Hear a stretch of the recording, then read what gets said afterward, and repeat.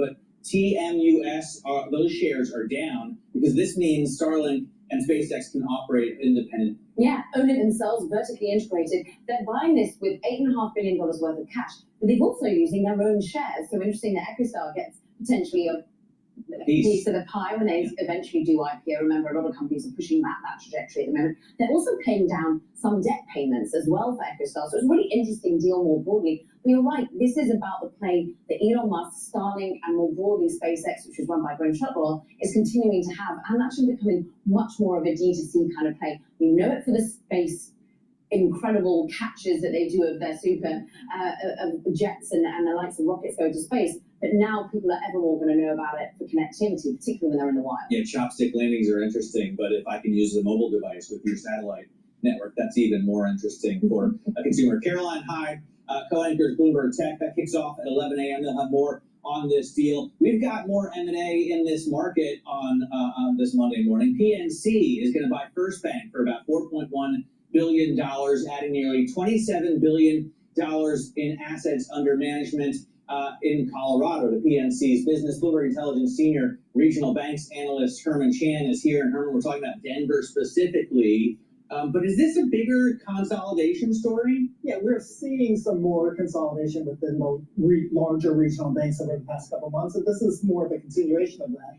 We've seen Huntington Bank in your home state of Ohio buy Veritex in Texas. We've seen a merger of equals in the Southeast with Pinnacle and Synovus, and this is the third regional bank deal that we've seen over the past couple of months. PNC buying into Colorado and Arizona. Why is this happening, Herman? And it feels like soon we have to update your title from regional bank reporter to just bank reporter, national bank reporter, with the way that this is going. Yeah, so a couple of things. We've seen really strong deposits competition, especially from the largest banks like the Bank of Americas and the JP Morgans of the world. And the regional banks have been trying to contend with that for a while now, coupled with a much lax regulatory backdrop. So bank M&A has gotten much faster in terms of getting regulatory approval. And they've been able to close deals much faster relative to what was occurring during the Biden administration. So there's less anxiety and risk involved with bank M&A under Trump, and so we've seen more deals because of that. Well, thank you very much for that. That's Herman Chan of Bloomberg Intelligence. Let's now, though, turn to the latest from Washington. Top Fed Chair candidate Kevin Hassett says the U.S. Central Bank put its independence and credibility in jeopardy by expanding beyond its mandate. He spoke yesterday on Face the Nation. Central bank independence is something that, as you saw, there was a hearing this week about that Democrats and Republicans in the White House all agreed about. Now, the question is, has the current central bank been as independent as we would like, as transparent as we would like? And I think that there's some dispute about that. Hassett's comments come ahead of a busy week of economic data that's going to help determine the Fed's policy path if it's not already predetermined. Joining us now, Michael McKee, Bloomberg's international economics and policy correspondent, here on set. Mike, what could we see in this data that would change the cut that the market is already pricing in for September 17th? Well, you probably have to have a big move up in the inflation numbers, and we do get a lot of inflation numbers this week. We get CPI and PPI. We also get payroll revisions, something to pay attention to tomorrow, definitely.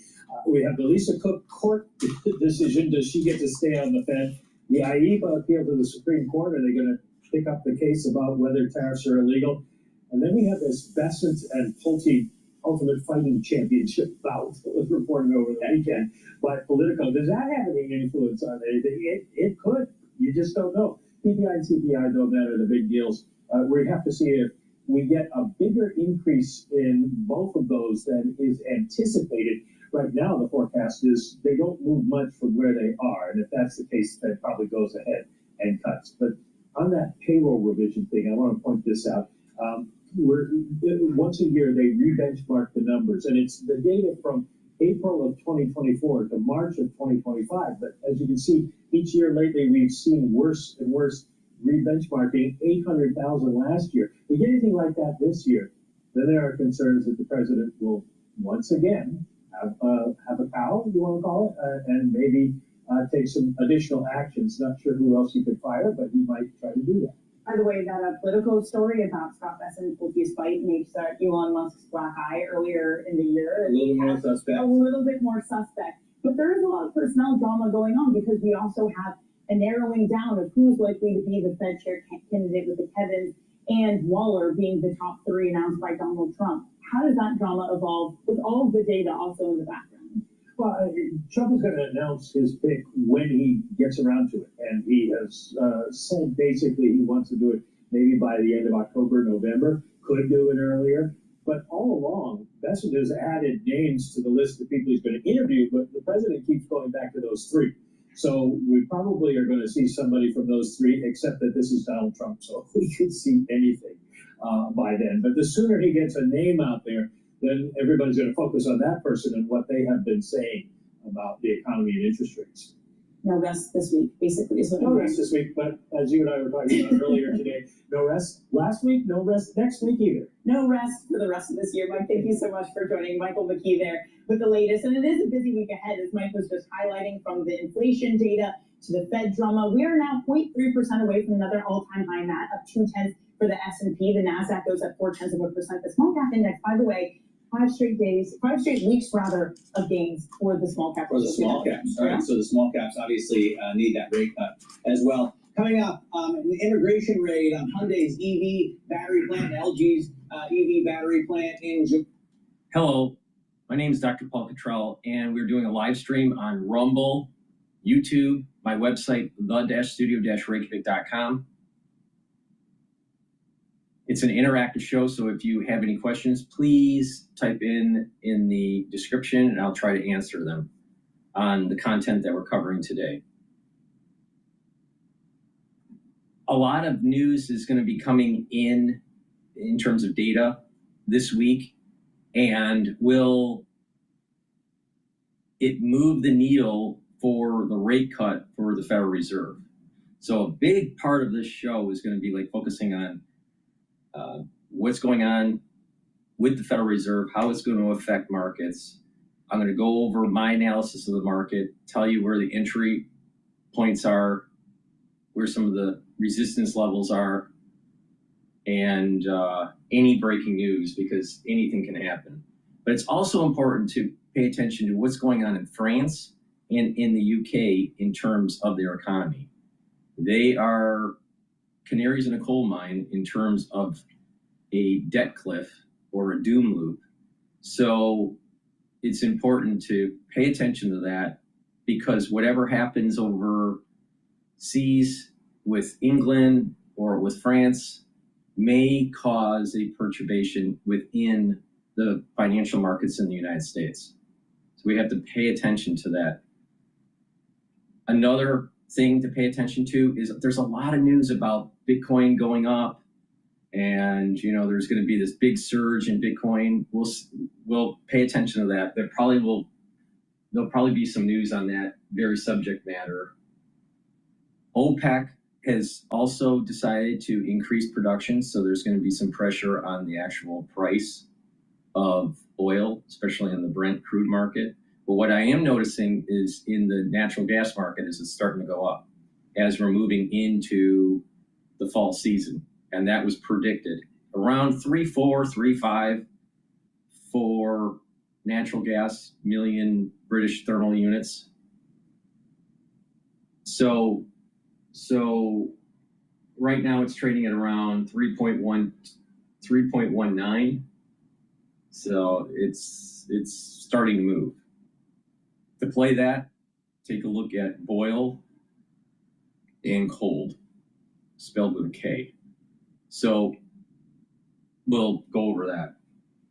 I have a new channel that I started up. It's a Substack channel. So please click the link. It's in the description of this video. Click the link and subscribe to that channel. It's a way to help support the work that I do. All of the work that I do is for free. I put it out there. It's all for free. All right. Now, I have a lot of different channels, so you can consume this information for free. But individuals that would like to support the work that I do, you can do it many different ways. You can share the links, ask your social media to follow me. You can follow me on YouTube. I have 4 channels on YouTube. I have Brighteon, Bitchute, and Rumble. You can follow me on X and on GETTR. You can follow me on Patreon. You can follow me on Substack. You can even follow me on Buy Me a Coffee. There's lots of ways to follow me. You can watch my live shows on my website. You can even listen to audio podcasts on Podomatic, Apple Podcast, and on my website underneath broadcast radio. So there's lots of ways to consume the content that I create. I put it all out there for free. So if you'd like to help support the work that I do, please donate. You can donate on my website, the-studio-reykjavik.com. The link is in the description of this video and all my videos. You can also be a paid member to my Patreon channel or my Substack. That way you're helping support the work, and all the content I'm creating is for free. So please help support. And you can get the great products that I have on my store. I have ebooks, supplements, and course material on pulmonology and immunology for only $50. So you learn a lot. You get a lot of stuff for those course materials. You get tons of PDFs, tons of videos. You get a unique password to log in, and you can log in as many times and watch the content on your free time as many times as you want. It's inexpensive, and you learn a lot about pulmonology and immunology. So please go to my store, the-studio-reykjavik.com, and help support the work that I do. Thank you for joining. I greatly appreciate it. We are doing this live stream, again, on Rumble, on YouTube, and on my website. On my website, you can see the large screen and the telemetry. You can see on Rumble, just the large screen, and on YouTube, you can see the telemetry of the market in real time. All this telemetry is real time. So with that, we're doing this on September 8th, and I will republish it after the show on the different channels for the ones that couldn't watch the live show. Thank you for joining. I greatly appreciate it. So let's go back and listen in to Bloomberg, and then I'm going to pivot over to listen in on what's going on in the French economy.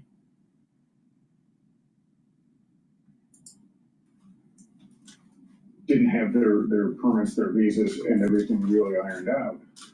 But if it takes a long time to get these, and the U.S. at the same time is going to be really cracking down on this, then something needs to be worked out between Korea and the U.S. and other countries that are going to have a lot of investment here and a lot of work. These EV battery plants. I saw this in Lordstown when LG was building the General Motors joint venture plant. You had a lot of Korean engineers working here for a long period of time because you don't necessarily have the expertise here in the U.S. I would assume the same is true in semiconductors. And you just have a lot of engineers and people who have very special skills working to build these plants. And this will add red tape for them, whether you like the immigration policies or not. I can imagine it doesn't even just add red tape, but if you're thinking of coming over to the U.S. and you're seeing these images of immigrants in chains at their place of work, if they're there illegally, that's probably somewhat dismaying. I mean, this is a president who also off the back of this said, look, send your very smart people because we want to train people up in the U.S. The red tape, the friction of getting the so-called very smart people here for factories, David, how difficult is that? It's going to be really hard. There's a lot of angst right now in Korea over this. A lot of politicians saying they don't like how it was handled. And those images are really bad advertising. And even if the workers here were not, they had overstayed visas or whatever it is, if you're looking at those images, those videos, as a Korean executive or politician, it's very jarring, and they're going to think twice about what they're going to do with some of these investment promises. And I think you're going to see a lot unfold. They broke the law. They shouldn't have broke the law. Korean government and the Trump administration on how to handle this going forward. But it's going to delay some things. David, I want to ask about another story that you and Keith Naughton had out over the weekend about the U.S. rollback of emissions standards and how much money that's saving U.S. automakers. I think this has gone a little bit under the radar because if I read it right, Ford is saving more than $1 billion by not having to buy credits. GM and Stellantis must be benefiting hugely as well. That's right. Ford said it was $1.5 billion. General Motors charges as an expense. It was more than $700 million a year over the past 3 years for regulatory compliance that has to do with these different credit schemes. But they sell more gas guzzlers than they do efficient vehicles and EVs. So over the years, they've all been buying credits from Tesla, Toyota has been a seller of credits over the years because of their hybrid program, and you have others like Rivian. And I think General Motors had bought $2 billion worth of credits, I think in 2024. They don't use them all in that year. They sort of bank them and they can use them over several years. But it is a big expense for them. And if Trump wipes that away, which he's already done that with the greenhouse gas emissions, they're working on a CAFE, if that's a corporate average fuel economy related, kind of watering down of the credit scheme. It's a lot less revenue for Tesla and Rivian, and it's a lot less expense for GM, Ford, Stellantis, and even some others like Nissan, Mercedes, who've had to buy credits or pay fines over the years. David, thank you very much for bringing those to us. That's David Welch, Bloomberg's Detroit bureau chief. Now, as we head closer to the opening bell, about 10 minutes away, we're looking at equity futures attempting to rally after Friday's loss, after that payrolls job report. So maybe the bad jobs leading to cuts today, at least, is a good thing. We're up about 0.25% on the S&P. The NASDAQ is up 0.4%. The Russell 2000. All right, we're going to pivot over to the French economy, but please go to my store, help support the work that I do. I'm telling you how to make some money in the market and to get healthy and weather the storm that's coming in the fall and the winter. So pay attention carefully. Something's coming in the fall and the winter. Prepare for it. All right, so I have very high quality structural nano silver soaps. You can get it in charcoal tea tree, lemongrass, and peppermint, lavender. Very high quality. Get a few bars for your household. Help support the work that I do and help support your health and wellness. It's a win-win situation. Use discount 5. It's all caps, discount 5. You get $5 off any order. And if you spend $100 or more, you get a free gift until supplies last.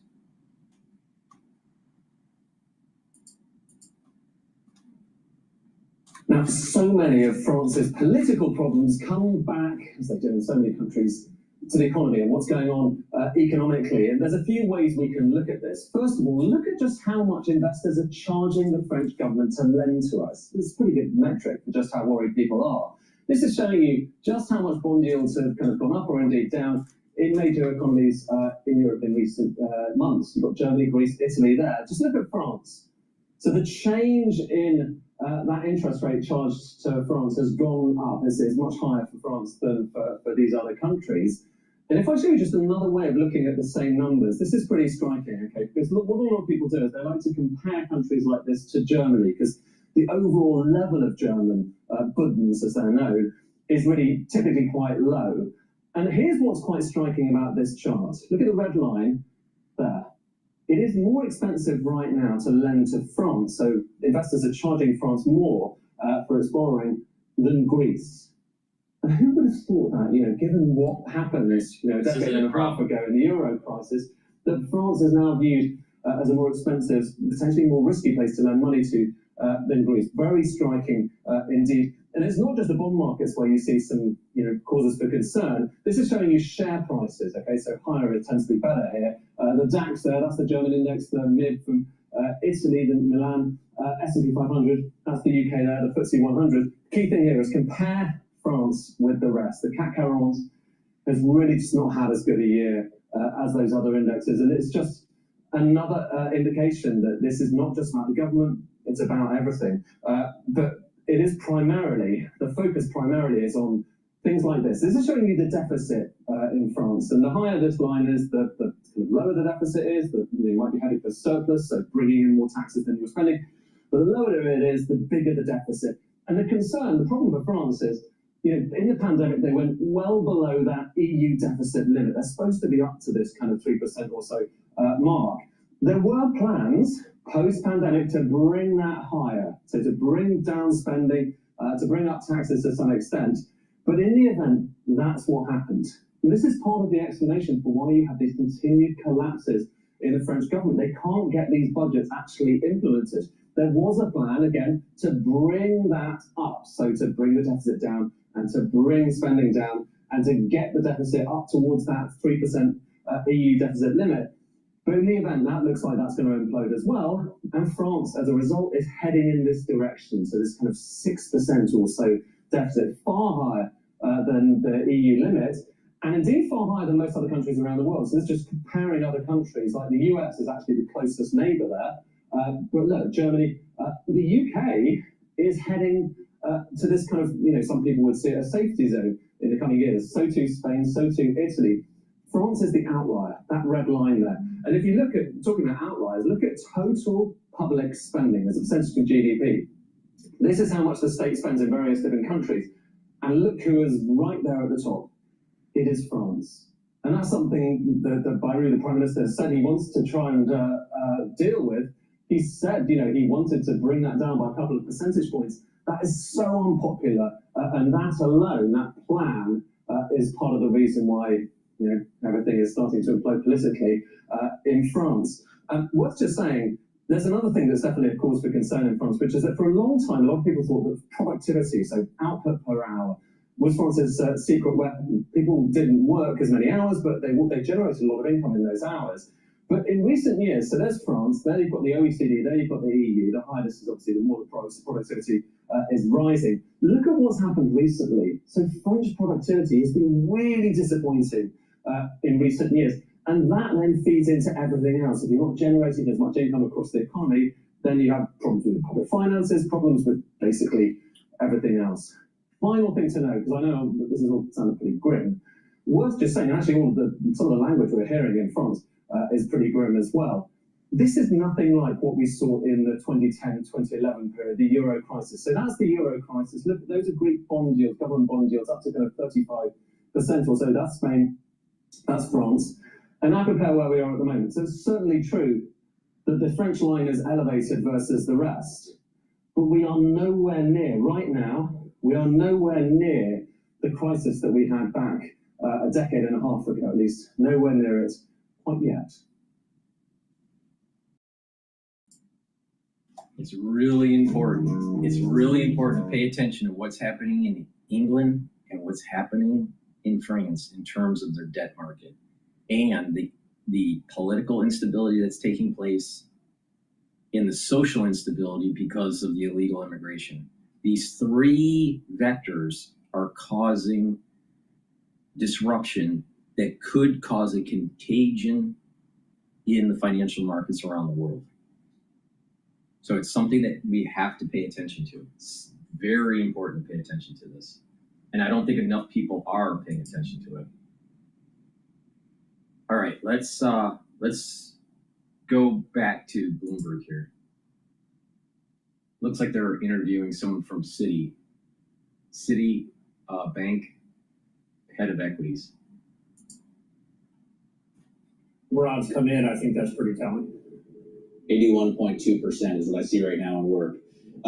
Going by futures, obviously it looks a little bit different if you go by OIS, but not much. Stuart, you're going to stick with us here. Citi Stuart Kaiser staying with us through the open. We're looking at futures that are higher this morning, just about 5 minutes to go until we get the opening bell.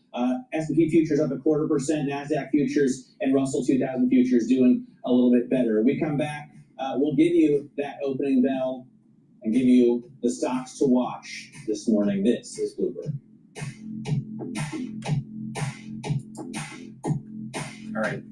So we are going into a season in the fall and the winter based on new cases that are popping up in the United States. I have to be coy with the way I phrase this because of the censorship on YouTube. It's important that you prepare. So take a look at the anti-Fauci boxes that I have on my store. All right? That's what you need. Just pay attention. Other things that you may want are the noctokinase, because it's fibrinolytic. My digestive enzyme complex is also fibrinolytic. Just pay attention, all right, to the numbers that are starting to creep up in the United States for the fall and the winter season, and be prepared, all right? And the moment you start feeling something that's not right, you have to mitigate it right away. And a great way to do that, especially for the throat, is taking the lozenges and the drops. So I have very high quality structural nanosilver lozenges and drops. Now, if you have a irritation in the throat, take them right away. The drops are smaller than the lozenges. You can get the drops in 100 count per bag. in blueberry flavor, in honey and lemon, and in cherry. All right? Get a few bags for your household and for work. You never know when you need it. And trust me, you got to be prepared for this. Now, the lozenges that I have in stock are larger than the drops, and I have elderberry zinc in stock. You get 21 lozenges in each bag. Get a few bags for your household. But like I said, be prepared, all right? The moment you have that irritation, take it right away. They'll mitigate. There's other things that you should be taking on a regular basis, and take a look at what's in that Fauci box. There's also an advanced one. I think there's a Fauci box, an advanced one, and a deluxe one. So take a look at what's in there. There's an added benefit with those boxes. Not only are you preparing yourself for the fall and the winter, you're also helping your different systems in your body. And it's part of a larger protocol that helps to slow down the aging process, boost up the immune system, bring down inflammation. But you will benefit from it during the fall and the winter season. So you need to listen to me and listen to in between the lines of what I'm saying here. I can't say certain things because of YouTube, but I'm telling you what you need to do. Be prepared. If you aren't prepared, if you're not paying attention carefully, don't be surprised that something bad happens. The markets are open now. Please go to my store, the-studio-reykjavik.com, and get the lozenges and the drops. The S&P 500 is at 6,495 and VIX is at 1537. The Japanese yen is trading at 147.59. And like I've been saying, as long as the Japanese yen is not at 140 or below, and the VIX is trading in the teens, especially the low teens, you're going to see equities go up. Less stress in the financial markets because of the yen being higher, above 140, right? 147 is really good. As long as it's above 145, you're doing really well. And VIX is trading at 15. So it's positive for equities. Equity target for the S&P 500 by year end, have a projection of 6,800 to 7,000. Now, there's a resistance level at about the 6,500. It's been bouncing around. I think that once the Federal Reserve lowers the rate in this month by probably a quarter point, 25 basis points, we're going to see an accelerant of the stock. Now, if Bitcoin continues to trade in line with equities, we should see a surge in Bitcoin also. All right, let's go to Bloomberg. Please go to my store, the-studio-reykjavik.com.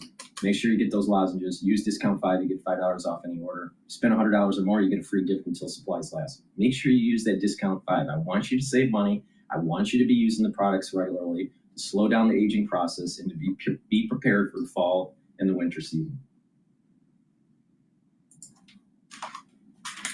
Shares of Robinhood as well as AppLovin, one of the worst named stocks, but a great performer here today, and MCOR, which will be added to the S&P 500 index on September 22nd. You can see a couple of 10% gains there. MCOR. All right, so they're going on break here. In the green. They're going on break, and there's a Religious Liberty Commission hearing on public education that's live right now. They had Cardinal Dolan speak and several other people speaking here.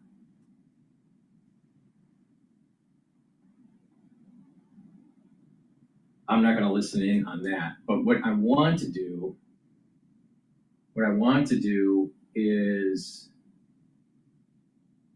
go over the markets right now. The euro is trading at 1.17. BITO is trading at 1934. Bitcoin is trading at 112,000. Natural gas is trading at 3.16. And Oil is trading at 31.60. All right, let's listen in on Bloomberg here. That's going to kind of continue, but I think it's a healthy sign that the markets are open and functioning, and that these are performing so well in the secondary that it does suggest that risk sentiment is really positive for both retail and institutions. So you may not want to put all your bets on crypto.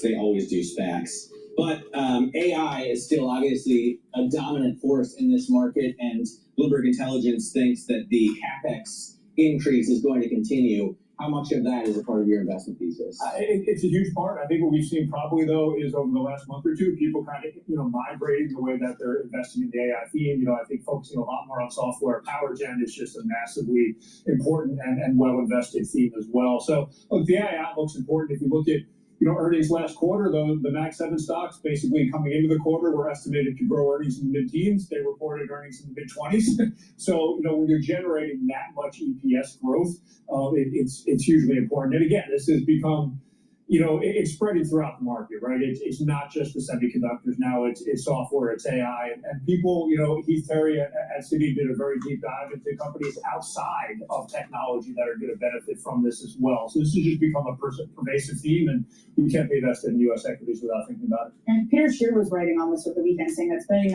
on AI has been instrumental in keeping the economy and getting stocks to record highs. So does that then mean, Stuart, on the other side of things, that there's a real risk, even if there's a slight crack, for things to unravel for both the economy and for the equity market? Yeah, I mean, look, these things do work in both directions, so you can't completely ignore it. I think what's a little, I don't want to say different this time, but what's unique about AI is this is not just the technology. There's also massive infrastructure spend that's going on alongside this, and massive power generation and consumption that has to go on alongside this as well. So yeah, there's a technology aspect, there's an efficiency aspect outside of those tech companies, and then there's just a real kind of bricks and mortar construction project that needs to go on alongside it. So as I mentioned, it is pervasive throughout the economy and the U.S. equity market. But yeah, what goes up must come down, and you can't ignore those risks if you were to get a real crack in that CapEx spending theme. Yeah, we talk about from the jobs perspective whether or not AI is going to take out a lot of workers, right? And you mentioned software.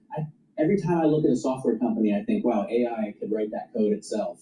Like, why do we need these separate software solutions providers when I can now do it all on my own with ChatGPT, or maybe not yet, but in a couple of years? Are you worried that a couple or dozens of companies maybe go extinct because of AI? I mean, you do worry about it, but you also hope it creates jobs in other places. If you look at the labor market right now, you've had continuing claims have been quite high. I think if you were to squint a little bit and try to see what the AI impact is on the labor market right now, is that if you do get laid off, your ability to find a job is much more difficult. And you might argue that that's companies saying, well, why don't we wait 6 months and see, can we do this job with AI or something else? So I do think it's slowed down the replacement cycle in terms of employees. And it is something to kind of keep an eye on. But again, it is creating jobs in other places. And there are certain jobs you just can't do with AI. So I think, the economy is adjusting as it always does. Can I ask you about one other part of this market? Apologies, away from equities, but that's increasingly hot too, that you have to pay attention to is gold, up another 1% this morning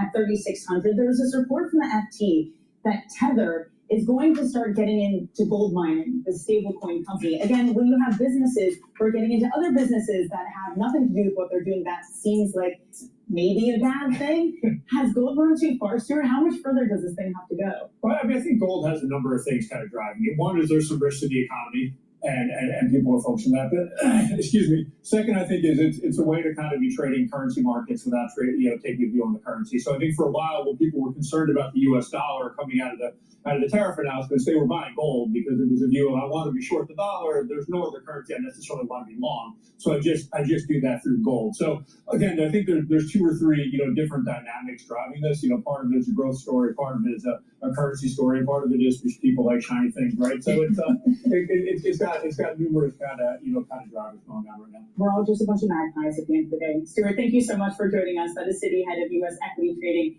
Stuart Kaiser. Okay, let's get a check on your equity markets this morning, about 8 minutes into your trading session. And we are looking at a positive start. I think this should put us around a record, maybe just below it, at a gain of 0.3%. Driving us higher, all the tech stocks. There's Broadcom, there's NVIDIA, there's Microsoft. We're going to get more tech earnings tomorrow. Oracle will be reporting after the bell, but it's the usual suspects of the big tech reporting. On the downside, it seems that SpaceX is really wreaking some havoc. AT&T and T-Mobile and Verizon, some of the biggest losers this morning, with, again, SpaceX's Starlink buying some spectrum, mobile spectrum rather, from EchoStar, challenging some of those incumbent players. Now, when it comes to the sectors as a whole for this S&P 500, a somewhat even split, I guess you would say. We are still looking at infotech. That seems to be the thing leading us higher. Some of the more safety type sectors are moving lower. Real estate, healthcare, those are falling by at least 0.7% this morning, Matt. Yeah, it looks like a sell-off in the defensive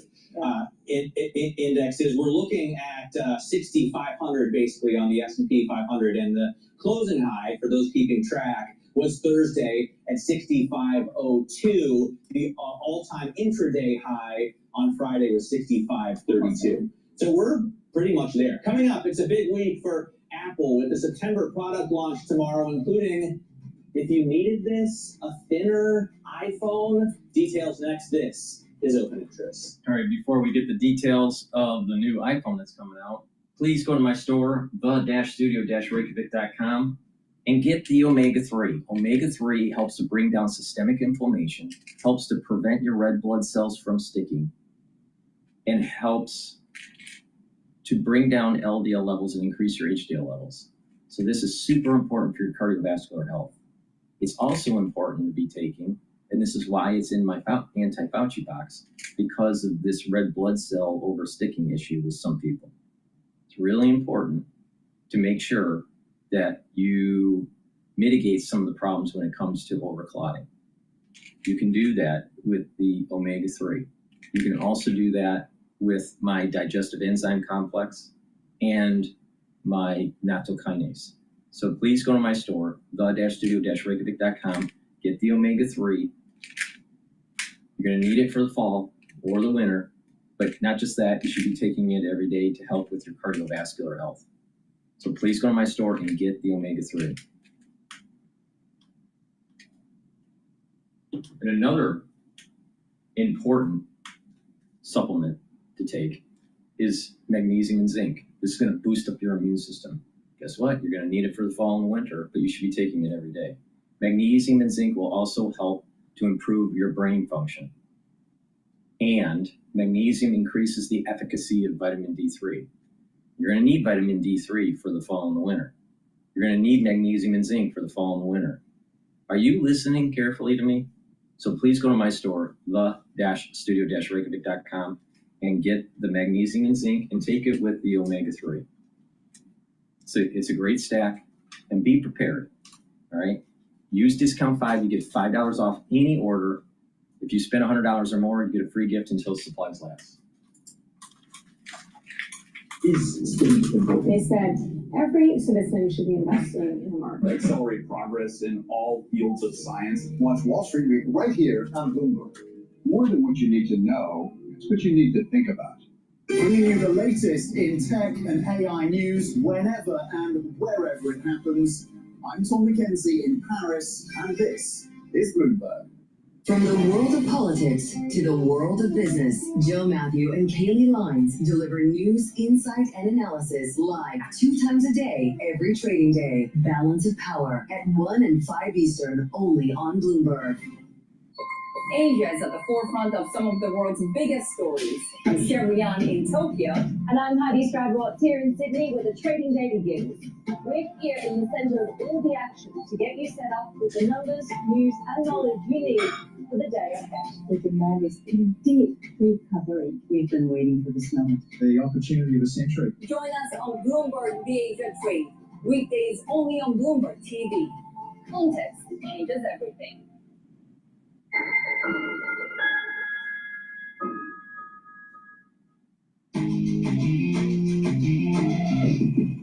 Let's get you some of the top calls, some of the analyst action in focus this morning. Starting off with Chewy, they're getting a raise to a buy at Mizuho. They expect a strong earnings report and a positive outlook when they report on Wednesday. Shares up only about 0.2%. Next up, TD Cowen upgrading Canada Goose to a buy. The analysts there see new products driving sales growth at the coat maker. Those shares are 4.5%. I'm not sure how much innovation you can have with just puppy coats. Anyway, finally, Morgan Stanley and Barclays raising their price targets on Oracle. The software company has earnings that will be reporting tomorrow, so everyone giving them an upgrade. Shares up 2% now.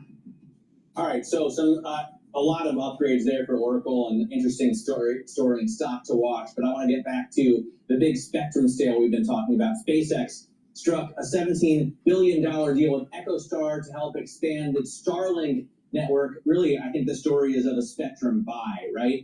Let's bring in Bloomberg Tech's Ed Ludlow, who's been reporting on SpaceX and Elon Musk for years. And Ed, you could say like EchoStar, the stock is moving a lot and they've sold a ton of spectrum. That's kind of interesting. But far more interesting is the growth in Elon Musk's ability to offer direct-to-device communications. And Starlink's ability to stand on its own 2 feet in a market where it's direct to device, because they already have an existing relationship with T-Mobile where you can do that. I was part of the beta testing phase of that. It works quite well. SpaceX can now just offer this directly. So $17 billion is also a really interesting piece of M&A for SpaceX. I can't think in its history of something that big. $8.5 billion of cash split with $8.5 billion of SpaceX stock. The EchoStar story was they were a bit troubled anyway. The FCC had looked at their use of that spectrum. By the way, for what it's worth, spectrum is the sort of range of invisible radio frequencies that allow you to send data from, in this case, a satellite down to Earth and a mobile phone. But people were like, is this hardware? No, spectrum is not. It's just invisible space. I think that's a worthy explainer for all, Ed. And I was trying to explain to my 5-year-old daughter yesterday when I gave her an FM radio. I hope you also emphasize it did not cause. She was like, "What's the antenna for?" Just catches the waves. Something you need to learn. You know, when they all signal phones, they all do this instead of this. Now, anyway, Ed, away from all of that, I mean, if you just look at some of the share price reaction, not even just the EchoStar gain, it's T-Mobile falling, which yes has a partnership with SpaceX, but it's also Verizon. It's also AT&T. Is this a real threat to the incumbents? Yes, in the sense that it's a relatively nascent technology. The idea that if you don't have cellular tower coverage and you're up a mountain or the middle of the ocean or just walking in the forest, whatever it is you like to do, you can now do it directly with SpaceX. You know, the story of SpaceX has changed where the proportion of revenue from Starlink has overtaken that of launch, and it's clearly much higher margin. There is some brand appeal. We can debate the Elon Musk factor in it, but a lot of people like to go to SpaceX, do Starlink, rather than, say, sign up with a legacy carrier. So it's not that surprising to see pressure on those carrier names. There's a great story on Apple stock, Ed. Yes. The company's gained almost $500 million, I think, or $500 billion, I should say, in market cap since the end of July. But the reason for the run-up is really that the tariff hit lessened after meetings with Donald Trump, and regulations are not hitting them as hard in terms of the payments they can accept from Google. It's not Apple innovation or their moves in AI that's driving the stock higher. Yeah, some of the headwinds in the first half of the year were removed, and we've discussed that in this program, right? That was the Apple stock story in the first half.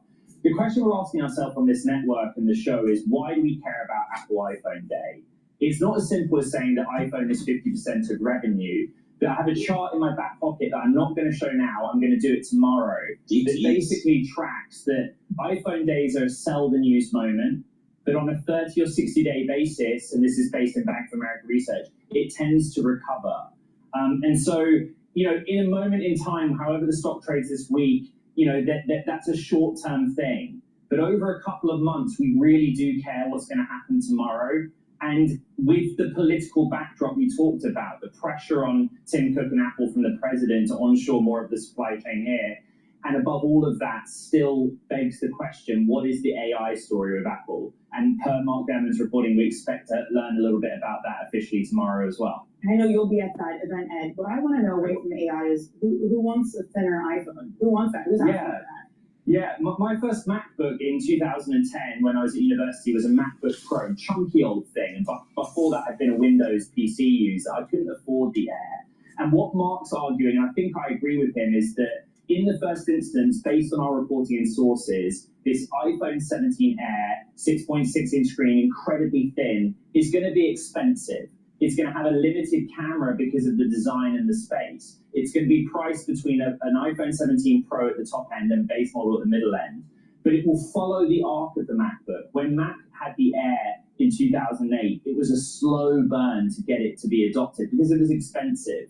But Apple iterates on the technology quickly, and that's the argument that I think Mark's making, that initially you might see a tepid response, but people like thin phones, I think, and it also sets the ground for a foldable phone potentially in 2026. So again, the short term, we'll see what the reaction is, but the long-term roadmap is a bit more clear with that one. I'm not buying it because I will break it. I promise you, I will snap So it. we have thin phones. Yeah, Like we already have thin phones. They can't get much thinner before they start being negative space. So like, who cares? Well, that's the next thing. We'll just implant the chip in our brains. And thank you so much, Bloomberg Text and Ludlow. Thank you so much. Now, coming up, retail investors are changing the IPO landscape, and companies hopeful of listing are fully embracing them. We're going to have more next. That's coming up on Bloomberg Open Interest.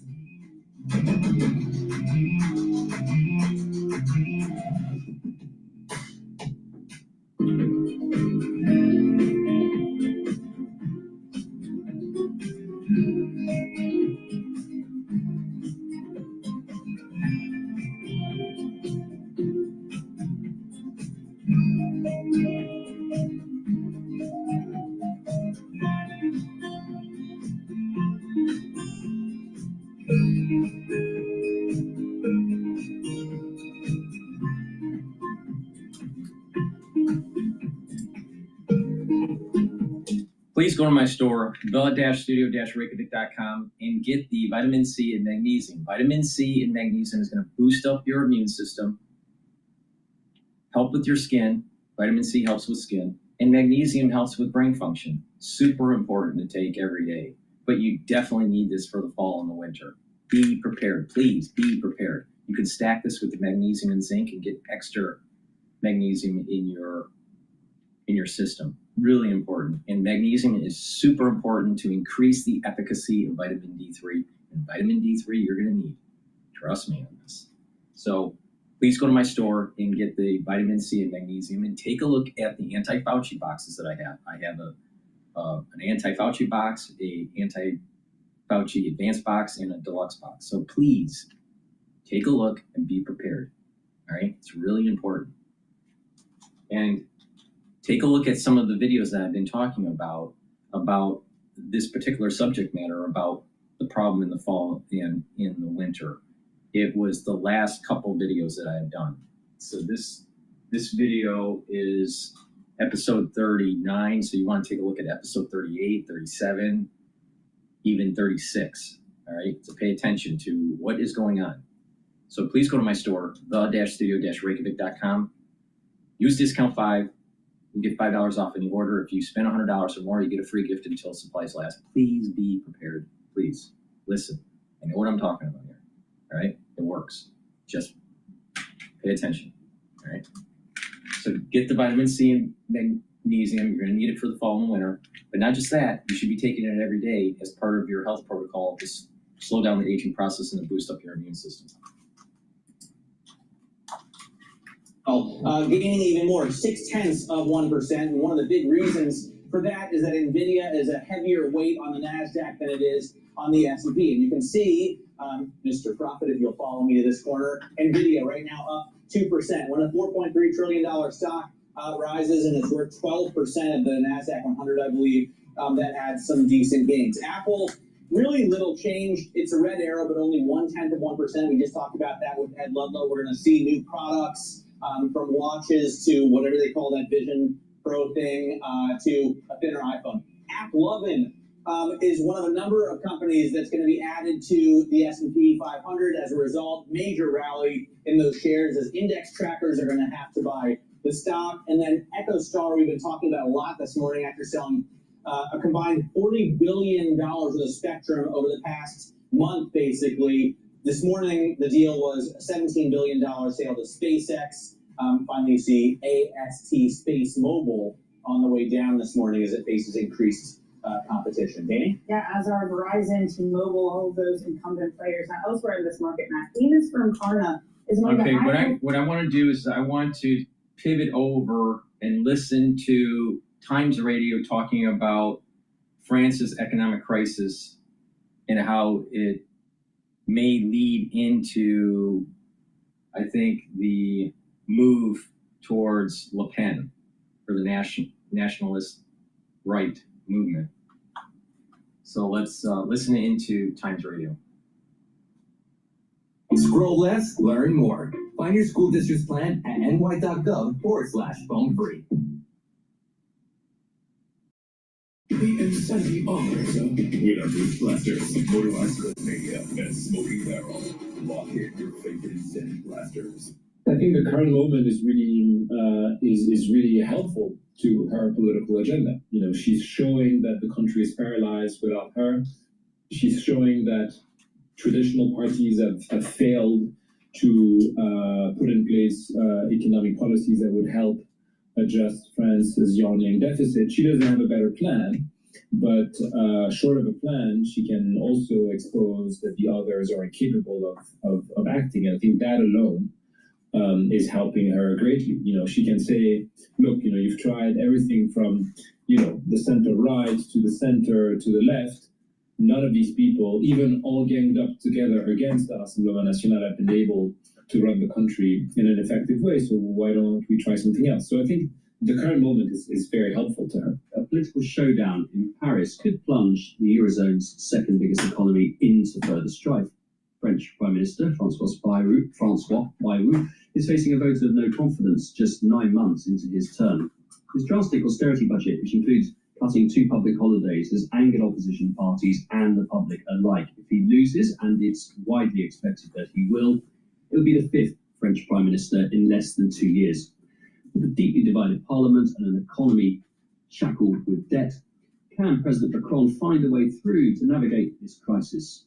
To discuss, I'm hopefully going to be joined by Matthias Match, Associate Professor of International Political Economy at Johns Hopkins University, and by Shane Valley, a former economic advisor to Macron. Let's start with Shaheen. There's going to be, I guess, another vote of confidence. Is France broken? No, France is not broken, but France has a very divided parliament and very polarized politics. So it's very difficult to find the sort of consensus that you would need to pass a quite severe, some would say austere budget. And so, you know, it's not the first prime minister who falls on the budget. Bayrou, the current prime minister, in fact, arrived when Barnier, the previous prime minister, failed to pass his own budget. Prime Minister Bayrou decided not to go through the motion of negotiating and staking the responsibility of his government on this budget, and decided, in fact, to resign earlier. Formally, he's asking for a vote of confidence on Monday, which he's now pretty much guaranteed to lose. And as a result, he will not go through the motion of passing a budget, unless, which I think is a real possibility, unless President Macron doesn't appoint a new prime minister right away, in which case the current prime minister would stay on as a caretaker government and could be asked to present the budget to parliament for the next few weeks, something that Macron has done in the past. So I think, you know, we could lose a prime minister tomorrow and in fact still have him in office for a few more weeks. Matthias Match, do you see it playing out that? Oh, I'm not sure we got Matthias just yet. So what does Macron have many choices? I mean, it just feels like treading water then, isn't it? If that he's unable to keep a government operating. I think he has three choices. The first one is to appoint a new prime minister, and I think that's the more likely scenario, and he's more likely to do that, you know, within his own ranks, so to speak. So somebody who would kind of operate under the same broad political direction that he has given so far. The second option is to try something new and, you know, appoint a prime minister from the left, which he hasn't done yet, or appoint a prime minister from the far right, which he also hasn't done yet. So that would be a real change of coalition to support the new prime minister. I think that's not very likely because I think that would amount to Macron accepting that he has lost and that new policies will be in place and probably undoing a lot of what he has done over the last 5 to 10 years. The last option is to call for a snap election, which is something that he couldn't do until the month of July because you can only call an election after 1 year. So, given that the last snap election was more than a year ago, now he can call for a snap election. So that's his third option. I don't think it's very likely in the short term, but he has that lever and has that tool. The snap election that he called last June, I think it was, that was the result of that is really what put him in this status and in this mess, is it not? Absolutely. I think everybody considers that this was a very profound mistake. But we could be facing a situation over the next few weeks where every prime minister that Macron proposes is voted down by the parliament. I don't think this is, the central scenario, but I think that's a possibility. In which case, the only option for Macron would be to call for a snap election to try and get a new parliament and a new power balance inside this parliament. Realistically, if you look at the polls today, if there were to be a snap election, his party, so kind of the centrist forces, would lose out. The left, because they were united in the last snap election around a common platform and a common coalition, and they are no longer, would probably lose out. And the only party that would win seats is likely to be the Rassemblement National, Le Pen's party.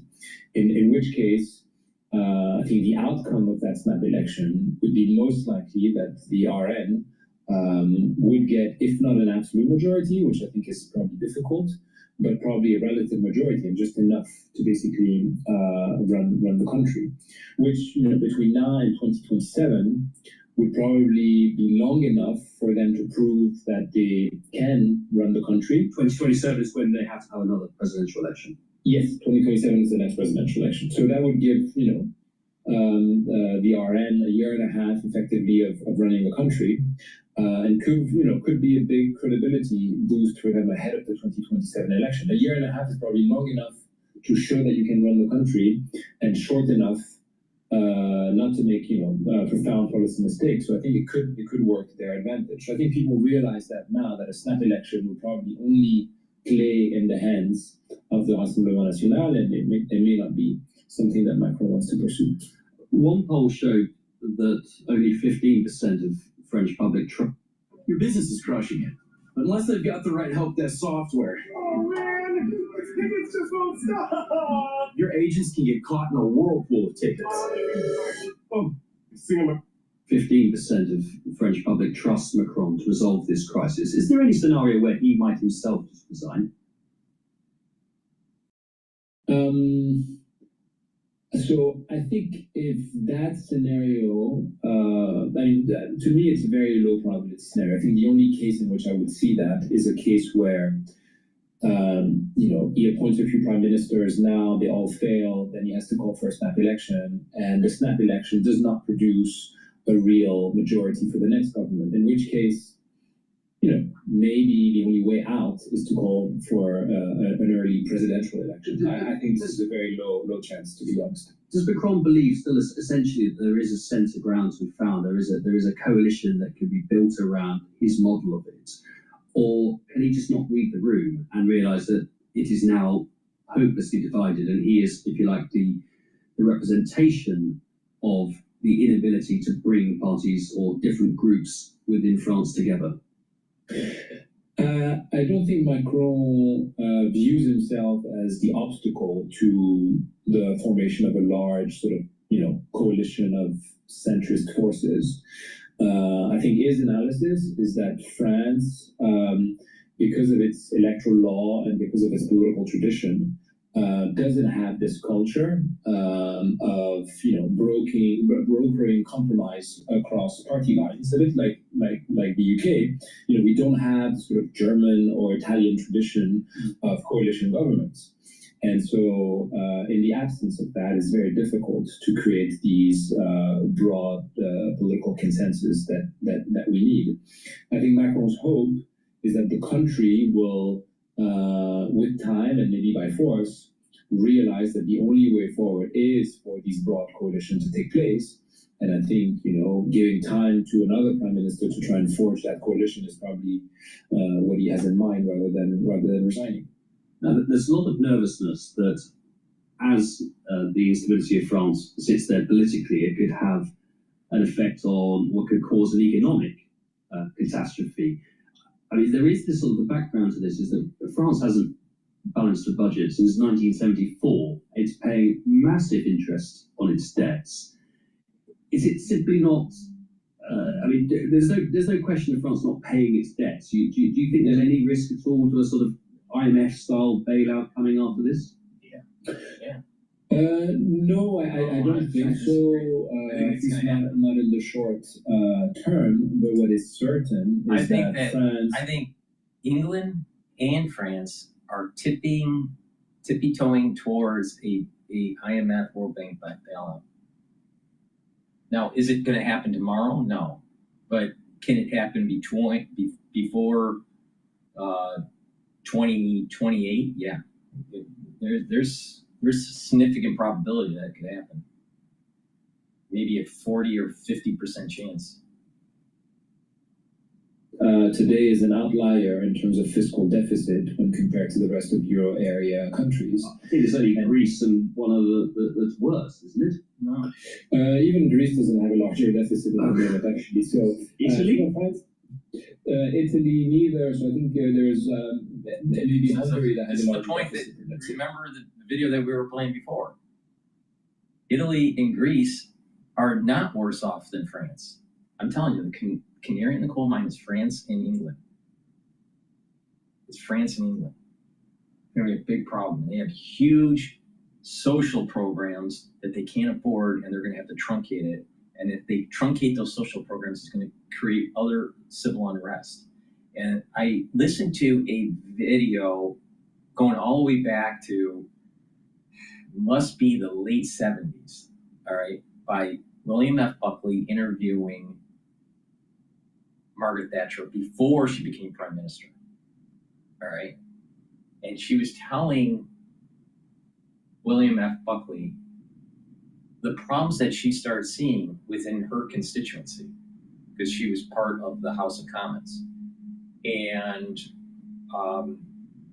the need to bring down social programs, but how there is this push against it because the people want their social programs, but they don't realize that the mass level that they can't afford it, and that it's going to lead to inflation and deficits. And then she also mentioned, and which was very telling of the times, how labor was not willing to work with owners of manufacturing facilities to bring in new machinery to make them more productive. And she kept on saying that she had to teach, the owners and politicians have to teach the workers that productivity is super important to be able to maintain your job and then to have higher wages. Instead of just produce 1,000 widgets for the last X amount of years every day, 1,000 widgets a day, not realizing that you need to increase your productivity to be able to have higher wages. So there was a small group of laborers within the labor force starting to realize that bringing in a new machine that could produce 10 times more than what they used to would allow them to eventually have higher wages. But there's what she calls the two phases. The first phase is that, well, you're producing, let's say you have a contract for 10,000 widgets a day, and you're making 10,000 widgets a day. You bring in a new machine, and the capability, let's say that the old machine is maxed out at its capability of 10,000 widgets a day. You bring in a new machine, and it can make 20,000 widgets a day, but you have only a contract for 10. So now the amount of the amount of hours needed to work has become less. That's the first phase. So the workers are worried about less income. So the first phase is the realization that there is an adjustment period, that you don't need as many workers. Then the second phase is that the business starts to go, because it has higher capacity, has more capacity to do other projects or sell more of the same product to different regions. So this importance of this first phase, second phase. And most laborers aren't realizing this transition. This is taking place in the 70s, late 70s. And they were so focused on the immediate term, not realizing that by inhibiting the company from bringing in new machines and reducing hours or reducing headcount, if you inhibit that, then you actually are going to see that the company can't be productive and everybody gets laid off. So there's this, if you think of it in the long term, adding manufacturing capability, new machinery, more efficiency, after the adjustment period of less hours, less workers, it actually ends up having more workers, more hours. But there has to be an adjustment period. And so that brought me to the idea, okay, you know what? That might be something similar to what we're going to see with AI. AI is a machine that adds efficiency, all right, to the labor force, primarily in offices, primarily white collar, not blue collar, all right? So office, back office, mid office, right stuff. All right, so even front office in some cases, but the idea, and it's also helping with creating code. Machines going by the street. All right, so there's it could also create code, so it's eliminating the number of engineers. But the point, the software engineers. But the thing is that you can do more with less people. Then the company will have to go and figure ways to increase, because it has more capacity, to be able to expand their markets, expand new products, new categories, differentiations, and all this. What I noticed with the increased capability of CAD/CAM, computer-aided design and manufacturing, what I noticed over the years was that the computer systems were getting faster, the CAD systems were more efficient, and you had more capability in terms of what you can model, how fast you can model it, the presentation of the three-dimensional model, being able to automate the cutter paths versus manual cutter path development. So you could do more. You could design more molds. You can design more parts. You can design more options for vehicles. So back in the old days, you may in the studio, you may do like 3 different clay models and pick one clay model and then design the vehicle. Well, nowadays, because of the speed of computers and design, you can do 2 or 3 versions in parallel up to a certain point in the design, and then you decide which one you want. And a lot of times what happens is that not only you're designing one car vehicle, you're designing a platform of vehicles, sharing a similar platform. So you're building a platform, and then you're working on 3 different vehicles at the same time. Back in the old days, you couldn't do that. Too many draftsmen, too slow, too expensive. So that's that second phase that Margaret Thatcher was saying to William F. Buckley back in the late 70s. I saw this happen in automotive, all right, in the 80s and the 90s and the 2000s. So there was this like, for example, back in the old days when there were just draftsmen, you may need thousands of draftsmen to make a car. All right, you bring in CAD, you only need 400. You bring in more capability of CAD, and you only need 100 engineers. All right, but they can produce more. Or if you just had 400 engineers, they're producing more. And so if you have more vehicles, there's more tools being made, there's more economic cluster, there's more parts being made. So labor probably is going to have to come to the realization that as they're efficient, at the very early stage of AI, you're going to have early efficiency, but no change in labor force. Then all of a sudden, there's a recession. The labor force for the company will go down. It'll be structural. The layoffs, they're not going to be coming back anytime soon. And then the company is going to have the capacity, because of the AI, to be able to do more, to be able to do more with less.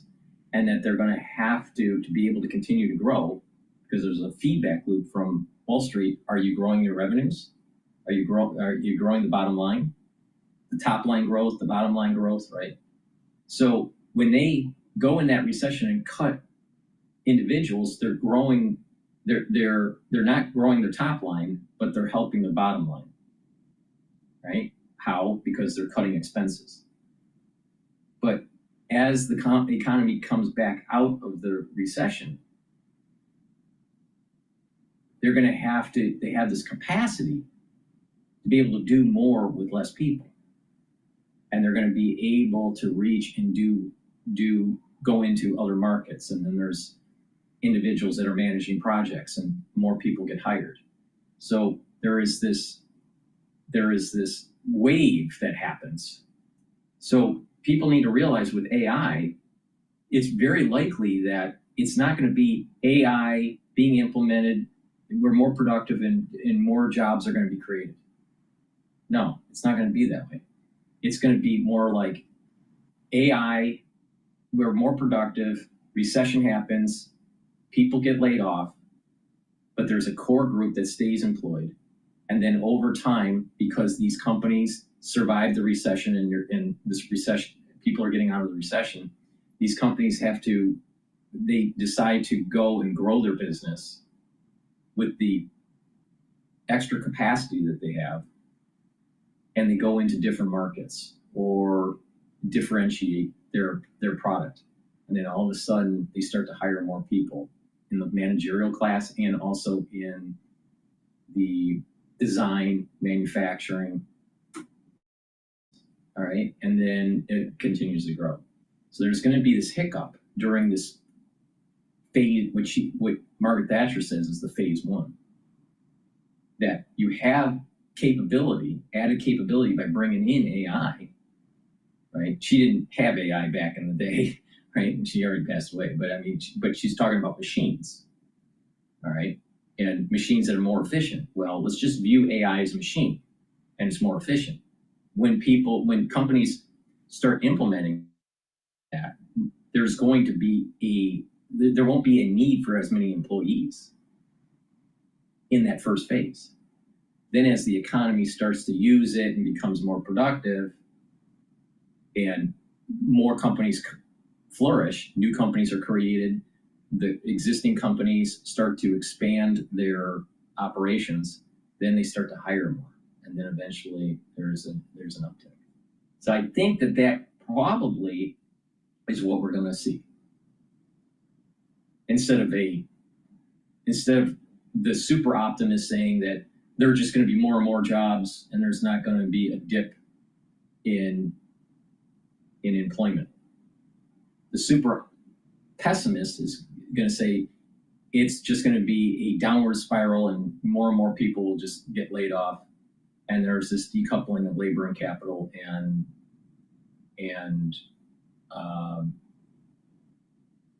the society starts to crumble.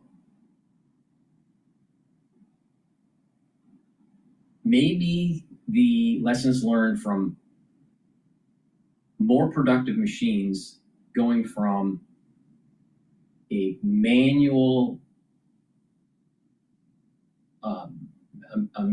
milling machine to CNC machines is more of a better example of where the society is heading towards the use of AI.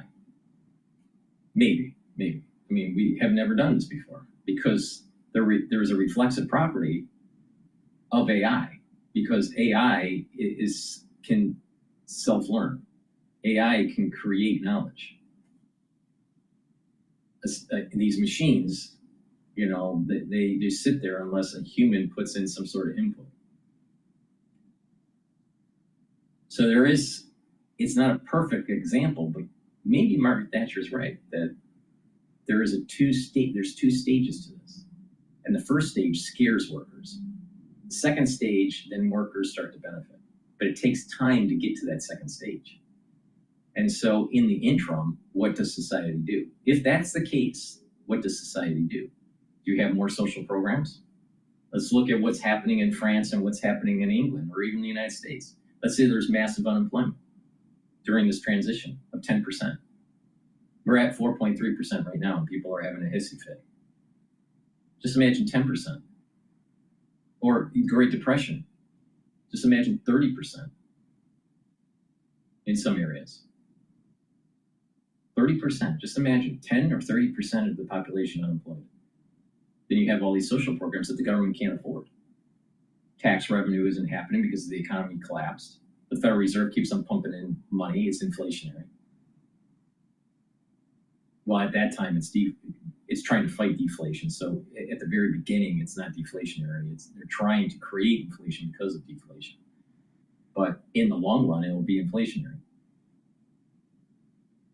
The country's already super in debt.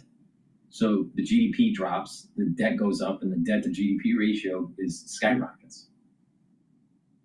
So because countries are so indebted, I'm not so sure that we can get to phase 2 based on what Margaret Thatcher was saying to William F. Buckley in the 70s.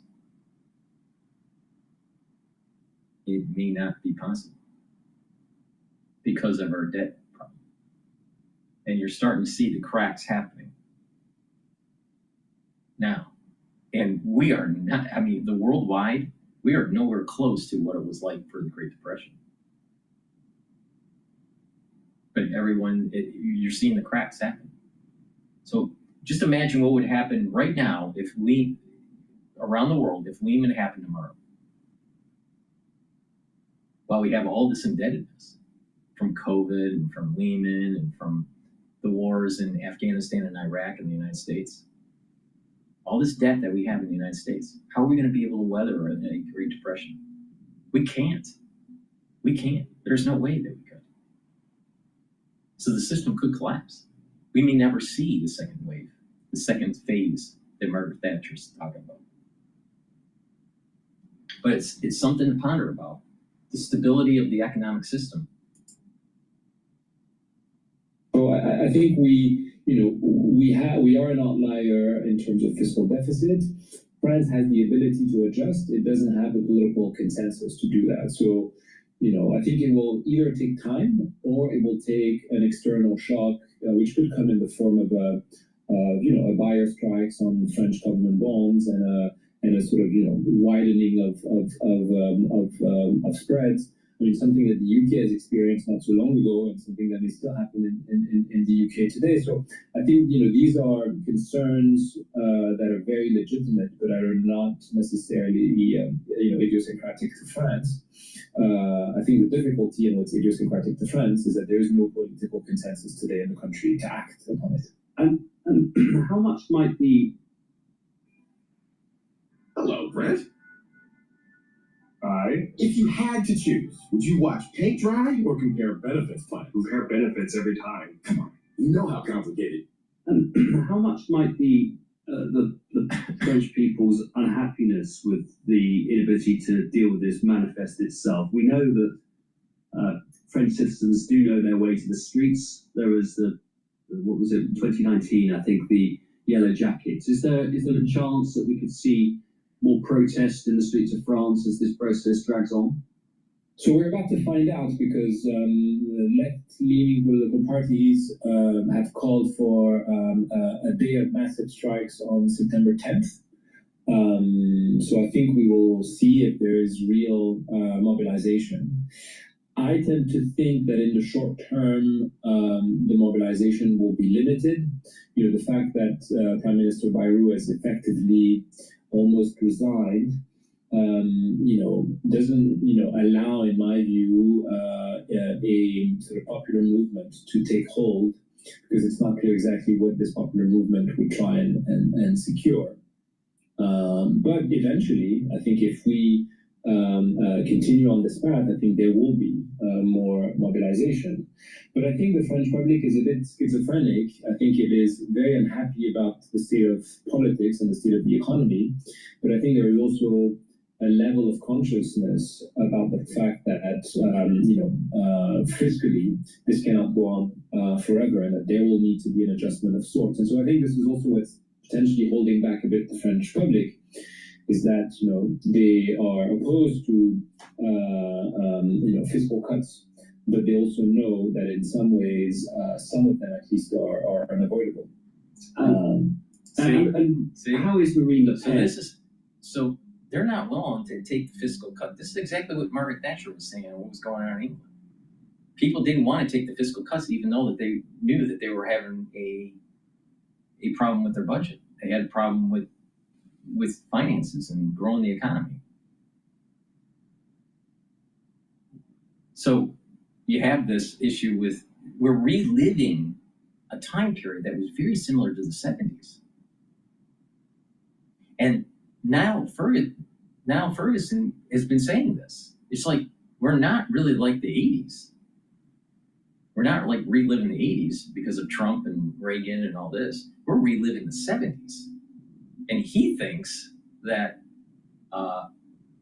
Trump is more, I don't know if this is true or not. I can understand his perspective with Niall Ferguson, but he thinks that Trump is more like Nixon than Reagan. Now, I think what is happening is there, you see there's a soul root with Trump. I see a soul root it's a composite. It's a mosaic of different presidents. I see it as a mosaic between Washington, because there's a presence when he comes into the room, when Trump comes into the room, there's a presence that he has that takes the air out of the room. It's very similar to writings about George Washington when he walked in the room. That it's just like he commanded the room right away. Something very similar with Trump. Now that with that long coat and he's walking, that looks very reminiscent, especially like a profile view of Trump, very reminiscent of Washington. So you have that. You have that whole 80s go-go business aspect of Reagan in Trump. I can see that. There's elements of Reagan in there. And I think there's elements of JFK, especially going against the deep state and the assassination attempt and all these things. It's reminiscent. I don't see the soul root of Trump coinciding with Nixon. But Neil Ferguson is saying that there's a lot of similarities. Now, one similarity I can see happening here is that both Nixon and Trump had an establishment that was demonizing them. And both of them never felt that they really fit in, right? For example, at a young age. Nixon was able to go to Harvard, but couldn't because of financial problems, because his parents were poor. He was a Quaker. But he was very smart. And he always felt that he was slighted because he didn't go to Harvard.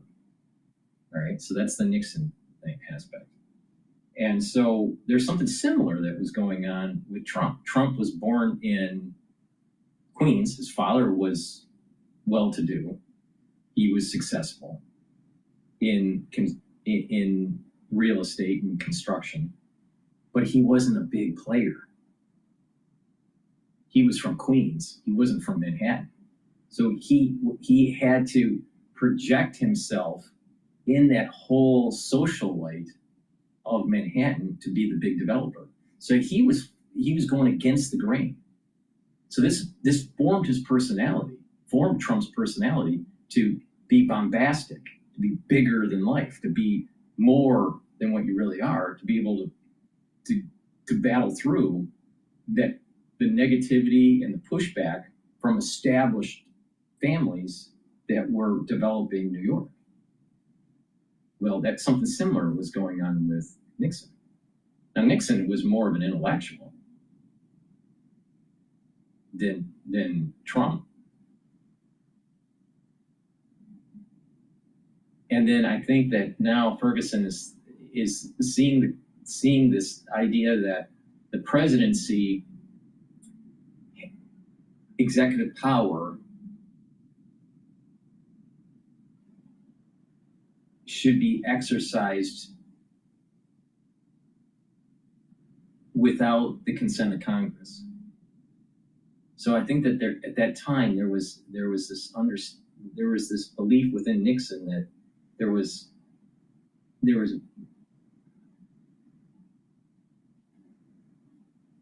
the battle of what the executive branch can do within the confines of the Constitution. And he went to the extreme. He went to the very edge of it. But there was also a level of paranoia. So with Trump, there is an extreme exercising of power of the executive branch. Is some of it constitutional and some of it not constitutional? Well, the courts are saying some of it is constitutional, some of it's not constitutional. So there is that aspect of over exercising the executive branch's power. But there is also a level of paranoia with them. Nixon was paranoid. And Trump has a level of paranoia. But I understand why. Because you have a deep state that's going after him. Because he's trying to change the cheese. He's trying to move the cheese for these globalists. Now, in terms of street smarts, I'm not sure which one had more street smarts. Because you got to remember that Nixon came from a poor background. And to be able to elevate from a poor background, going through the Great Depression, his brother dying from tuberculosis, having to help his mother, and very strong religious family, and elevating to academic achievement that he was accepted to Harvard, but had a decline because he couldn't go. And I think that he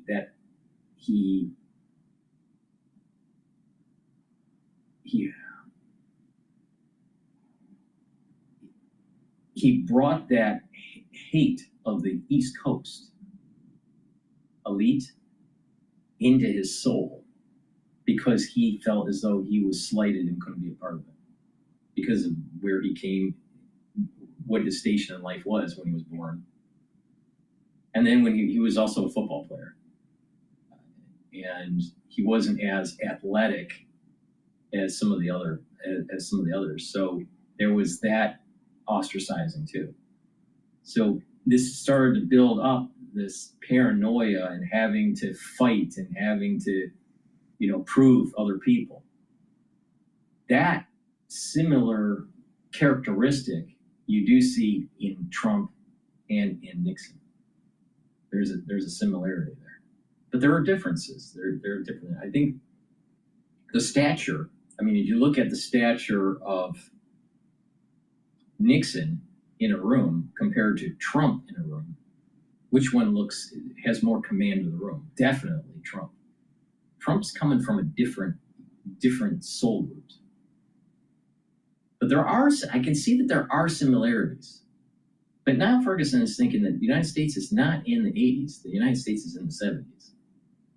And he might be right. There might be, and what happened in the 70s? Inflation, economic turmoil,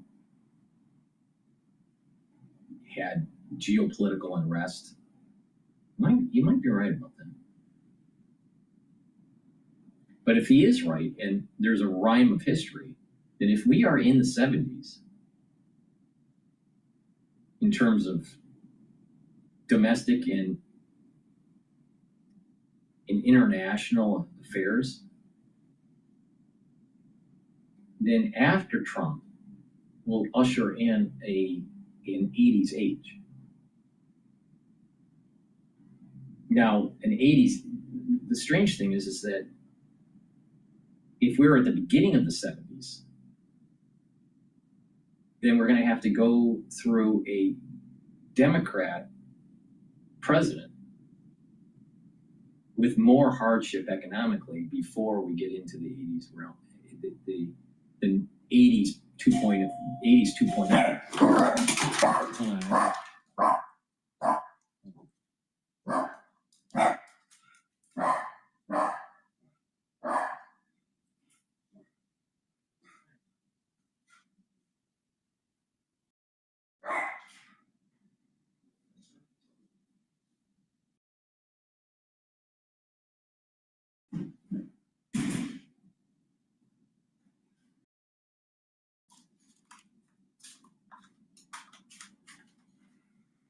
Sorry about that. There was a delivery that I had to pick up.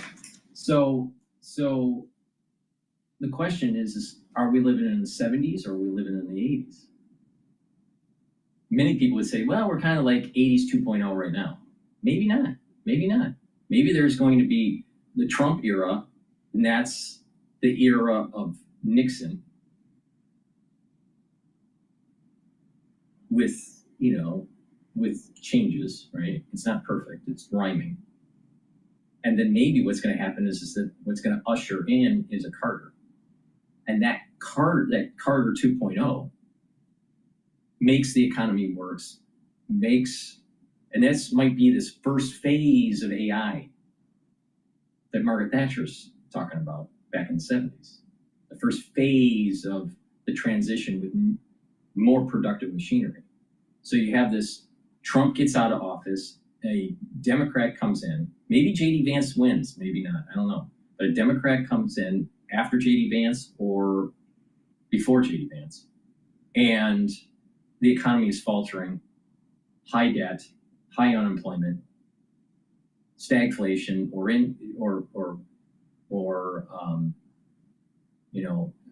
a serious bout of inflation.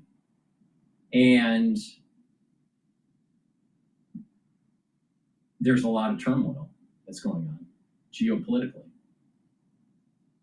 And then all of a sudden, there's a Reagan-esque person that comes in. I don't know. I mean, it's interesting to think about. Is Trump more like Nixon, or is he more like Reagan? Now, I look at things from a soul root point of view. Neil Ferguson doesn't do it that way. And I see the soul roots of Washington, JFK, and Reagan, not Nixon within Trump.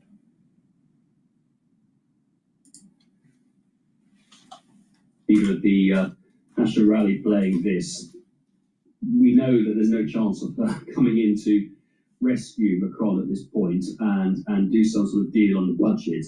Is this all part of the process, as she sees it, of their march towards 2027 and victory at that point? Yes, I think the current moment is really is really helpful to her political agenda. You know, she's showing that the country is paralyzed without her. She's showing that traditional parties have failed to put in place economic policies that would help adjust France's yawning deficit. She doesn't have a better plan, but short of a plan, she can also expose that the others are incapable of acting. And I think that alone is helping her greatly. You know, she can say, look, you know, you've tried everything from, you know, the center right to the center to the left. None of these people, even all ganged up together against the Rassemblement National, have been able to run the country in an effective way. So why don't we try something else? So I think the current moment is very helpful to her. All right, Shaheen, thank you so much for your time this evening, and we'll look at events tomorrow and see how that plays out. Thanks for joining us tonight. Shaheen Valley, the former economic advisor to Macron. If you're a digital subscriber to the Times and Sunday Times, it's not just today's articles you can read, you can have access. Yeah, let's listen to Trump speak here. And I wanted to stand and listen to the entire song, but people would have said, look at the ego of that guy. He just wouldn't stop. He just stood there and listened to the applause. But I appreciate it very much. And I want to thank you for doing an incredible job, Pam Bondi, the Attorney General, has been unbelievable. Incredible job. And thank you to all of the faith leaders, pastors, and patriots who have come to the Museum of the Bible for this historic meeting of the Presidential Commission on Religious Liberty. These are incredible people. And everybody wanted to be on this commission, and I made a couple of people unhappy, maybe even enemies for life, I don't know. But they all wanted to be on the commission, but we picked the right ones, and they've done really a profound, an amazing job. But America was founded on faith, as we know, and I've been saying it for a long time. And when faith gets weaker, our country seems to get weaker. When faith gets stronger, as it is right now, we're having a very good period of time. After some rough years, good things happen for our country. It's amazing the way it seems to work that way. And under the Trump administration, we're defending our rights and restoring our identity as a nation under God. We are one nation under God, and we always will be.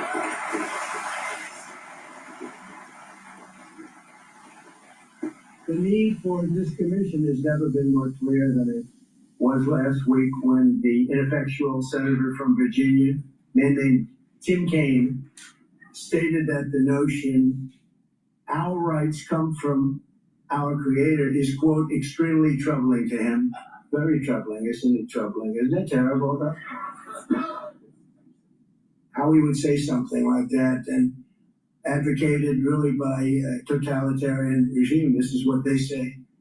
But as everyone in this room understands, it is tyrants who are denying our rights and the rights that come from God. And it's this Declaration of Independence that proclaims we're endowed by our Creator with the right to life, liberty, and the pursuit of happiness.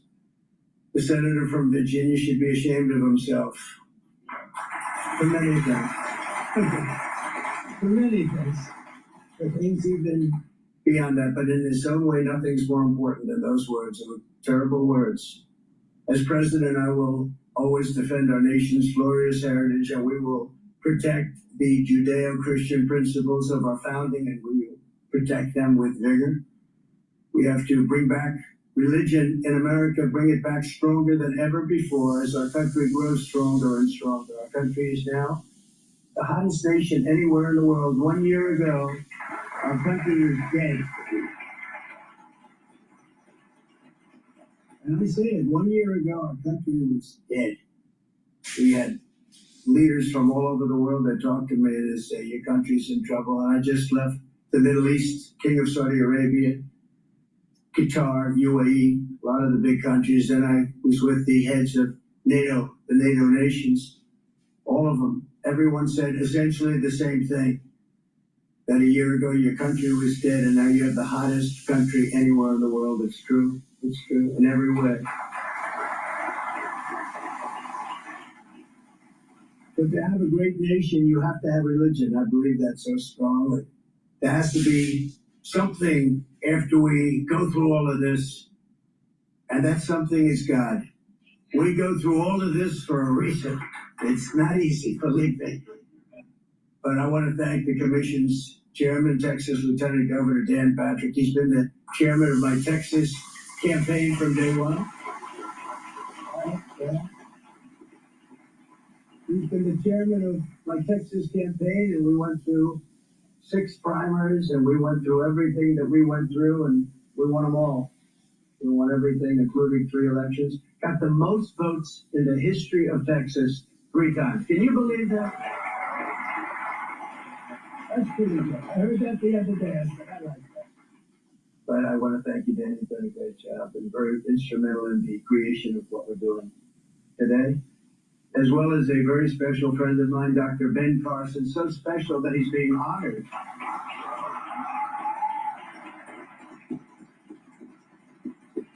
He's being honored in a couple of weeks, and I was absolutely not here. It was a very important mission for the country, and because I usually take missions only for the country. But this was for the country, and I said, I can't do that one. I'm going to go back. I've got to be with Ben Carson at Mount Vernon. I believe it's going to be a pretty good place, pretty good location right there. But he's been my friend from the beginning, right from the beginning. Should I tell him the story about what you said to me, Ben, the famous words? He was a very tough opponent. We were fighting it out, and we had actually 18 candidates, including me. And Ben came up to me right after the first debate. He said, you know you're going to win, don't you? And I said, no, I don't know that. I think I'm going to win, but I don't know it. 18 people, and I had never done it before. They had all done it. They were all governors and senators, talented people. He said, no, you're going to win it because God wants you to win it.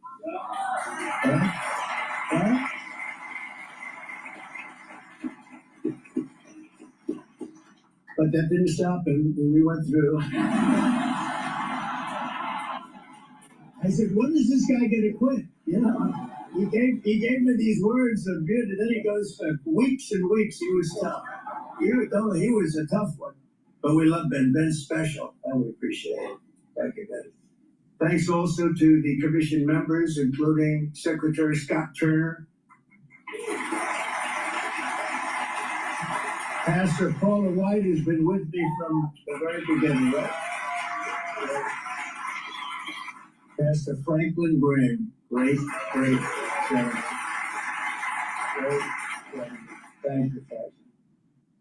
A man I've watched for years on television, but you're not supposed to admit it. You know, it's like with me. People don't like to admit it, but we all watch. Phil McGraw, Dr. Phil. Dr. Phil. Thank you, Phil. Great guy. He came out early for me. He did a piece on me before the election that was different than any interview I've ever done. He asked me the most personal questions. I said, this guy's really getting personal. But everybody that saw it loved it, so thank you. Thank you very much.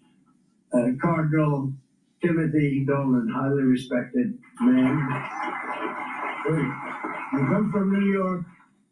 He was in his own right the king. He was great. And we worked together in the first administration so much on going through that horrible epidemic that we went through.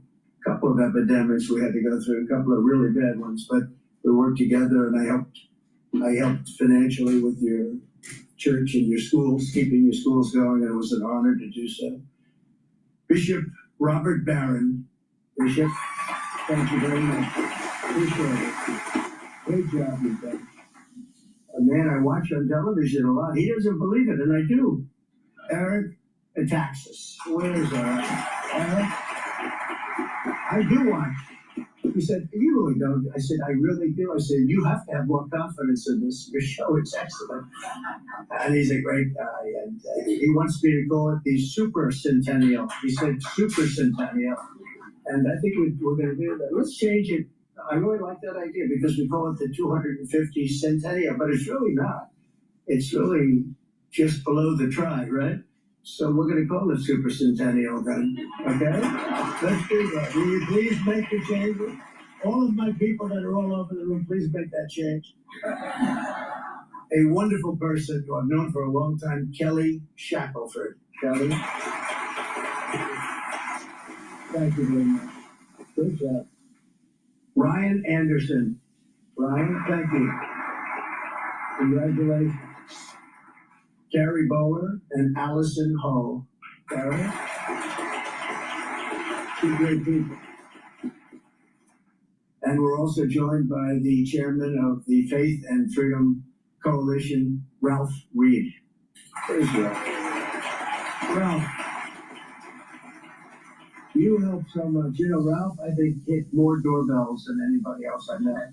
Millions and millions. What was the number, Ralph? 10 million. And it's true. You know, somebody else would say, well, was it really? And it was. People were saying he was all over the place. Thank you very much, Ralph. I appreciate it. We'll never forget it. Thank you. Let me also thank everyone at the Museum of the Bible, including Steve and Jackie Green. The job they've done is just incredible. It's, I want to say their entire families here. I want them to all hear it, but they founded this beautiful museum to honor the most widely read book in history. And the job they've done is amazing. I asked, which museum does the best? You know, I always like to find that out. And numerous times they're saying the Museum of the Bible that more people come here than anyone else. And you probably won't read that in the newspapers or the media. But this is an amazing place, and it does tremendously well, so respected. And they built it up, and it was a labor of love. Well, it's nice that he's rich as hell, too. It always helps. Where are you? Where are you guys? Where are they? Look at that. They don't even get good location. See, if I did the Museum of the Bible, it wouldn't be as successful, but I'd be sitting right here. No, I'd be sitting up here. You've done a great job. Everybody's talking about it. It's I got a little involved with museums, you know, because I had a problem with the Smithsonian. We like a little more positivity. It was all about all the bad things in our country. I said, what about the good things we've done? So I got a little involved. With that. And they're making, honestly, they're making changes. You know, they were also told what to do by people that came before me, in all fairness. But they're making changes. Big changes are being made at the Smithsonian. But I just want to thank the Green family, because what you've done here is incredible. Thank you very much. For thousands of years, the Bible has shaped civilization, ethics, art, and literature, and it's brought hope, healing, and transformation to untold millions and millions of lives.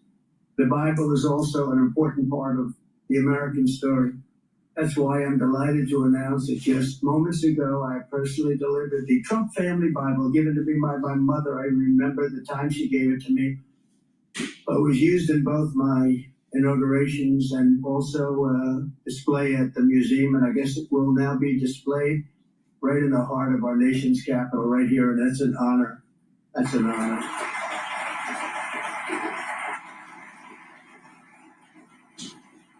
We're here this morning to discuss the grave threats to religious liberty in American schools. You know what's going on. We all know what's going on. But I will tell you, a lot of progress has been made in the last 8 months. Tremendous progress, more than I thought we could make in so many ways. Not only that, the woke agenda is practically gone. It's deep-seated. We have to make sure it's out. It's very bad. It's like a weed. You think you killed it, and then it starts growing again. So we have to be careful. But it's very, very different than it was. You look at West Point, how proud they are of their heritage. They did something this week which I thought was appropriate. Some of you know what that is. Does anybody know what that is? Yeah, I like it. I like it. Oh, look at who we have over here. We have your associate, Pam, huh? We have 2.0. Hey. Well, we have Leo here.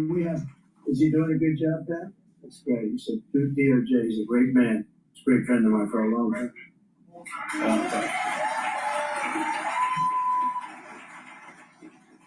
I'm glad I got to see him. I would have been in big trouble, Pam, if I didn't see him. But thank you, Leo, very much. I appreciate it. For most of our country's history, the Bible was found in every classroom in the nation. Yet in many schools today, students are instead indoctrinated with anti-religious propaganda, and some are even punished for their religious beliefs. And very, very strongly punished. It's ridiculous. Joining us this morning is Hannah Allen from Honey Grove, Texas. A few years ago, Hannah organized a group of her classmates to pray for an injured peer. The school principal declared that Hannah's generous act of love was prohibited from taking place in front of the other students. Didn't like it. The principal didn't like it. Can you imagine? But Hannah very strongly stood her ground and she won. And Hannah, I just want to thank you for letting the light of your faith shine for all of those to see. We really appreciate it. And where is Hannah? Is Hannah here someplace? I think so. Hannah, stand up, please. Thank you very much. Thank you very much. Thank you, Hannah. I know what you went through. It's great. Appreciate it. To support students like Hannah, I'm pleased to announce this morning that the Department of Education will soon issue new guidance protecting the right to prayer in our public schools. And it's total protection.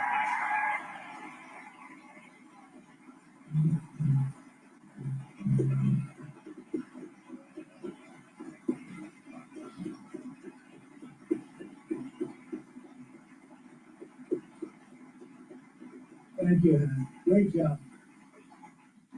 See what you did, Hannah? Who knew? Who knew that was going to happen, right? Thank you, Hannah. Also with us is 12-year-old Shay Encinas from California. Last year in 5th grade, Shay was forced to read a book to a kindergarten student promoting a message of radical gender ideology that is contrary to his religious beliefs and ours. I'd like to have Shay come up and tell the story. It's an amazing story. Shay, please come up.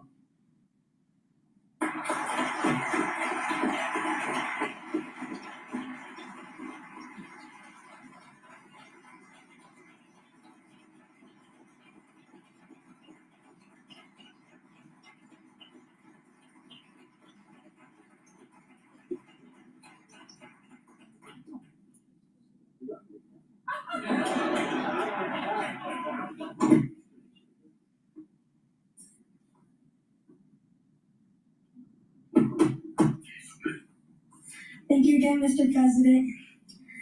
Hi, I'm Shay Encinas. I've been a Christian my whole life, and Jesus means everything to me. When I was in 5th grade, my school forced me to teach my kindergarten buddy about changing his gender using a book called My Shadow is Pink. The book said you can choose your gender based on feelings instead of how God made us. I knew this was not right, and I was afraid of getting in trouble. After my family spoke up, the school treated us badly, and kids started bullying me and my brother because of our faith. And the school did nothing to stop it. It hurt a lot, but I kept trusting God. I believe kids like me should be able to live our faith at school without being forced to go against what we believe. I hope no other family has to go through what mine did. Thank you.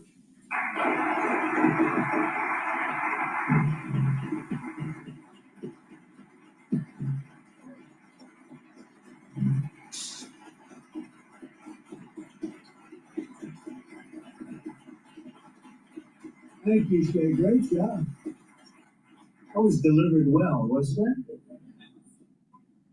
On day one of my administration, I signed an executive order to slash federal funding for any school that pushes transgender insanity on our youth.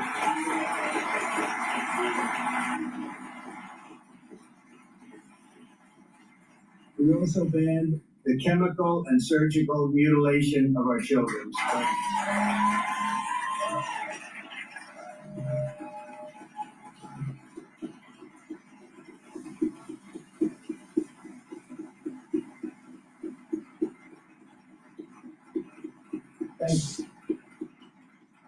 We got men out of women's sports. How tough was that? But could you imagine, seriously, I'm just thinking to myself, transgender for everybody, men playing in women's sports, all of the different things we talk about, it's insane. And if you were here 15, 20 years ago, and if somebody made a speech about transgender for everyone, I always say transgender because for everyone. Transgender, there are some states that actually can force it upon you without the parents' notification or approval. It's not even believable. But can you imagine men playing in women's sports? So you're up 15 years ago, I guess, probably 10 years ago, but 15 years ago when somebody said, we will not allow men to play in women's sports, people would look at the person and say, what's he talking? Is he crazy? It happened. And not only that, the Democrats don't want to give it up. I watched the congressman fighting like crazy this weekend for men having the right to play in women's sports. And they don't understand, but I don't want to really fight them on that. I tell all the Republicans, let them go. Let them go. Just bring it up about a week before the election. Because you don't want to talk about it, but they say it's an 80-20 issue. I say, Dan, it's a 97-3 issue, okay? And transgender's about the same. It's crazy. It's a crazy thing. It's the world gone wrong. It's the world gone wrong. And I made the official policy of the United States government that there are only two genders. You're going to hate this. Male and female. You're going to.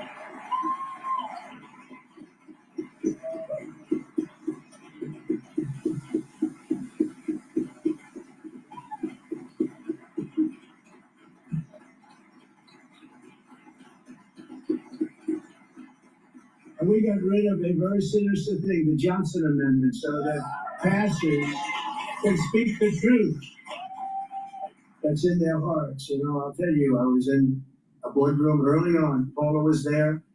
A couple of people in the room were there. But we had about 50 pastors, some rabbis.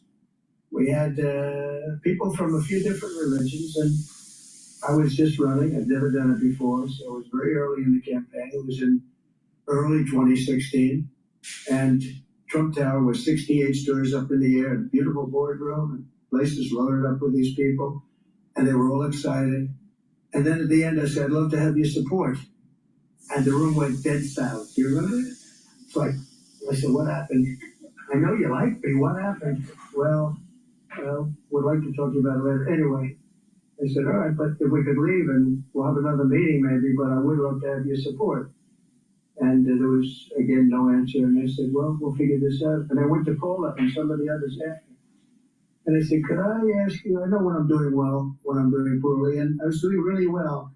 And then when I asked for support, it was like stone cold silence. They said, we have something called the Johnson Amendment, that if a pastor, minister, rabbi, or imam, or anybody says anything about politics, you can lose your tax exempt status. I said, you gotta be kidding.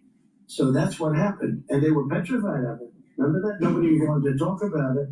They were absolutely, they became a different group of people. And I pledged to them at the next meeting, we had another meeting a couple of weeks later with a similar group of people. I pledged to them that if I win, we're gonna get rid of the Johnson Amendment. This was Lyndon Johnson, who had a tremendous fight with a minister from, I believe it was Houston or Dallas. And they didn't like each other. And Lyndon Johnson was a very powerful president. He had good power, good strength. He ended up being very weakened by the position, but he had tremendous power. He was a big deal maker.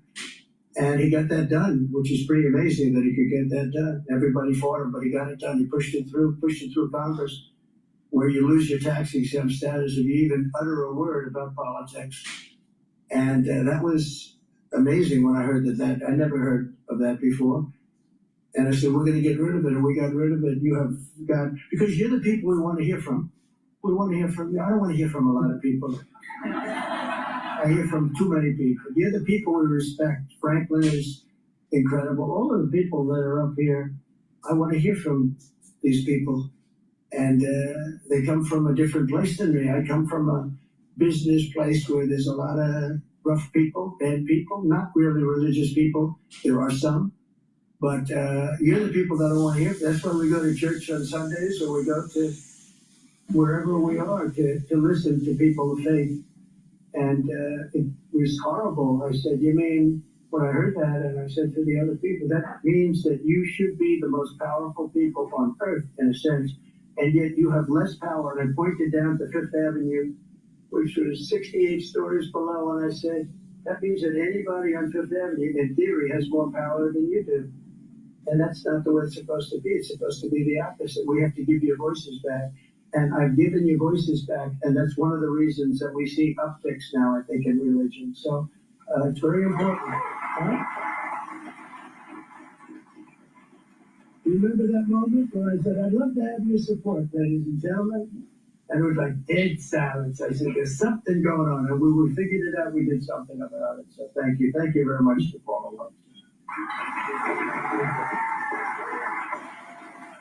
But upon taking office, I also ended the weaponization of law enforcement against religious believers and pardoned the pro-life activists thrown in jail by Joe Biden for saying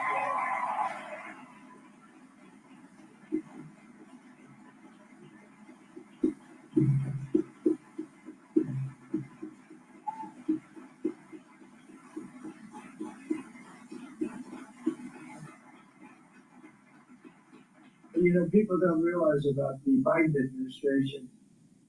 It was a very mean administration.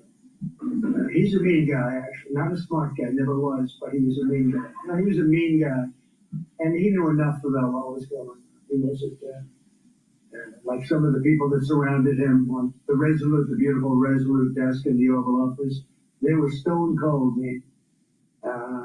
But Joe Biden and the Biden, they were mean people. What they did to people, what they did to J6, what they did to so many people, they were mean people. These were really radical, horrible people. And he wasn't that way 20 years ago. He was never the brightest bulb in the ceiling, but he was a man who wasn't overly mean that I saw, but boy, he became really mean, and his administration was one of the meanest we've ever had, and that's why they're out of here. And people, they're having a hard time getting jobs, and that's the way it should be, because they were bad. They did tremendous disservice to this country, including allowing 25 million people from jails, from prisons, from mental institutions, drug dealers, all over the world. They were entered our country from jails. The prison population of Venezuela was emptied out into our country.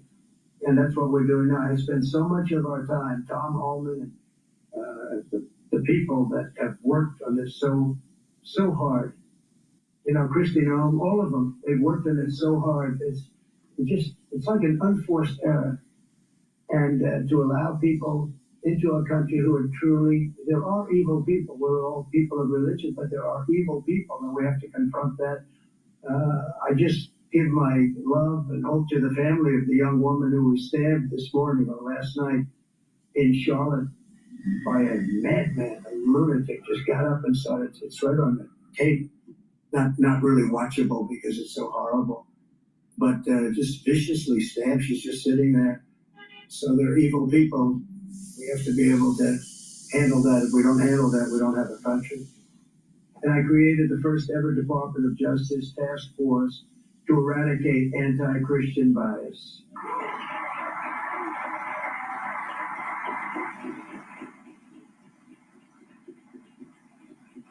And for those people that are a little bit naive or not well-read, there is a tremendous anti-Christian bias. We don't hear about it. We don't think about it. We hear about anti-Semitic, but you don't hear about anti-Christian. We have a strong anti-Christian bias, but we're ending that rapidly, I will tell you. So we're in a much different world today than we were 1 year ago. This is much different.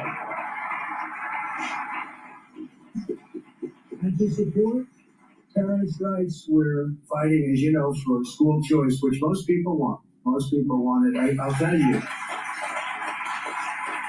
Dan was responsible for getting it along with the governor of Texas. They got it in Texas, and we helped you a little bit. They needed about 20 votes from the legislature. He said, could you make a phone call to whoever they were, the legislators, who I like a lot.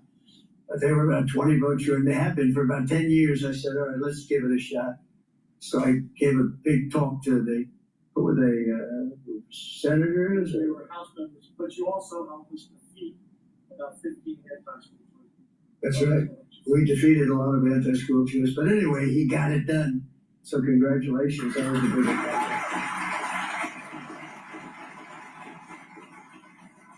But as part of our tax cuts, we created a massive tax credit for school choice scholarships so that you can send your child to a school that shares your values, and you get tax credits and all sorts of good things happening. And I'm also taking action against anti-Semitic and anti-Christian bias in our institutions of higher learning. You've been watching that play out.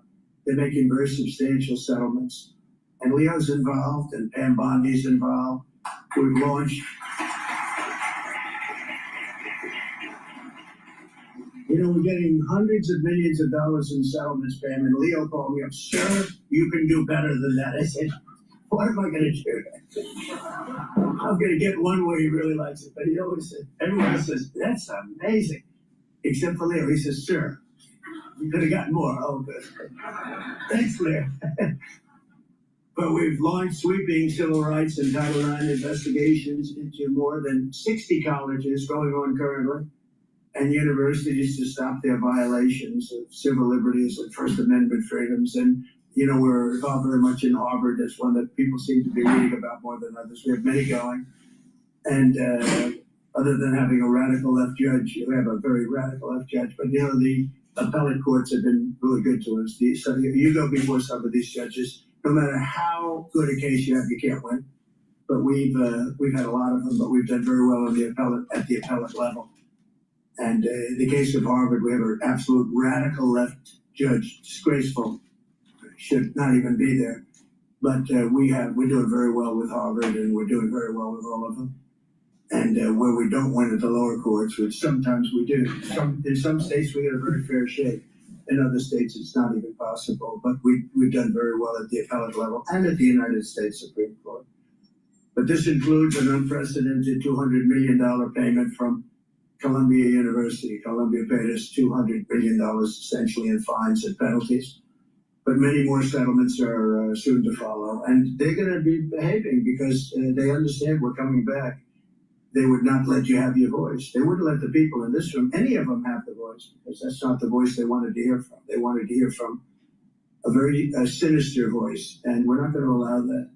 In recent years, we've seen far too many violent attacks perpetrated against Americans of faith, beautiful Americans of faith, including in our schools and places of worship.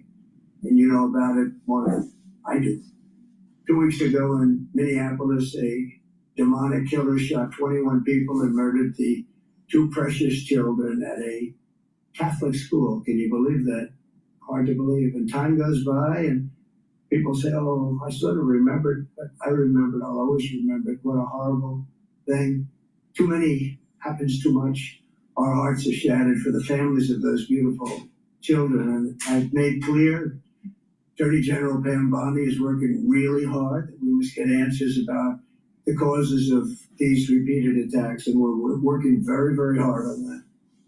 The Trump administration will have no tolerance for terrorism or political violence, and that includes hate crimes against Christians, Jews, or anybody else. We're not going to allow it.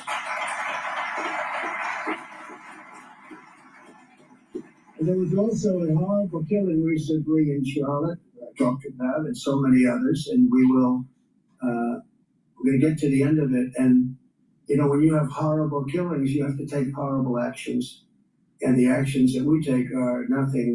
This cashless bail started a wave in our country where a killer kills somebody and is out on the street by the afternoon.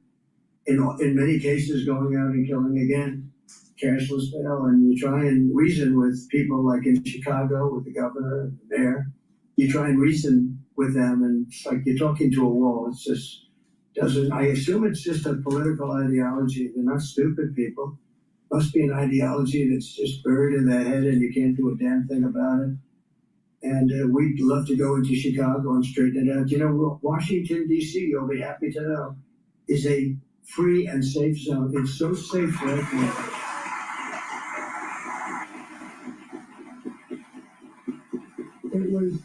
It was one of the most dangerous. Can you believe it? So there you see the beautiful buildings, but we're going to also do an upgrade because a lot of the beautiful buildings have a little graffiti on them. They have roads that aren't proper. They have medians that are bad and falling down into the road, dividers. We have things that we have to take care of and beautify. We want to beautify. Very little work will be done. I'm very good at that. That's what I really did the best in life, probably. I said, was I a better builder or a politician? They said, I think you're a better builder, sir. I said, I didn't know if I was happy about that or not. But I was a really good builder, and I'll fix this place up for peanuts. I'll fix it up. We'll put in new dividers. All the evidence are all rotted, rusting, and falling down on the road. Potholes all over the place. We're gonna have this place looking beautiful within 12 months. Even the little white tiles in the tunnels, you go through the tunnels and there's the little white tiles, they've been up for about 60 years, and like, there's pieces missing. And you can't match them, believe me, you can't. You try and match them, it never works, you can't. They've been up 60 years, you don't get the same match no matter what you do, but we'll take all those tiles off and you're gonna have beautiful white tile tunnels again, and everything's gonna be really the way it should be. Because when foreign leaders come, I had to take down the tents. We had over 58 tent cities that we took down right in the middle of our parks, right next to our great buildings, Supreme Court. You'd have a tent city right there. Nobody would ever tell them to do it. We had a blue tent right on Lafayette, and they seemed to have a permit. And one of the fake news media was asking me the other day, what about the blue tent? What blue tent? Because all the tents, somehow these people were very well connected with the communist cause. And I said, there's a tent up there? Really? Yeah. And he was a friendly reporter for a change. He said, it's terrible that the tent. I said, I didn't know that. I'm surprised. And I checked and there was. And we got it down very quickly. It's down. It wasn't easy. People chained themselves to a tree and this and that, but that's okay. They can chain themselves if they want. That was a tough one. That's been there for years. It's been there for many years. We took it down. Came down very quickly down. So I hope Attorney General Bondi will be looking into some of these things, and I really know that some of them she is. She's done such an incredible job. She's got a lot of pressure on her not to do these things by a certain group of people that I guess don't love our country, or there's some ideology that they're just indoctrinated with. But she's going to do a fantastic job, and we're waiting for a call from Chicago. We'll fix Chicago. And again, D.C. is right now so safe you can go out. Friends of mine called, one in particular, he's been in D.C. for a long time. And he said, I haven't gone out in 4 years for dinner with my wife. The restaurants were all closing because people were afraid, even if they were in the restaurant, it didn't matter, they were held up. Guys would walk in with guns into a restaurant. And that's over. It's not happening. It's now safe. And this man said, I've gone out to dinner in the last week and a half 4 times. And I am so safe. My wife could meet me at the restaurant. She could walk by herself. There's zero threat. The National Guard working with the police, working with the mayor. The mayor has, that's not her ideology. And now I think it maybe is her ideology. She's taking a lot of heat, too, from the radical left. They don't like that she's allowing it. But look, she's going to either allow it or we'll just do it because, it's just. But she understands. She understands that. But I can tell you the people of D.C. are thrilled. I have never had so many people. The other day I had a big scrum in front of me of the press. And I said, everybody here, or many of you have been mugged, right? And they're all going like, and these aren't people necessarily on our side. They're all going, yes, what about you? Yes, it's true. I was a couple of times. Every one of them. It's crazy. It's not going to happen anymore. So right now we went from one of the most, as some people say, the worst, the most violent city. Can you imagine our capital being the most violent city? But it was really bad, into a totally safe zone. It's called the safe zone city. There's no crime. They said crime's down 87%. They said, no. It's more than 87%. Virtually nothing. And much lesser things that take place in the home they call crime. They'll do anything they can to find something. If a man has a little fight with the wife, they say this was a crime, see? So now I can't claim 100%. But we are a safe city. You can walk to a restaurant, you can walk to the White House if you work there, you can walk to the Capitol. And even the Democrats, I can't believe it, but they don't want to admit it, but I can't believe it. We could do the same thing in Chicago, New York, Los Angeles. We did it. We saved Los Angeles.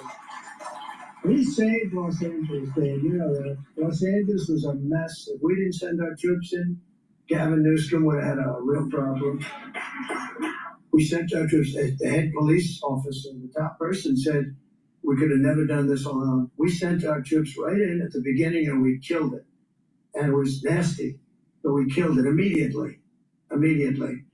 And I don't know why Chicago isn't calling us saying, please give us help. When you have, over just a short period of time, 50 murders and hundreds of people shot, and then you have a governor that stands up and says how crime is just fine. It's really crazy. But we're bringing back law and order to our country.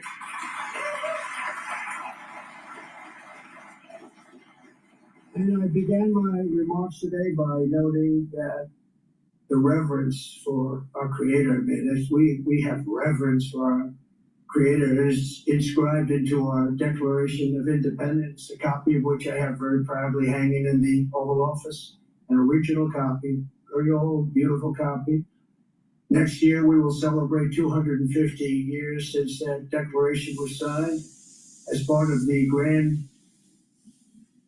Well, this is really a commemoration like I think we're going to try and do a commemoration like nobody's ever seen before. But we've invited America's great faith communities to pray for our nation and for our people and for peace in the world. And it's going to be an amazing time. We're going to have an amazing time. We have the Olympics, we have the World Cup, and we have 250.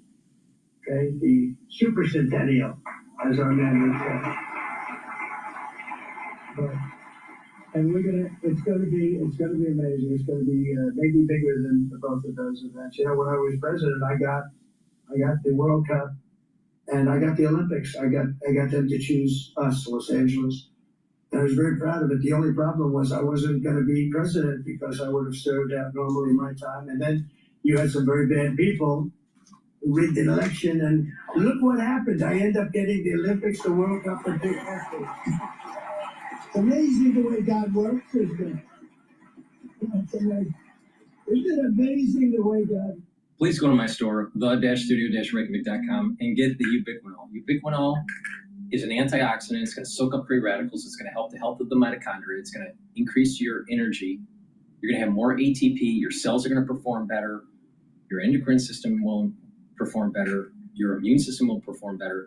Your neurons will perform better. And ubiquinol protects neurons. Very important to take if you're 40 years of age or older. Take ubiquinol. It's the most bioavailable form of CoQ10. You can't get anything better than what I have in my hand in terms of CoQ10. So please go to my store, the-studio-reykjavik.com, get the ubiquinol, and protect your neurons. And stack it with NAD+. NAD+ increases your energy levels. NAD+ repairs your DNA damage and your mitochondrial DNA, so your cells perform better, and it protects your neurons. Stack it together for that neural stack. It stacks also well with C60, resveratrol, clarity factor, good night formula. So please go to my store, the-studio-reykjavik.com, and protect your neurons. Really important. Why? Because you're going to start noticing within the next 5 years, many people having early onset of dementia. And even if that doesn't happen, which it will, but even if that doesn't happen, you want to protect your neurons so when you get into your geriatric years, you actually have better neural function. So please go to my store, the-studio-reykjavik.com, get the ubiquinol and the NAD+. A great party and a great celebration. And I'd like to ask a very good friend of mine, Secretary Scott Turner, to come up and say a few words about some of the things we're doing. And Scott, please take it away.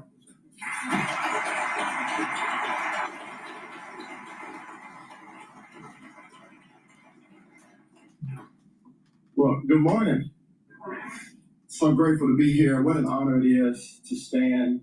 All right, let's pivot to another part of this, some other news.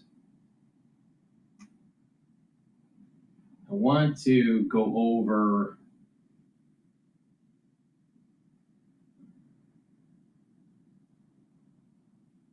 Trump gives up on China. This is Times Radio. New York drivers, do not pay your auto insurance bill until you hear this. The truth is, they're legally robbing you every time you pay for car insurance. Here's the deal. All of these different signals are leading people to question whether the US really still has the willingness to confront China. Mark, in your excellent column in the Sunday Times, you've been reflecting on President Xi's military parade last week.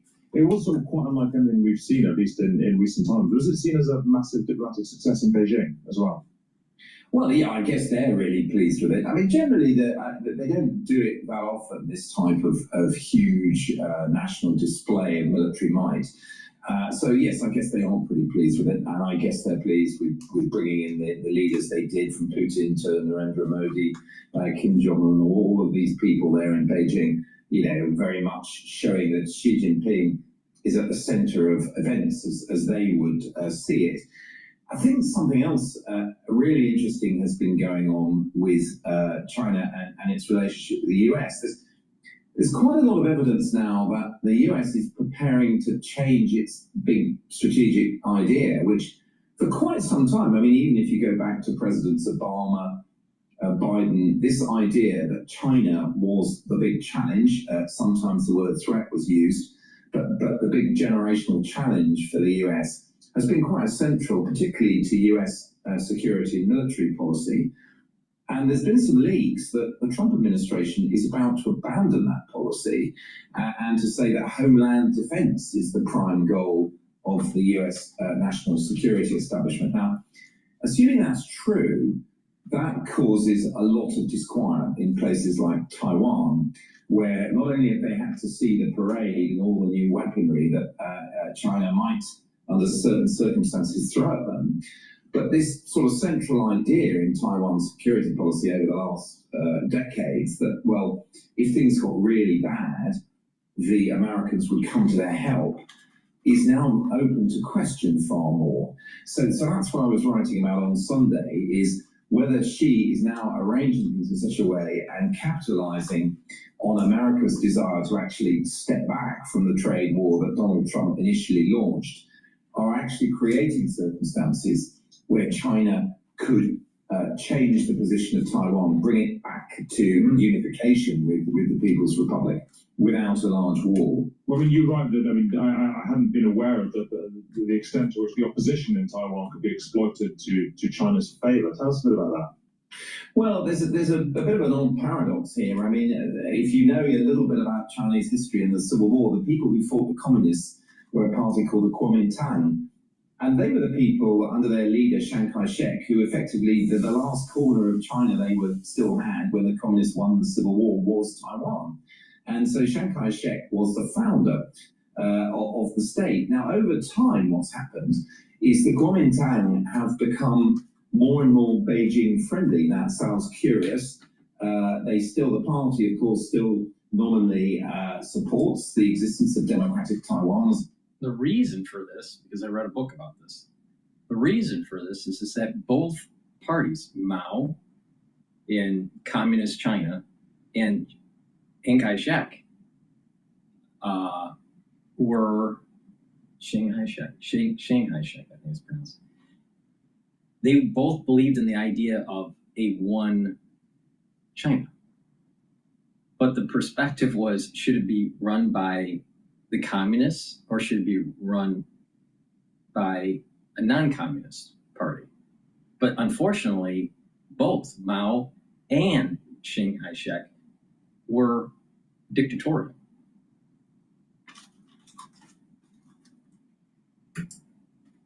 And we got involved because we were trying to fight the Russians. But they have become a substantial pro-Beijing faction in the Taiwanese parliament, and there's another one too. All of which means that the Democratic Party that the president heads and was elected in 2024 is a minority government in parliamentary terms. There are opposition parties, in other words, that have more seats in parliament than his party. And there's quite a bit of concern that if push came to shove, if there was a big crisis, let's say China had surrounded Taiwan and was saying that it was going to intercept shipping and turn back flights that were coming in there as part of a ratcheting up of security pressure, that some of these parties might combine and say, look, we don't want a war with China. Let's stop this kind of misunderstanding and tension happening. Let's get delegation in from the People's Republic into Taipei, the capital of Taiwan, to sort of liaise and make sure things don't go wrong. That sort of scenario is the scenario now that I think many people in the region believe is possible if China chooses a moment in the next year or two to ratchet up military pressure, but short of all-out war, and at the same time exploit the kind of political groundwork and information warfare that it's been doing in Taiwan for many years to bring to a head the kind of what you might call the pro-peace camp, or the people who don't support, outright confrontation with China, to bring about a kind of soft union of the two countries. I mean, this would be a real paradigm shift from America as well, because when America sort of made it plain that it intended, or at least wished, to retreat militarily from Europe and disengage itself from Ukraine to the extent that was possible, this was generally understood as being a pivot to Asia, in order to be able to devote more resources to Asia. If they're planning on pulling out of Asia effectively as well, this is a very different sort of America, isn't it? Yeah, no, you're completely right. I mean, this is potentially a really big shift. I mean, I don't think even the people who apparently are putting this new national security strategy forward from the Pentagon believe in pulling out of Asia. But what it apparently does is relegates the competition or confrontation with China to secondary status. It would cease to be the main national security objective of US policy. And that's certainly got some people in London. I know that there's been some discussion in the government feeling that Trump no longer has the will to confront China. And his abortive hiking of tariffs and then stepping back, and the fact that he's pretty keen now, fairly obviously, to get a deal done with China, has meant that he's done various things to try and soothe the atmosphere. For example, stopped a visit of the Taiwanese defense minister to Washington that was due to happen. So all of these different signals are leading people to question whether the US really still has the willingness to confront China over the Taiwan issue. And coming back to the parade that you started this topic with, the idea that the US could suffer a military reverse, that China might overmatch them, in a confrontation very close to the Chinese mainland, in which they could bring to bear all this weaponry that they were showing off. And they really do have deep stocks of missiles and large numbers of fighters and warships that they could bring into action around Taiwan, is also, I think, causing people in the Pentagon to wonder whether it's a confrontation that they could possibly succeed in. So yeah, it's big. It's big in terms of if this is indeed right, and there's been some leaks over the weekend about this, that the national security strategy will step back from rivalry with China as the main US goal, or seeing off the Chinese threat. It is really important, and I think the idea that the defense of the homeland becomes the new number one priority is consistent, of course, with what we've seen both with the immigration, the use of the armed forces to deport people, and this emergent situation in the Caribbean, where Trump seems to want to raise the pressure on the narco cartels, destroying a boat last week and putting large numbers of US Navy warships and fighter aircraft into the area. So it is potentially, I think, very significant, all of that. Yeah, absolutely. Look, thank you very much, That is Mark Urban. You can hear him this time every month. If Trump backs away from Taiwan, then you're talking about China putting pressure on the Japanese, on South Korea, on Australia, on the Philippines. It's going to be, quote, a domino is going to fall. Please go to my store, the-studio-reykjavik.com, and get the gels. I have it in the quick dispenser or in the tube form. Get some for work, get some for the home. Really important to have, especially for the fall and the winter season that's coming up. It's dual purpose. You can use it as a daily skincare. You can use it as an aftershave. You can put it on a cut, an abrasion, or a minor burn, and it'll help to heal it quicker. And if you're not feeling well, or someone around you is not feeling well, put it on your hands, around your mouth, around your eyes, around your nose, lightly coat your nostrils. It stays active for 5.5 hours. You cannot do that with Perel. This stays active for 5.5 hours. So please go to my store, the-studio-reykjavik.com, and get the gels. You're gonna need them, especially for the fall and the winter season. I also have structural nano silver toothpaste. Get a few tubes of the toothpaste, all right, for your household. Has no fluoride. They'll whiten your teeth, freshen your breath, help with the gum line health, and reduce inflammation at the gum line. Super important. It's made from structural nano silver. Really important to take. And you should be using this especially during the fall and the winter season. Another really important product that helps to boost up your immune system, Cleanse. 30 parts per million or max 35 parts per million. Take a teaspoon a day, swish it in your mouth, gargle about 20-30 seconds, and swallow it. It's gonna help with the health of your oral cavity and your oral pharynx, maintain that mucosal barrier, and help the health of the epithelial lining. You're gonna need this. And guess what? We're getting into the fall season. We're getting into the winter season. You need to start boosting up that immune system. Take it every day. I've been doing this protocol for over 5 years, every day, teaspoon a day. If you're not feeling well, take a tablespoon or 2 a day, and then go back to your maintenance dose. And lastly, I have dual purpose deodorants made from essential oils from the Himalayas, extremely high quality, no aluminum, no baking soda, just natural ingredients from the Himalayas. All right, guess what? It's for males and females.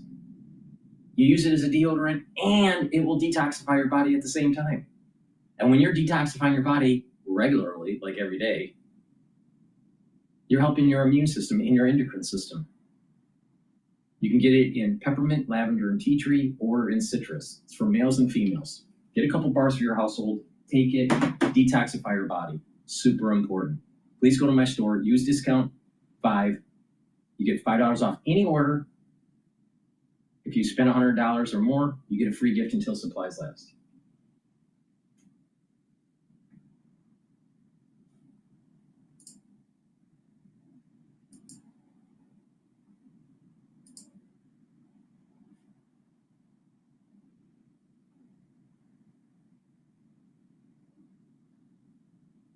All right, let's listen in with Gordon Chang. Imagine being able to build an app with your name on it just by thinking about it. Meet Base 44, a complete AI creation platform. The FBI is investigating a bombshell report that claims Chinese hackers pretended to be top U.S. lawmaker John Molnar during trade talks last July. A series of emails were sent seeking insider negotiations from top law firms, trade groups, and federal agencies. The Wall Street Journal calling it the latest in a series of alleged cyber espionage campaigns linked to Beijing.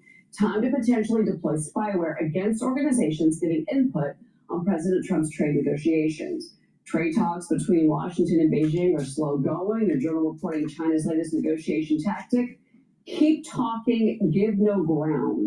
But Beijing's still feeling the pressure of the tariffs on trans-shipments from China. Exports to the U.S. plunged 33% for August. Overall growth slowed to its weakest in 6 months. Joining us now is Gavestone Institute senior fellow Gordon Chang. Gordon, your reaction to all of this? Well, I think the most important thing is that we don't have those trade talks moving forward. And I think the reason is because of political turmoil in Beijing. When Xi Jinping's future is uncertain, nobody in the Chinese capital, especially Xi himself, feels safe in making concessions. So I don't think there's going to be any clarity after 2 things happen. One of them is that next month, the Communist Party Central Committee holds its 4th plenum, and people think that one way or another, Xi's future is going to be clarified. The other thing is at the end of October, you have the APEC meeting in San Francisco, in South Korea, and there Trump and Xi Jinping might actually sit down on the sidelines of the meeting. There might be some clarity after that, but still, I think that Xi Jinping is going to tough this out. Interesting that you say that, Liz. Well, yeah, I think that the question is, after that incredible show of force and might, having Narendra Modi and the Russians and everybody, I mean, Xi seems very powerful. Are you suggesting that possibly at the plenum next month he might be deposed? or sidelined or have his wings clipped. That's entirely possible. Boy, that would be shocking, wouldn't it? It would be it'd be stunning. I mean, but right now we know that there is instability at the top of the regime, especially at the top of the military, where Xi Jinping's loyalists are being disappeared, and the rumors are that some of them have been actually executed. We don't know, but there are objective factors that suggest Xi Jinping has lost substantial influence in the military. On the civilian side, the evidence is not so clear. But, this has been something that people have been talking about for quite some time. Maria has been actually on this now for about 8 or 9 months. So there's something going on there. You have been talking about it for a long time, that there is this instability. I mean, but to have it actually come to a head would be pretty remarkable. What would be remarkable is that after all of Xi Jinping's failures over the course of a decade, that nothing happens. There's that. Well, and I think, by the way, just pivoting back to something that Liz brought up, though, is it, that axis of evil show that we got between Modi and Xi and Putin, and then obviously Kim Jong-un factoring North Korea into this. I mean, this is, despite the sanctions on Russia, despite the trade negotiations, the tariffs on China, these leaders seem to be thumbing their nose at the United States. That's got to be infuriating for the administration right now, especially what they saw last week. Yeah, but this axis has been in place for a very long time, and it's just we Americans have refused to acknowledge it. But certainly Xi Jinping and Vladimir Putin, they see the world in the same terms, and they've been coordinating their policies for more than a decade. So, yeah, I mean, what we saw was a demonstration of it, but this has been going on a long time. But also, the other thing about Wednesday's big military parade, I think the Chinese are boasting about weapons that they may not have. Because we have seen in the last 3 to 4 weeks, there's been an unprecedented propaganda from Communist Party and central government media outlets about how good their weapons are. I just think they're boasting a little bit too much right now, so I'm suspicious about how good this stuff is. Because if it was really good, they wouldn't be telling us all the details that we've learned over the last month. Meanwhile, they've been slow rolling the critical minerals that we need for our defense industry, which we've talked about. I want to ask you about this too, because China's been boosting, this is a report, boosting LNG trade with Russia. Right. Another test for the Trump administration. The president's been vocal about frustrations with Russia and India for getting so close to Beijing, especially after that huge military parade that you just mentioned. But at the same time, that the president wrote on Truth Social, looks like we've lost India and Russia to deepest, darkest China. May they have a long and prosperous future together. What do you make about that comment from President Trump? And by the way, just watch this real quick. Mr. President, who do you blame for losing India and China? Your post earlier today in the morning, you didn't put that out. I don't think we have. I've been very disappointed that India would be buying so much oil, as you know, from Russia. And I let them know that. We put a very big tariff on India, 50% tariff, very high tariff. I get along very well with Modi, as you know. He was here a couple of months ago.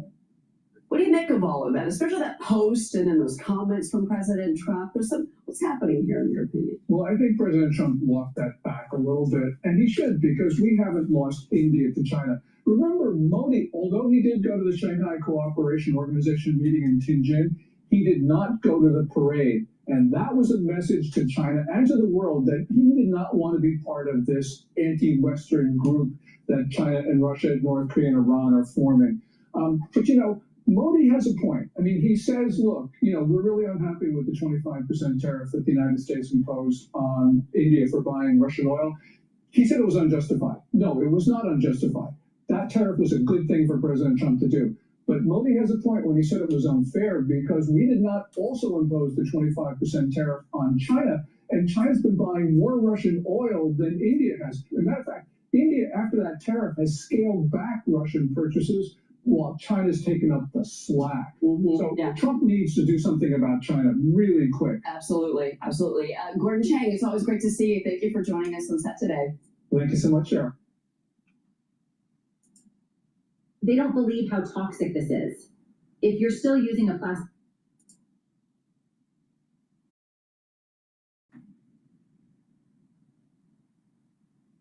All right, let's take a look at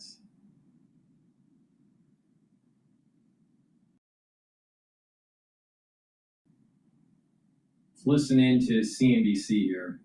New York Fed survey finds the outlook for job seekers hit record low.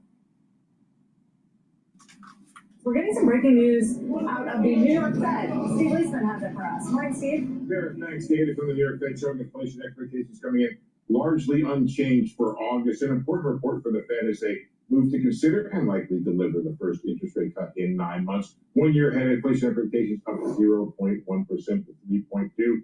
The 3-year and the 5-year, the ones the Fed pays more attention to, unchanged, however, at 2.9, 3 to 2.9%. All are above that 2% target. Is the third consecutive gain for the 1 year ahead number, which is now running very close to the core inflation rate, but the longer term numbers are at least stable.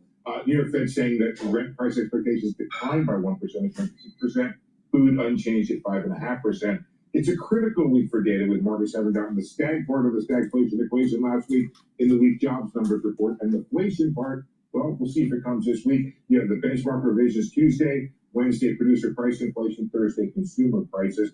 New York Fed said in their consumer expectations report saying spending growth expectations grew by 0.1% to 5%. Probability of finding a job, though, go to the lowest level of the series, and that's since 2013, and that's almost 6% down. Mean unemployment expectations rising to 39.1%, up 1.7 percentage points. The probability of losing a job rising 0.1 to 14.5%. A question the Fed has to answer is the extent to which its own tight policies may be keeping these expectations in check, so the looser policies can unloose those expectations, guys. I brought up this issue of Fed credibility and credibility in U.S. financial assets because I was zeroing in on Ken Griffin's op-ed in the Wall Street Journal today, Stephen. And one thing he talked about was higher interest rates is one place you would see it, elevated long-term rates if there was a loss of credibility, say on the debt end, but also on the Fed's ability to control inflation. And then he also talked about inflation expectations potentially being unanchored as a place to see it. I'm just wondering what your take is on all this. Well, it's an important part of how the Fed believes that inflation works. It works through an expectations channel, and keeping it under control is a big part of how the Fed thinks it keeps inflation under control. None of this operates, I think, Sarah, you know, on a month-to-month basis. It's a long-term game the Fed tries to play. That's why next week, look not only at what the Fed does in terms of cutting rates, but look at the SEP, the long-term expectations. If the Fed says rates are coming down over time, that's going to potentially loosen expectations. So the Fed has to play a long game here, and it plays a game through its forecasters' expectations. And so it's something you may not want to mess with. Right now, it seems like the market is looking through the pressure from the administration on the Fed, but that may be more because of current situation rather than over the long term where you could have an erosion. Women can money with the best of them. So let's lift each other up. Our voices, our dreams, and our future net worth. Please go to my store, the-studio-reykjavik.com, and get the Goodnight Formula. Goodnight Formula will help you to get into 3 to 4 or 5 cycles of REM sleep a night, so you can consolidate your memory, detoxify your central nervous system, and be well rested in the morning. Super important, because when you're detoxifying your central nervous system, you're reducing the stress within that brain of yours, and you're helping the health of the neurons. If there's lots of toxins that aren't being removed from the central nervous system, you're going to start having neurodegeneration. So it's really important to have good sleep and to detoxify your central nervous system. In addition, by having regular sleep, REM cycle sleeps, and deep sleep, you're going to be consolidating that memory. So people that have good sleep regularly actually age slower. So please go to my store, the-studio-reykjavik.com, get the Goodnight Formula. It has tryptophan, melatonin, GABA, and passion flower to be able to get into those 3 to 5 cycles of REM sleep and deep sleep that you need. I also have a dual purpose supplement, the digestive enzyme complex. This digestive enzyme complex helps you to absorb and break down your carbohydrates, your proteins, and your lipids. and it reduces the stress on your pancreas. If you're 40 years of age or older, your pancreas doesn't function as well as when you were younger, no matter how healthy you are. So it's important to help your pancreas by taking the digestive enzyme complex and breaking up your carbohydrates, proteins, and lipids. This also has bromelain in it. That will help to break up clots. But the proteolytic enzymes that are in here also help to break up glycoproteins. You're going to need this in the fall and the winter. Trust me. So not only does it help you to digest, and it's easier to absorb and puts less stress on the pancreas, but it helps to break up clots and break up glycoproteins. And the S protein is a glycoprotein. You're going to need this in the fall and the winter. Now you can take my advice or don't take my advice. It's up to you. Now, the foundation for a good health stack, a good anti-aging health stack, is to take a multivitamin and a probiotic. That's the foundation you build off of it. The complete multivitamin has the multivitamins that you need for proper enzymatic activity. You have the cofactors that those enzymes need so the cells perform properly. It's easy to digest. Take it every day, drink it with filtered water. And take it with a probiotic. I have two versions of the probiotic. You can get it in a powdered version, which is the way I take it because I take all these different powders like Gladiator Barley and Boomer Boost and collagen and the lignans. Or you can take the MB40 probiotic. Both are very high quality. And by taking a good probiotic, your gut biome is going to improve. You're going to be able to absorb your nutrients better. Your metabolism will improve. Your mucosal lining in your gut will get thicker. You're going to have higher concentrations of IgA that will help to boost up your immune system. Your communication between your gut and your liver will improve. Your metabolism is going to be revved up. If you have a good, healthy liver, you're going to be able to detoxify your body because a major detox organ is your liver. But not only that, your liver makes proteins and helps to process sugars and bile and process cholesterol. So it's really important to have a healthy liver. So by improving your gut health, you're improving the communication between your gut and your liver. And improving your gut health improves your brain function. What's going to happen is you're going to get rid of that brain fog. You're going to be able to sleep better. You're going to be able to consolidate memory, and you're going to be more well-rested. And again, by having good sleep, you're detoxifying your central nervous system. And with a good gut biome, you're going to actually see better skin. So it's really important to take a good probiotic. So please go to my store, get the probiotic either in the powdered version or in the veggie cap version, and take it with the complete multivitamin. That's your foundation. You build off of it. Use discount 5. You get $5 off any order. And if you spend $100 or more, you get a free gift until supplies last.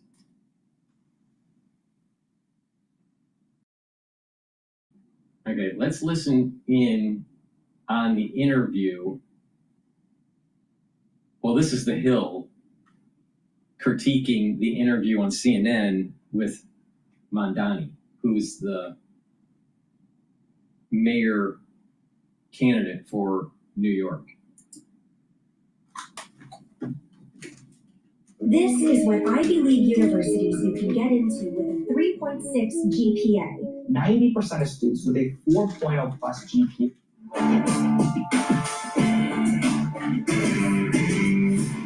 New York City mayoral frontrunner Zohran Mamdani's plan to open several government-run grocery stores is garnering skepticism from a maybe unlikely place. CNN's Abby Phillips pressed the Democratic Socialist on his proposal. Let's watch.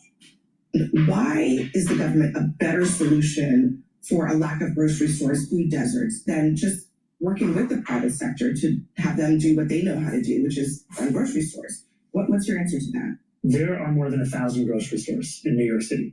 I'm proposing creating 5 additional ones, one in each borough of New York City that the city would run, that would guarantee cheaper groceries, not free food, but cheaper groceries. And part of that is because food is a necessity for New Yorkers. It's a necessity for everyone, and yet it's something that people are being priced out of. And she didn't let him off the hook that easy. She followed up with this response. Take a look. in Kansas City where they had a government-run grocery store, and it's been there for years, but it's on the verge of closing because it doesn't work.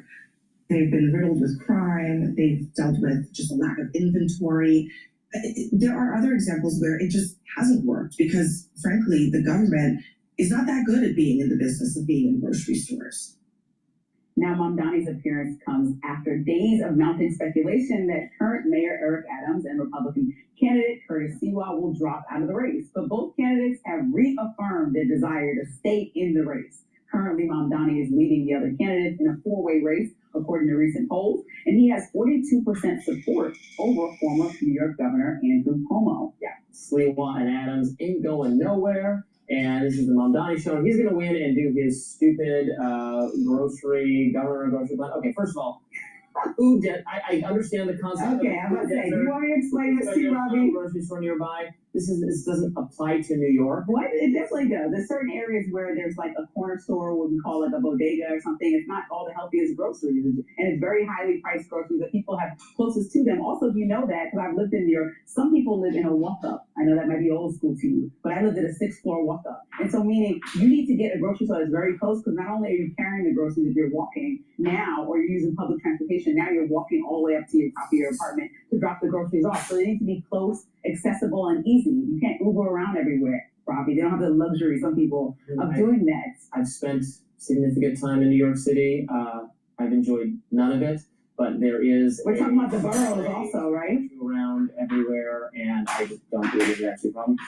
If it is a problem, and then if Abby Phillip, good for her, she's totally dead on here, is pointing out the obvious problems that if a government-run store that's offering deliberately lower prices, people might just swarm that store because it's offering lower prices, and so they're going to have difficulty keeping their inventory. You could, this is the stupidest way, in my view, to go about redistribution or welfare, is to have the government run something, because the government, like she says, runs things badly. If you're going to do some kind of redistribution or welfare policy, just write a check to the poor people, and then they can use that money to go hire a better carrying cart, whatever, to take the groceries from the grocery store to pay for the groceries, rather than have the government run what in 5 locations in this giant city. How is that even going to necessarily help the problem you're pointing out? Like, well, what if you don't live close to that one? Like, right. There's no way you can put it somewhere where that's solving that problem for a large number of people by its very nature. So it seems just very silly. I certainly don't think that out of all of Mamdani's ideas, this one is at the top of the list, right? But food insecurity is real in New York City. I believe since 2019, the state comptroller in New York says that prices have gone up for groceries, specifically in New York, more than the rest of the country at 25%. And so if you think about already cost of living in New York, plus the groceries, Mamdani is speaking, whether you like what he's saying or not. He's providing solutions, whether you think they're unrealistic or not. He's doing the same thing that President Trump did during the campaign trail, provide solutions to people that are economically hurting. And so he's saying, here's my ideas. I want to freeze rent and create stabilization for rent. I want to provide these government-run grocery stores. I want to make child care acceptable and free for parents. And so he's not only just talking to people exactly where they want to hear it and talking to their wallets, because people care about that and mostly voted Trump in because of that, according to most polls during election season. He's actually coming up with solutions. So just like people may or may not agree with Trump's solutions, he won because he was presenting them. And what people argue that Democrats aren't doing that enough, and I applaud Mamdani for even laying them out. He's put forth an idea. It's a bad one, but it's an idea. Here's my solution. I would like to look at, what are the... He has an idea, but all you got to do is look at history. Has it ever worked? Did it work in Russia? Did it work in South America? Did it work in Cuba? Why would it work here? I'm telling you, a bunch of socialists are going to screw up the town. They always do. Rules and regulations that make it difficult to open, start, run a bodega. Which of those could we relax so that you can open them more easily, you can get inventory more easily, and there'll be more competition, and there'll be more of them on more corners. So that will solve the problem of having to walk or take public transportation too far to get to one, and then competition lowers prices. So that's how I would deal with it. I would look at is there something in here we can get rid of? How's the permitting process? How long does it take? How rapidly does whatever local government bureaucracy approve your I would like to open a bodega request? Can we expedite that? That's my solution. Okay.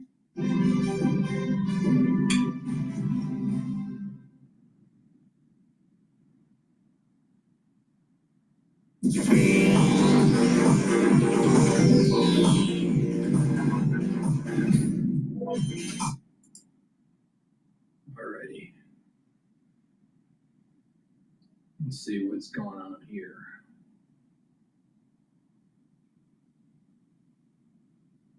Let's listen to CNN about some polling, voting groups.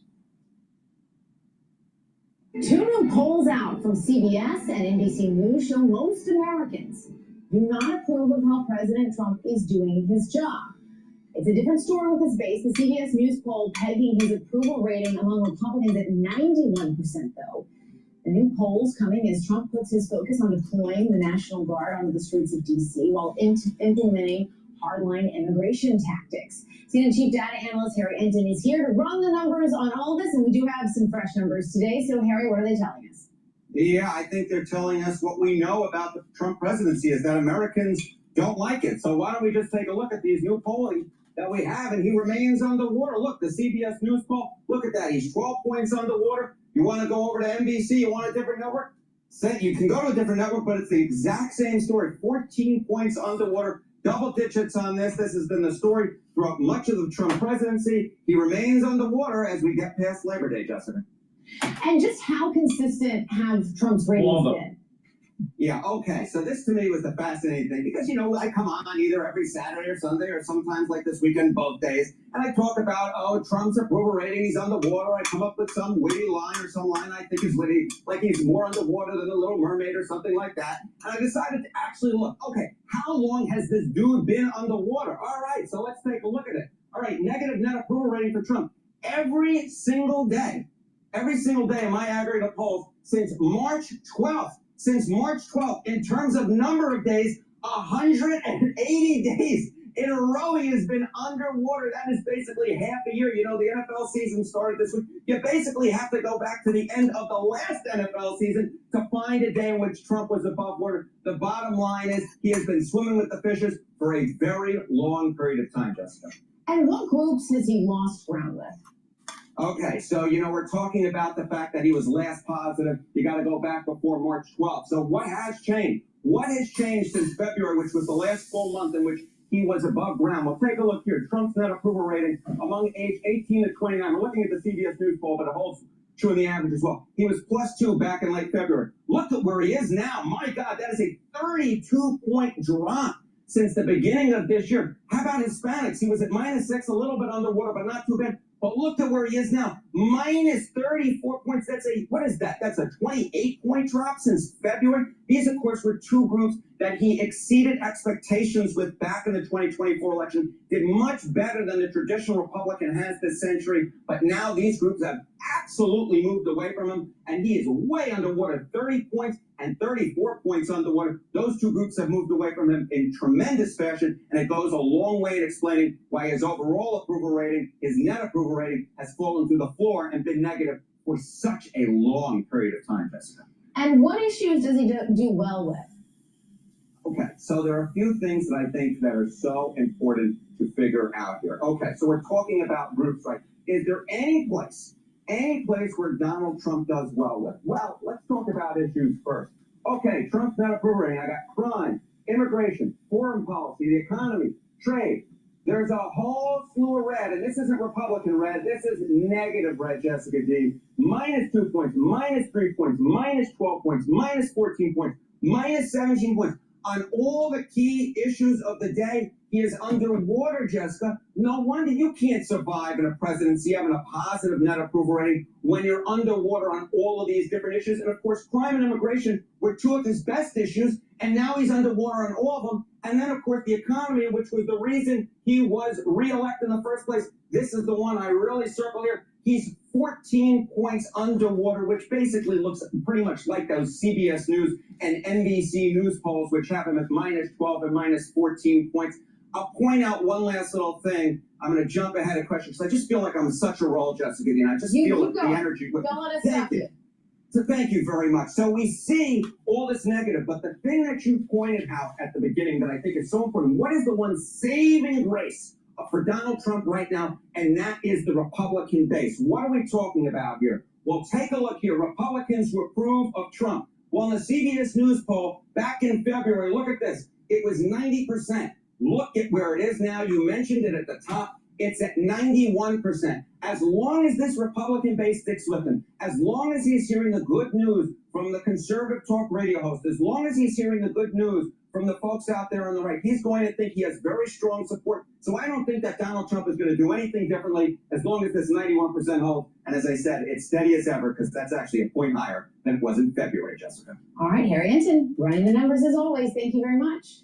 Thank you. And let's bring in CNN senior political commentators David Urban and Van Jones. David is a Republican strategist. Van worked for the Obama administration, and they've both held numerous other positions since then, but that at least gives you a good working idea. David, let's start first with you. Sometimes I have to prompt you with a whole question, but Harry just went through a lot of data. What did you think about all that? Yeah, listen, so Harry's great at that, and what he didn't tell you, though, and what Harry would admit to, is that Donald Trump's ceiling, ever since he's been a candidate, has been 44%. That's the number that YouGov poll that just came out this morning. The CBS YouGov poll is at 44%. By the way, that's up 2% since the last poll in July. And so he's consistently polled that 44% approval rating. And so, you know, that's kind of where he was at when he won the election in 24. It's where he's been at consistently. And as Harry points out, he's up a percentage point with Republicans. And so I don't think that, you know, that Rome is burning here. I think that Trump is continuing to do what he did. He's delivering on the messages that on the integration and cracking down on crime that won in the election in 24, and he's being rewarded among the base for it. So what do you think, man?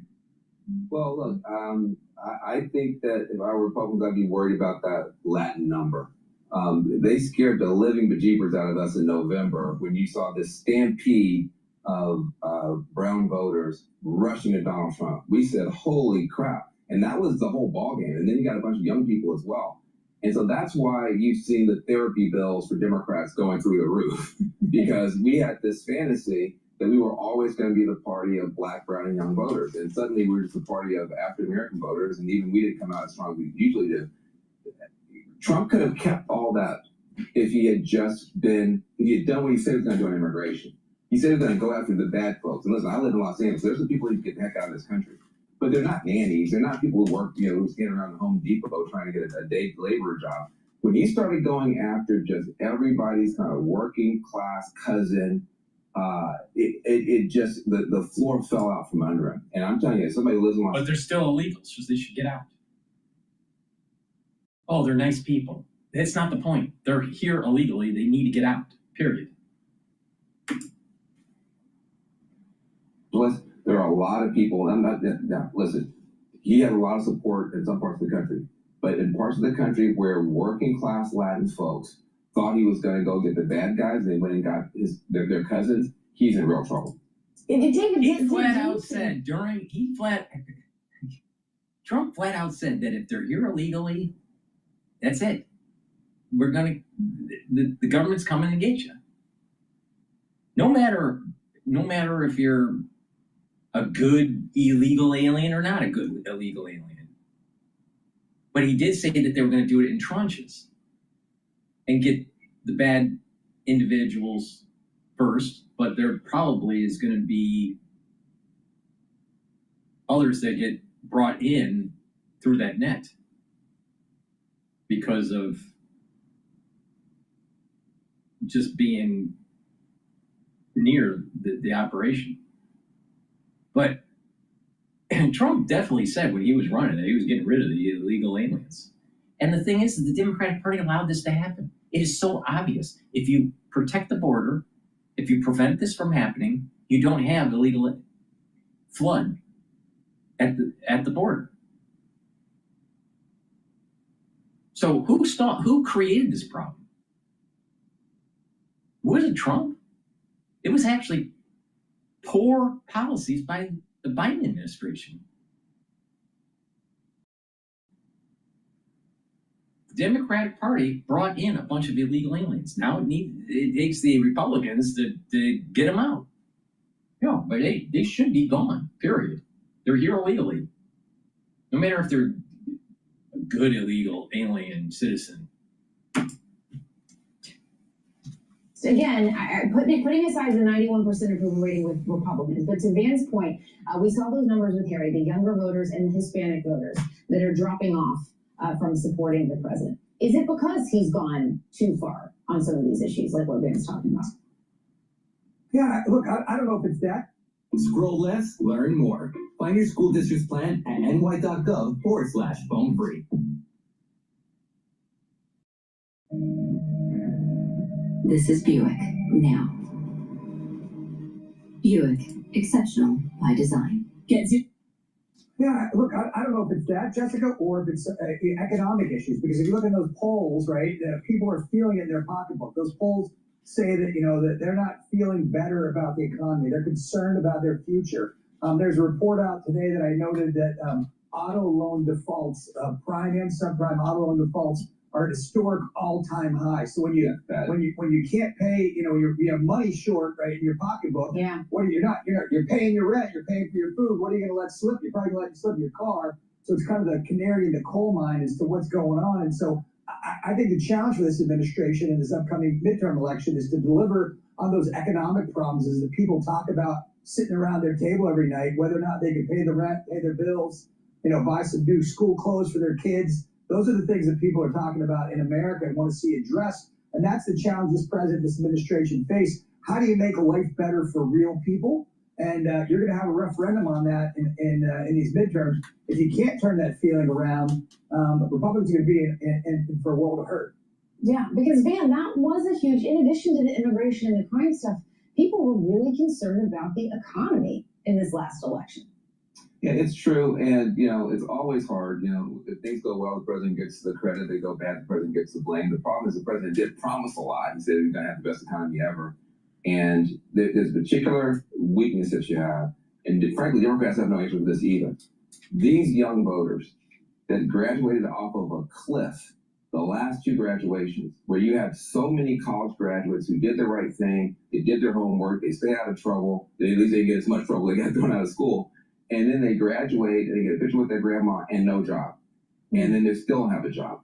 That is the base for a lot of discontent in the country. And frankly, Democrats and Republicans have great answers. But if you look at here, right now I'm in New York City, the entire New York mayoral race is being turned upside down by these disappointed college graduates who are under the age of 30 who said, I did what you told me to do. And there's no job for me. I could have literally stayed at home like my ne'er-do-well cousin and played video games and been in a better position. I'm mad as hell. That is something both parties are going to have to deal with, but Trump is losing those voters by the bushel. Please go to my store, the-studio-reykjavik.com, and get the zeolite. Zeolite will bind to heavy metals, toxins, and chemicals and allow you to urinate them out within 6 to 8 hours. Take 3 small drops underneath your tongue, drink the filtered water. Do that every day. Also, make sure that you drink filtered water and stay away from processed foods and clean your environment at home. By doing that, you're reducing exposure to toxic chemicals, heavy metals, and by doing that, what's going to happen is that your immune system and your endocrine system will get into homeostasis. Super important to detoxify your body every day. Please go to my store, the-studio-reykjavik.com, and get the zeolite. I also have olive leaf extract. Olive leaf extract is dual purpose. It's going to be able to bring down inflammation and also help with your LDL levels and increase your HDL levels. So that's going to help with your cardiovascular system, but also bringing down inflammation systemically is going to help with your immune system. So it's dual purpose. It helps with your immune system and your cardiovascular system. Clarity factor gets rid of brain fog. It allows you to concentrate. Drink it with filtered water. And over time, what's going to happen is your dendritic connections are going to improve. You're going to have positive neuroplasticity. You're going to be thinking faster, and you're going to have better memory. So please go to my store, the-studio-reykjavik.com, and get the clarity factor. Super important to take every day And if you're 40 years of age or older, you should be taking Myotrol. Myotrol helps with gene expression to build muscle. Do some resistance training. You don't have to be an Arnold Schwarzenegger, but just do some resistance training. Take the Myotrol. You're going to get the gene expression to build muscle and maintain muscle, and it also will help the health of your mitochondria so you have the energy to maintain that muscle. Now, Myotrol stacks very well with Gladiator barley to be able to build muscle even more. And Myotrol has polyphenols, flavonoids, and lignans. And that combination is going to help with the actual gene expression. So please go to my store, the-studio-reykjavik.com, and get the Myotrol, and you get even better results if you stack it with the Gladiator barley and you do resistance training. So please go to my store, the-studio-reykjavik.com, get the olive leaf extract, get the zeolite, the clarity factor, and the Myotrol. Now, why? Okay, this is a great stack here. Clarity factor is going to help with brain function. Myotrol is going to help with your muscles. Olive leaf extract is going to help with your immune system and your cardiovascular system. And zeolite is going to help to detoxify your body. So this is a very powerful stack right here. So please go to my store and get this stack. All right, let's listen into Bloomberg. In commodities, for example, or if you're looking at just Fed data, data tends to slow down in government shutdowns. And so whether it's a commitment of traders report from the CFTC or a USDA report or something coming from the BLS, that's where you're going to have to be a little bit careful. But, for the most part, it's really those of us who want to take our kids to the zoo. That's what we pay attention to. I got you. And now you're still at 40%, if I remember from last week, 40% odds on a shutdown. Yes. The idea that the White House might prefer a shutdown, I'm guessing, would change the way you're answering some of these calls, because there is a thought, we talked about this last week. Patrick McHenry talked about it at this table, so did Nick Mulvaney. Say, hey, you know what? Russ Vought's got a plan. There's a folder somewhere in his desk that says shutdown, party time on the front of it, because the idea is you shut down the government, then the White House can start doing what it wants when it comes to doling out money. And maybe the White House would just let it stay closed all year. And that's sort of the ultimate Doge event if that happens, right? Yeah, absolutely. I mean, when you interviewed former Director Mulvaney, he said he was, in paraphrasing, he was giddy that he jealous wanted is the word he used. Exactly. He wanted to be Russ Vogt. Because look, who's the person that decides who's an essential employee or a non-essential employee? It's the OMB. And if I'm Russ Vogt and we get into a shutdown situation, Congress is irrelevant. I'm now the person that's driving here. And so if I'm the Democrats, that may not be something that I want to give up right now. Because this is what we're telling our clients is that, look, we still have a year and a few months until the midterms. It's not like many people are going to be walking into the voting booth in November 2026 and say, hey, I remember what happened on September 30th, 2025, because the government shut down for 2 days. I'm not going to vote off of that. So I need to see strategies from the parties going into September 30th that if you want to shut the government down, what's the strategy and what's the end game here? Because the end game is, I'm not exactly sure what it is. Right. And so if the Democrats get into a situation where there is a government shutdown, and Matthew Iglesias wrote this on Bloomberg Opinion that maybe healthcare is the reason why you want to do it, what's the end game? But ultimately, I think the OMB here is going to do a lot of things the Democrats don't like. Because there might not be an end game for lawmakers, which is when the White House takes the ball and holds on to it. So in a world like that, let's say this is the extreme, by the way. A lot of people don't think the government's going to shut down at all.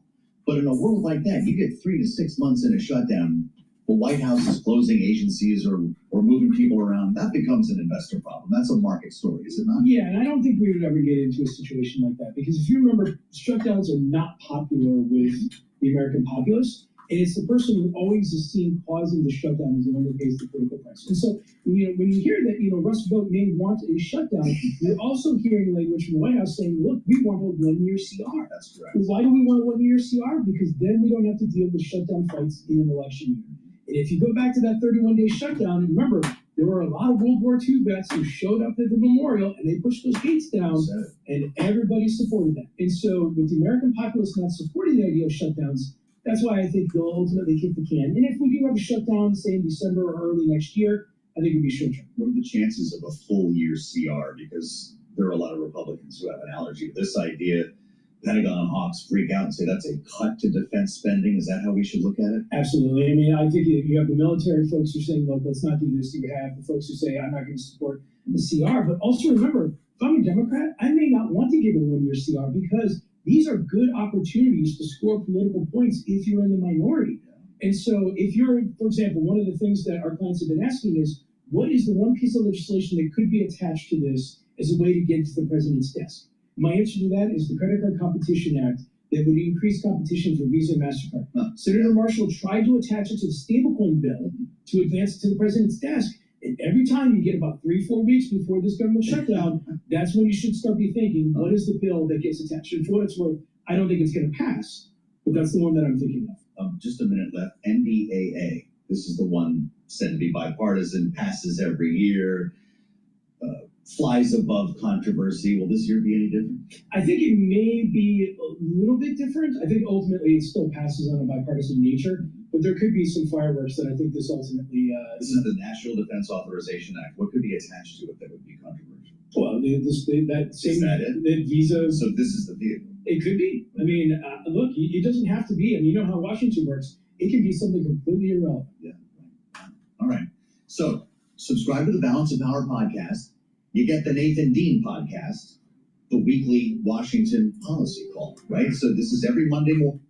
In the description of this video and all my videos going forward, I have a link to my Substack. If you like to support my work, please subscribe to my Substack and help with donating and subscribing, because all these videos are for free.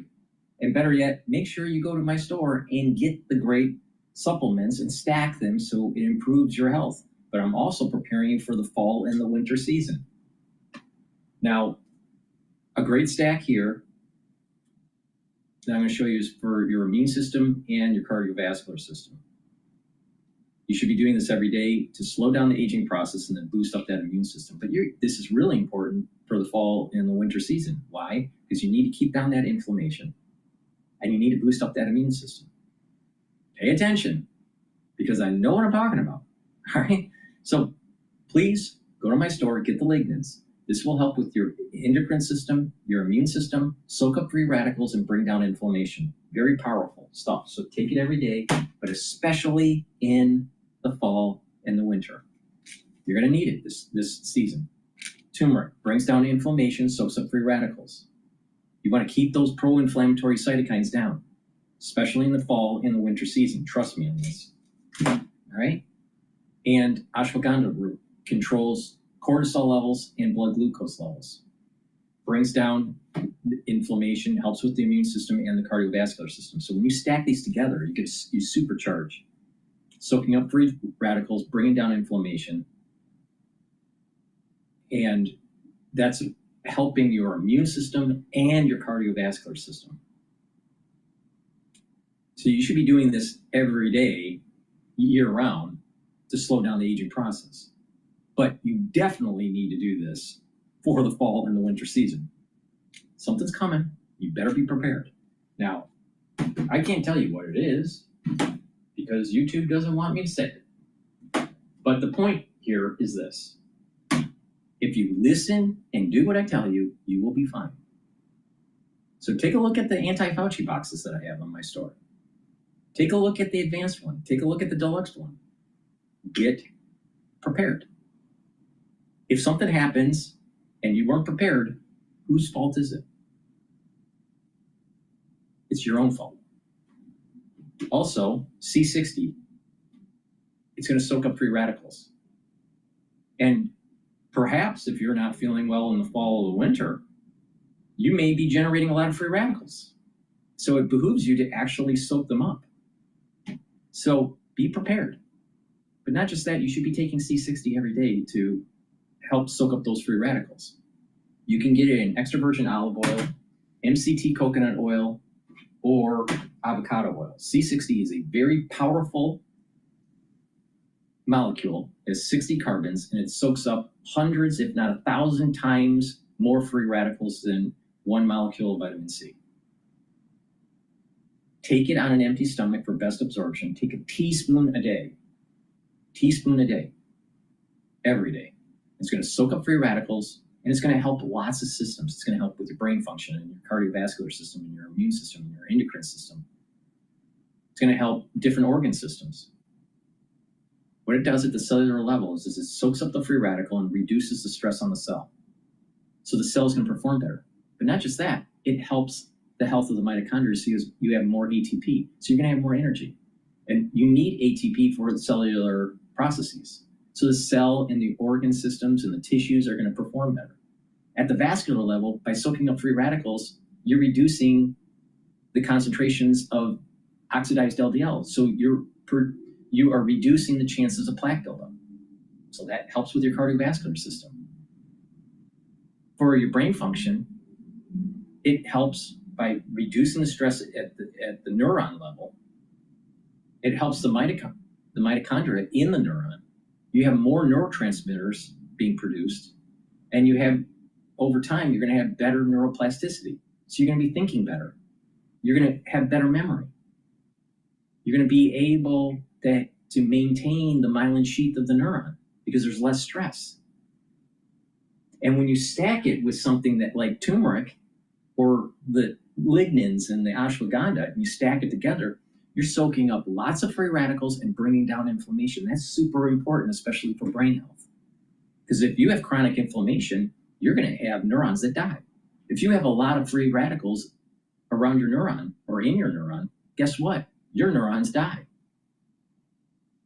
Be prepared. And if you do this on a regular basis, you're actually slowing down the aging process.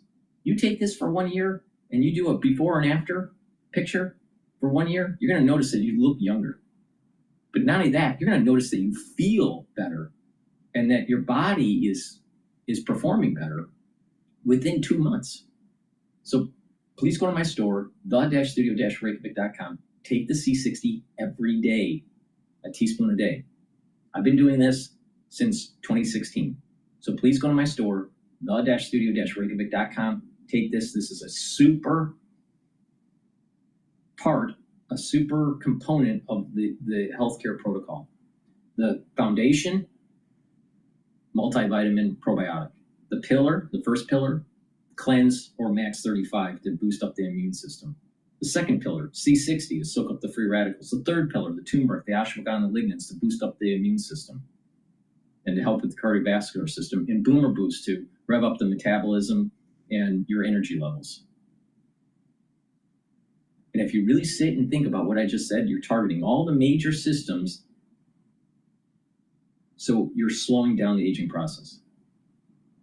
Please go to my store, the-studio-reykjavik.com. I am the most comprehensive on telling you how to do this.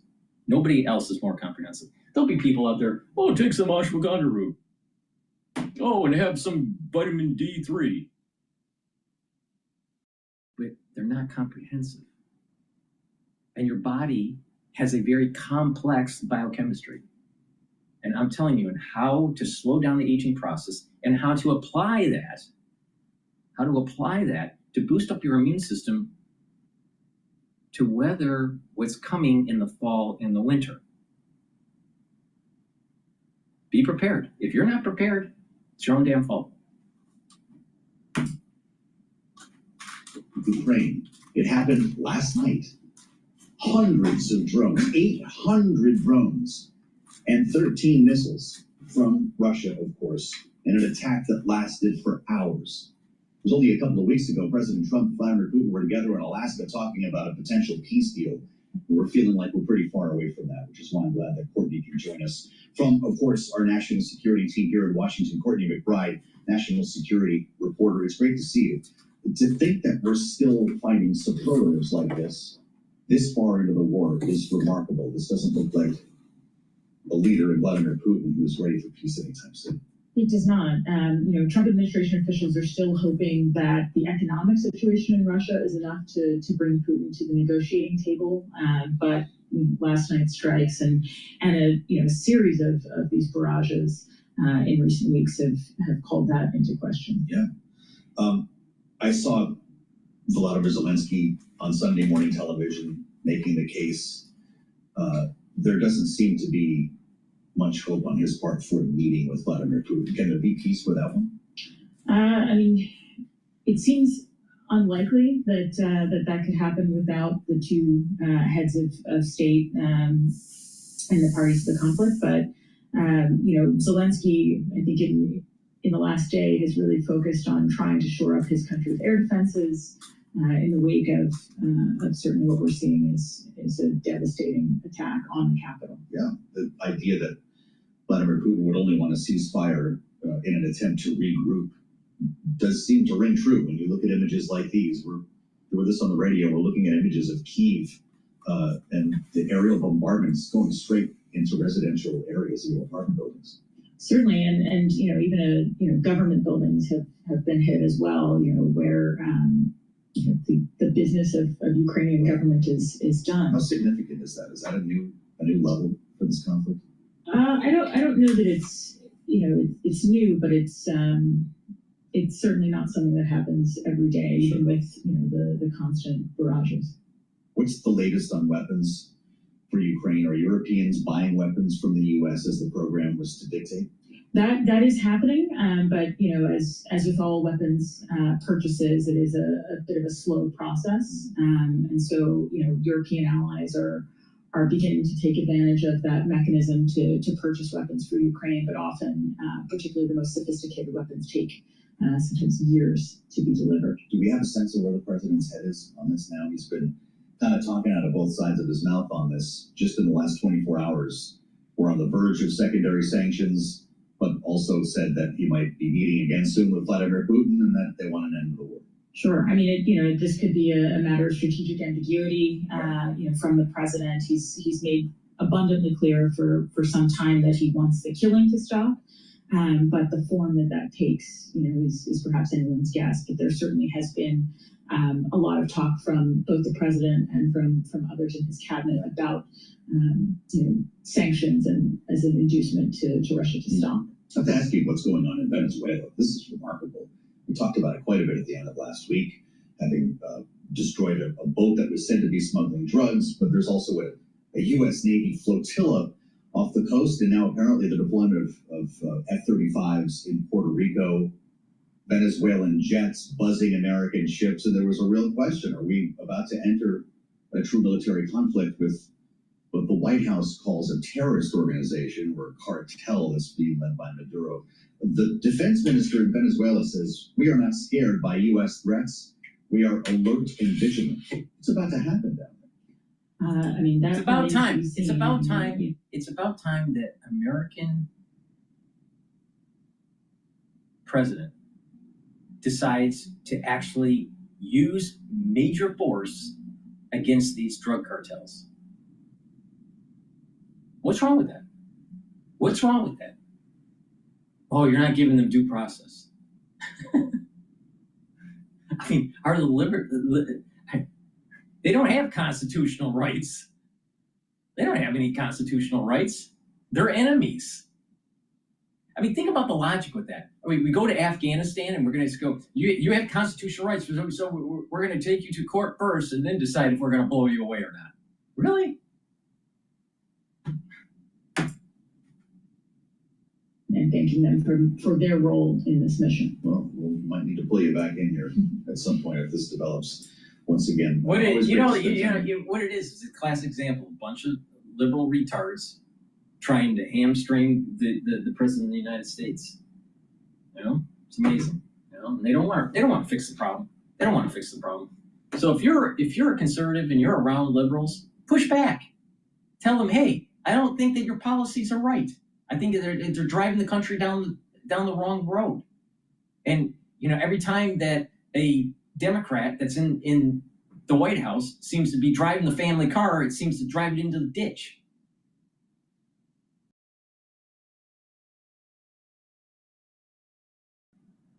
Liberals don't have an affinity towards God, country, and family, typically. And not only that, they think because they're educated that they must know better. Well, wait a minute, there's a lot of educated conservatives.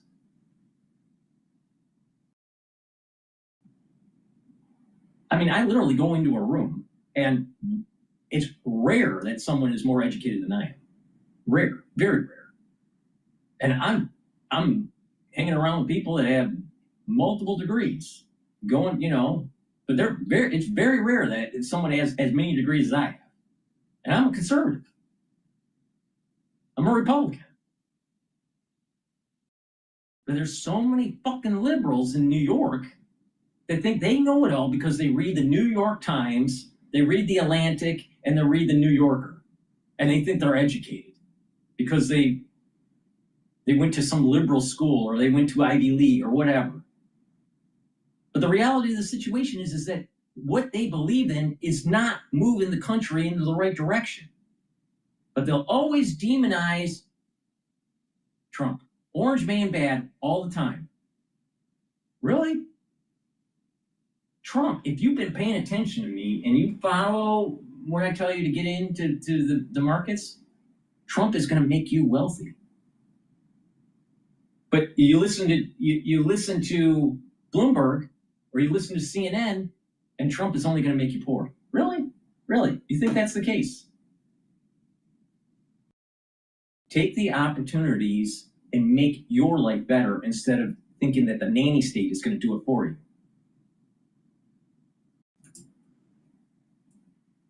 François Bayrou, who is from a centrist tradition but not his own party. So where will he go next? We speculated last December that perhaps he might choose somebody from the centre-left Socialist Party. That would change the numbers in the National Assembly because it could potentially bring the Socialists on board, bring them into support. It would still be a minority, but a more significant minority administration. But the Socialists are well aware of the position that they hold. They've said they're willing and available should Emmanuel Macron call them to lead a government, but they have their own budget plan, which doesn't involve the same level of fiscal consolidation, around half. In fact, for next year, they say that they can spread out the consolidation over several years. Of course, markets would have their own opinions on that as well. Their proposal includes things like a wealth tax on fortunes of over 100 million euros, some of those things which others in the parliament would find difficult to digest. But that is another option. It is up to Emmanuel Macron to choose who the next prime minister is. He does, though, have the option this time around of calling Think about this. Elections. And we're walking down this road too in the United States. There's a debt cliff. There's a doom loop. We can't keep on spending money that we don't have. So when people say, when Congress starts saying, you got to take away the social programs, you're going to have the general public basically saying, no, you can't take away my Social Security. You can't take away my Medicare and Medicaid, but we can't pay for it. They'll just say, I don't care. Well, the bond market vigilantes will just keep on raising the interest rates to the point where maybe they don't even buy anymore. And what are you going to do? Oh, just tax the wealthy. Well, the wealthy have lots of money and lobbying groups to prevent the representatives in Congress from making a bill that taxes the rich. So we just keep on going down the road until we fall off the cliff. The real solution is this. If you're uber wealthy, 75% of your money is going to be taxed. And guess what? Middle America, you're not going to get a Social Security. You're not going to get Medicare, and you're not going to get Medicaid. It's gone. Gone. Now, you're going to have to titrate that if you are disabled or a veteran. You should have your medical care covered, and you should have Social Security. If you're an able-bodied adult, you should not get Medicare or Medicaid or Social Security, but it needs to be titrated in based on certain groups. The reason why is that Gen X is paying for the baby boomers. The baby boomers paid in Social Security tax for their parents. So you need to titrate it in. So individuals that are already retired right now, they get their Social Security. Ones that haven't retired yet, if you are just about ready to retire, like next year, you'll still get it. But 5 years into retirement, you only get 75%. And another 5 years into, additional 5 years into retirement, let's say you're 10 years away, then you only get maybe 65%. All right. And you just keep on doing that until you get to the point where it's zero. And so each tranche slowly gets less and less and less of the social benefits to the point where there's none left. And you've taxed the uber wealthy. And the reason why to tax the uber wealthy is not because they get the tax revenue, it's to reduce their power in Congress. Because they use this money in PACs and in lobbying groups to grease the wheels so it's beneficial for them and not beneficial for the average citizen. So the only way to really solve this problem is to tax the uber wealthy so they don't buy their $250 million yacht.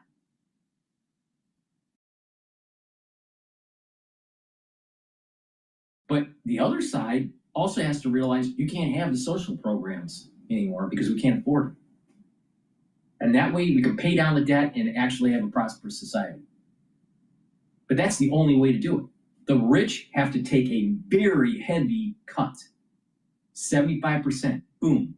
And this is the uber wealthy. These are the people that are the billionaires. All right? And they've minted so many of these billionaires, cut them at the knees. But the average citizen, depending on what tranche you are and how many years you are away from retirement, depends on how much you will get, eventually all the way to the point where there's a generation that gets nothing. And they have time to be able to save. And what this does is that it switches from being a consumer nation to being a producer nation, being a saving nation. We've consumed too much. We've been at the trough for too long, and we're too fat, stupid, ugly. And that's America right there. That's America right there. Just make sure you get your Social Security, make sure you get your Medicare, make sure you get all these social programs that we can't afford anymore.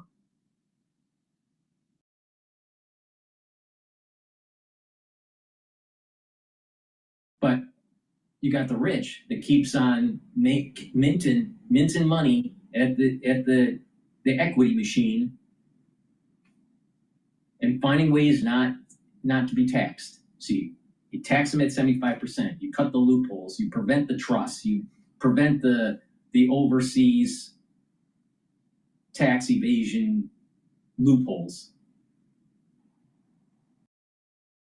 That's the way to fix the system. And that way, the haves and the have-nots come closer together. You'll still have wealthy people.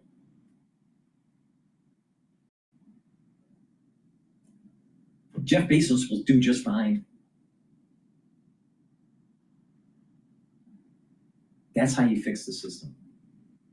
The ones that are not wealthy have to take a social hit. And the ones that are wealthy have to take a major cut in their wealth. Please go to my store, the-studio-reykjavik.com, and get the resveratrol. Resveratrol is something that I've been taking for decades. It's going to soak up free radicals. It's going to help the health of the mitochondria. It's going to help to boost up energy levels. It helps with youthful gene expression. It gets rid of cells that are in senescence. And by taking this on a regular basis, you're actually slowing down the aging process. It stacks well with C60, NAD+, ubiquinol, clarity factor. So go to my store and get the resveratrol. It also stacks well with vitamin B complex. Vitamin B complex. Take it if you're 40 years of age or older. The first 4 B vitamins helps the health of the mitochondria because you need those for your electron transport chain. So you can have more ATP, so you have more energy. Have you noticed that when you get older, you don't have energy? That's because your mitochondria suck. Well, if you help the health of your mitochondria, you'll have more ATP. And so you won't feel old. Vitamin B complex also helps with cellular metabolism, so your cells work properly. And vitamin B complex has vitamin B12, helps your neurons, protects your neurons. Super important. Guess what? In 5 years, you're going to know a lot of people that have early onset of dementia. So you're going to better start protecting your neurons. So a great stack is resveratrol and vitamin B complex. All right? Slow down that aging process and protect those neurons. And take heirloom barley. Heirloom barley is a powder. You mix it with soft foods, filtered water, smoothie, or even with milk. But take it every day. It detoxifies your body, brings down inflammation, and soaks up free radicals. That's super important. Why? You're slowing down the aging process. Bringing down inflammation will help your cardiovascular system, your immune system, your endocrine system, and your brain function. Because if you're inflamed chronically, guess what? Especially at the cerebral level, your neurons are dying. Please go to my store, the-studio-reykjavik.com, and get the heirloom barley. Detoxify that body. Because if you think that having a lot of garbage in your body is good for you, just keep on going that way. Because you'll age faster and you'll have a bunch of chronic problems. But if you detoxify your body regularly, guess what? Your body's healing. And you're going to be able to slow down the aging process. And when something happens to come up in the fall and the winter, you'll be able to weather the storm. Amazing how that works. Go to my store, the-studio-reykjavik.com, and get the heirloom barley. Take it every day. Vote that is currently underway in France. We will have news from Paris before we get to the second hour of Balance of Power. Lucky to have Stephen Carroll standing by in Paris, covering that for us here on Bloomberg. When the headline broke late Friday, it stopped everyone in the newsroom. What have you heard about what happened in Georgia? U.S. detains 475 in migrant raid at Georgia EV battery plant. This is the Hyundai plant you probably heard about. Hyundai Motor, LG. It's a big operation where they make batteries down there, and federal agents showed up, detained nearly 500 people at the site, at the manufacturing complex. It's a big operation down there, and a majority of them were Korean nationals, many of whom were there to build this thing out and get it up and running. People determined to be working unlawfully turned over to ICE for removal proceedings, generating the next round of headlines that you'll find on the terminal from over the weekend. South Korean firms reeled from fallout of Hyundai plant raid. The biggest conglomerates in South Korea are now rushing to contain the fallout here, in many cases canceling travel and expressing deep concern to the administration. What in the world are we doing here if we want to reshore these businesses and we're locking people up when they come to do it? President Trump was asked about that. Here's what he said. We're going to look at that whole situation. We have a lot of industries that we don't have anymore, and we're going to have to train people. And the way you train people is bring people in that know what they're doing and let them stay for a little while. And how ICE was doing right because they were here illegally. But we do have to work something out where we bring in experts so that our people can be trained so that they can do it themselves.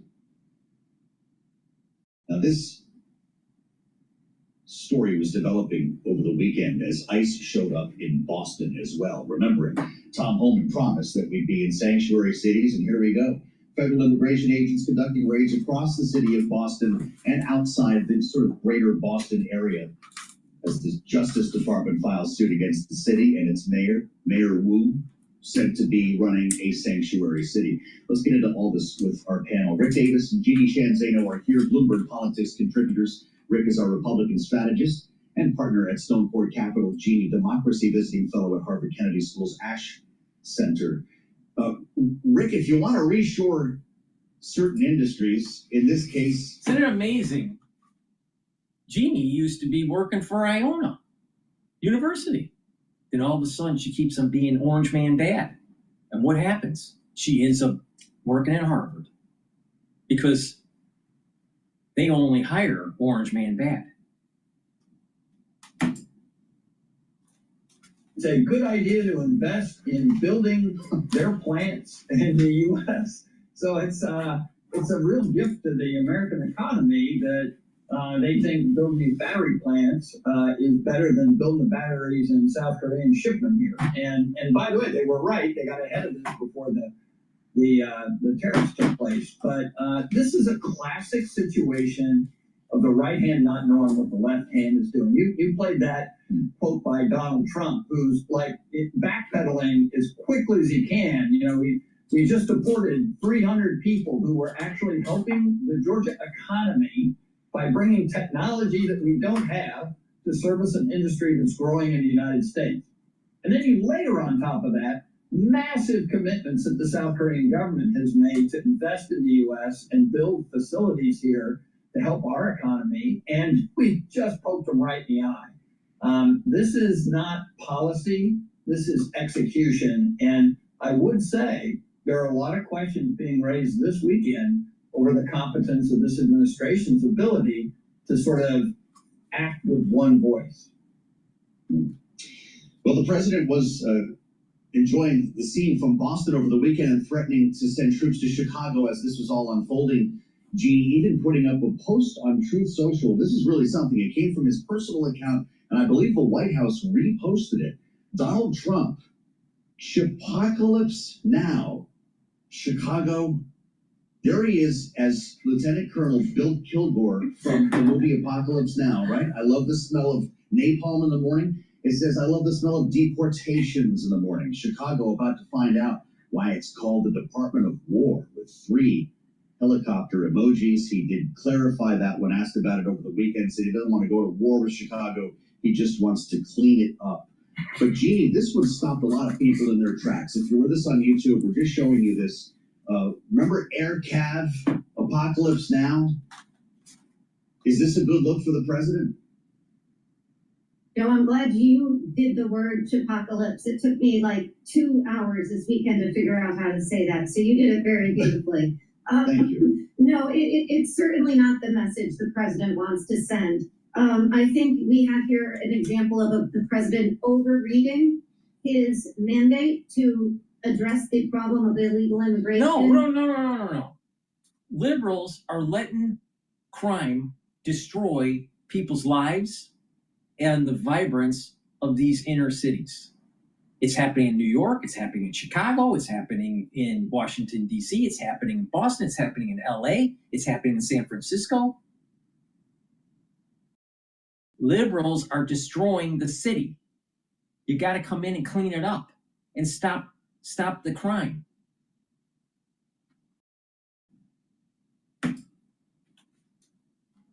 Said he was going to do this a couple weeks ago in the White House. He said this election, meaning the midterm, will be about crime and immigration. Why? Because he does not want to talk about that very miserable jobs report that came out Friday and all that suggests in terms of his ability to do the one thing that most Americans want him to do, which is lower costs, lower inflation, and address the economic challenges that they are facing. I would rather have stall speed with the job market near the end of the year of 2025. So when you go into 2026 and into the midterm elections, that you have a really robust economy because the Federal Reserve is lowering rates. This is set it up. If this thing plays out the way I think it will, there's going to be a major red wave during the midterm elections, and more seats are going to be captured by the Republican Party in the Senate and in the House of Representatives.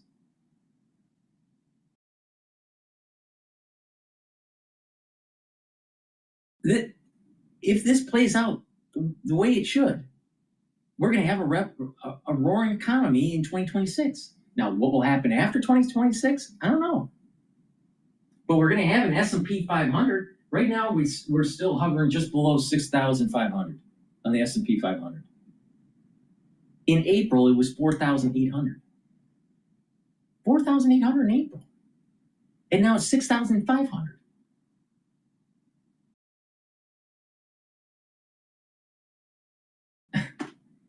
I'm telling you, the economy is going to be a lot better in 2026 because the interest rates are going to keep on going down and people are going to start moving. People are going to start moving into homes. People are going to start the economy. There should be a revving of the economy.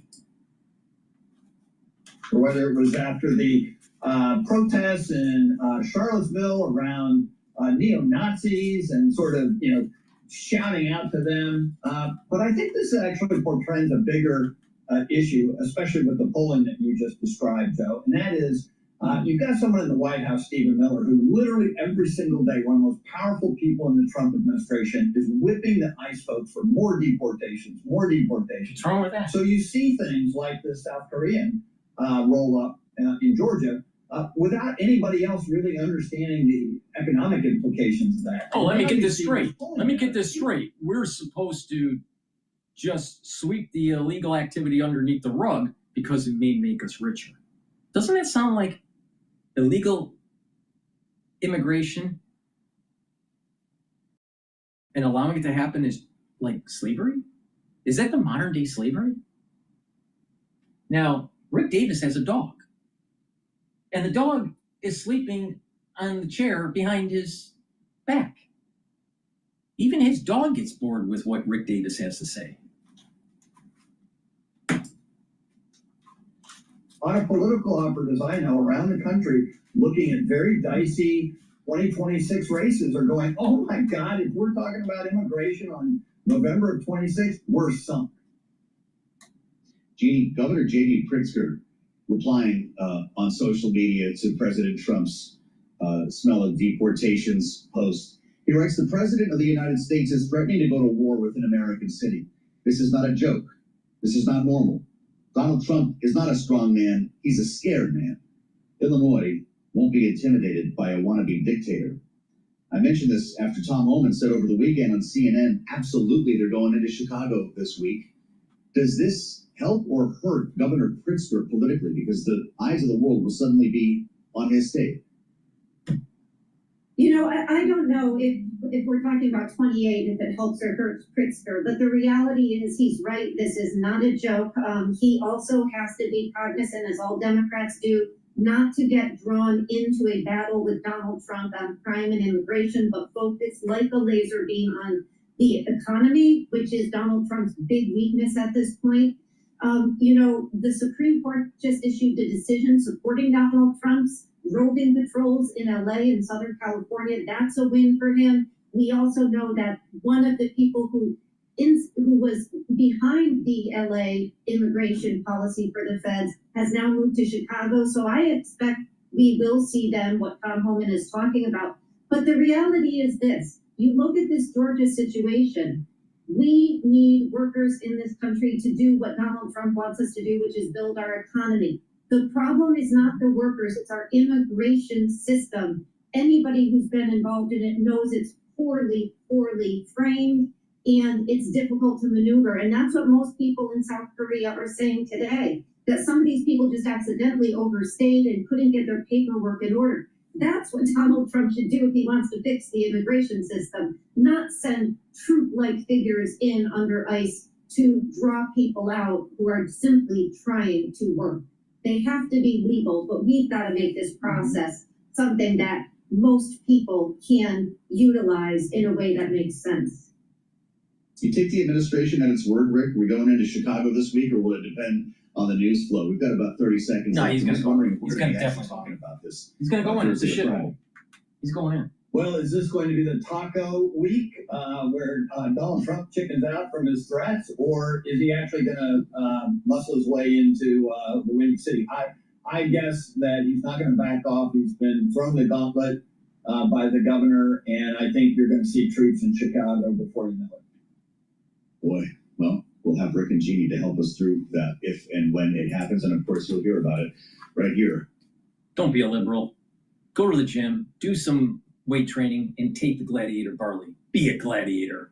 Stop liberalism from reaching to the heights of the political scene in Washington, D.C. Get gladiator barley. All kidding aside. Gladiator barley is a high-density protein. Do resistance training. It's going to help build muscle. It's going to bring down inflammation. It's going to detoxify your body and soak up free radicals with superoxide dismutase. Now, by bringing down inflammation, you're going to recover quicker after your workout. It's going to help with your vascular system because bringing down inflammation at the vascular level reduces plaque formation. Bringing down inflammation at the cerebral level prevents neurons from degenerating. Bringing down chronic inflammation actually helps your immune system. So it's really important to take.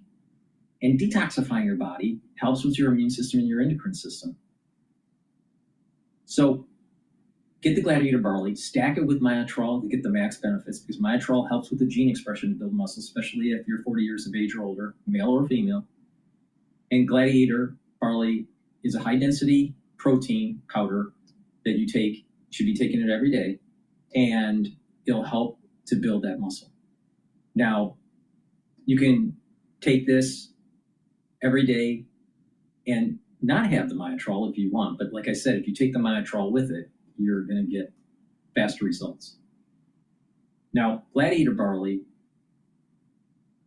helps to detoxify the body too. So by doing this on a daily basis, you are letting your body heal and you're getting rid of those toxins. All right. So, and you're doing it safely, and you're not over stressing the body by detox. You know, some detoxes take lots of stress on your body. This is a daily, easy detox for your body. So please go to my store and get the Gladiator barley and take it every day. Now, if you're an athlete, boom, you should be taking this pre-workout or post-workout fuel source. Very important, and you'll notice gains in your sport. So please go to my store, the-studio-reykjavik.com, and get the Gladiator barley. And also, get the nattokinase. Nattokinase is fibrinolytic. It's going to break up clots and help with bringing down LDL levels and increase your HDL levels. So it's helping you to control your lipid profile. By taking nattokinase every day, you're helping your cardiovascular system. And guess what? Like I said, nattokinase is fibrinolytic, breaks up clots. Stack it with omega-3 to help that. It's synergistic with omega-3 for your cardiovascular health, but also omega-3 prevents the red blood cells from overclotting, and nattokinase breaks up the clot. So it's synergistic with omega-3. Now, nattokinase should be taken also during the fall and the winter season. You're going to need it. So better go get it. Be prepared, because something's coming in the fall and the winter.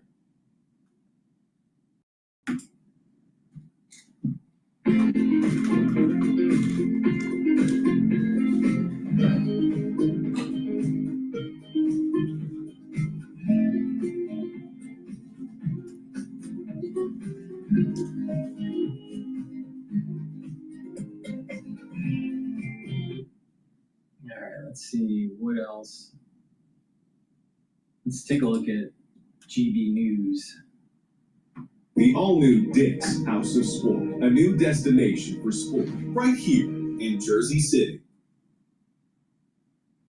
Lanier by Neuromod Devices uses dual-mode stimulation to soothe tinnitus. Lanier combines sound stimulation. At 7 p.m. only on GB News. The People's Channel, British News Channel.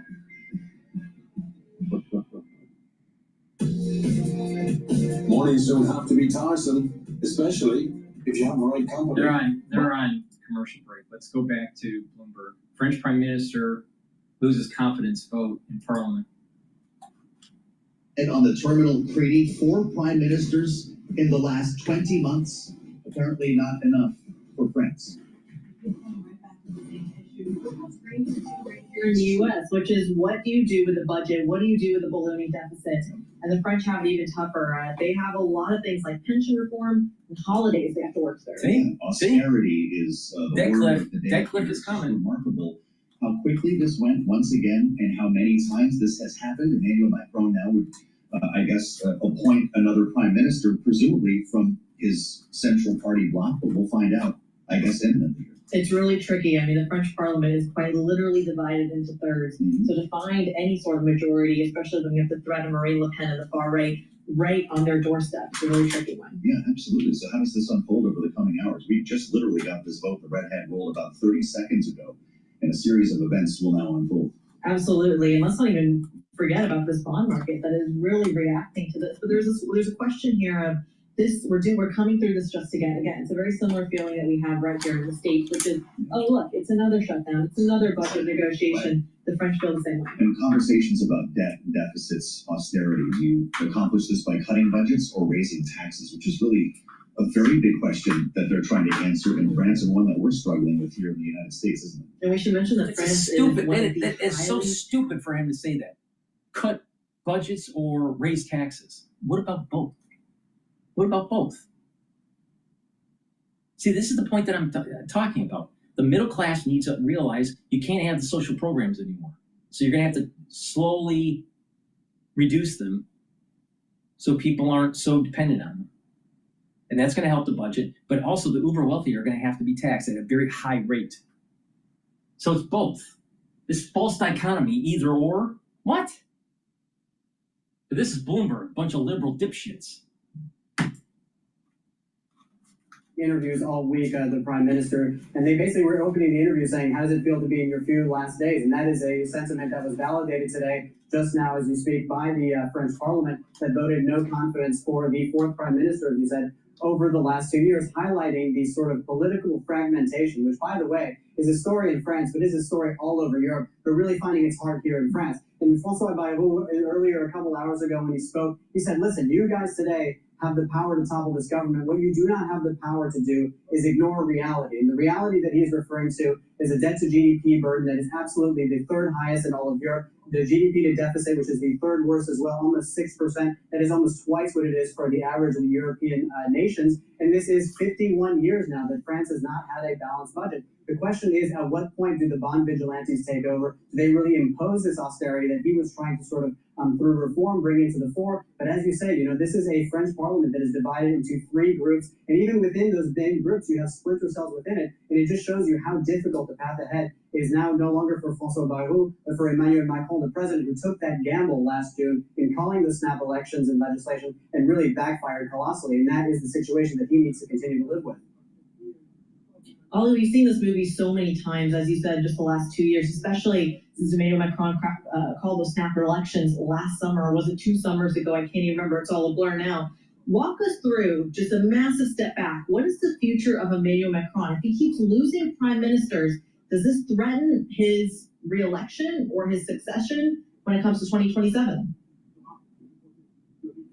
So listen, for Emmanuel Macron, he really has three options here. The first, and this is probably the most likely, is he's going to have to appoint another prime minister and just kind of keep rolling with this really inconvenient parliamentary setup that he's got. Where is he going to choose it from? Is it going to be from the center? This is what he's been trying to do. He's been trying to push center and sort of right-leaning prime ministers. Is he going to have to go to either a cohabitation, say, with the socialists in order to woo the left, or maybe someone that's a former socialist that has sort of gone to the center? That could be a path forward. The other is, of course, what we've heard from a number of people in that chamber today calling for another legislative election. But if you look at a lot of the polls, that is going to basically erode Emmanuel Macron's already sort of diminished role within the parliament, and also basically not really change the sort of political physics that we've got here with those three major blocks. And of course, the last would be resignation. This is very, very unlikely. Emmanuel Macron has pushed back against this. He's going to stay president until 2027. That is his intention at very least. But again, it is getting louder and louder, and you're getting more and more sort of objections from that chamber. And, Marine Le Pen, who now is the biggest party for the first time ever, a much larger protagonist within French politics. Fascinating.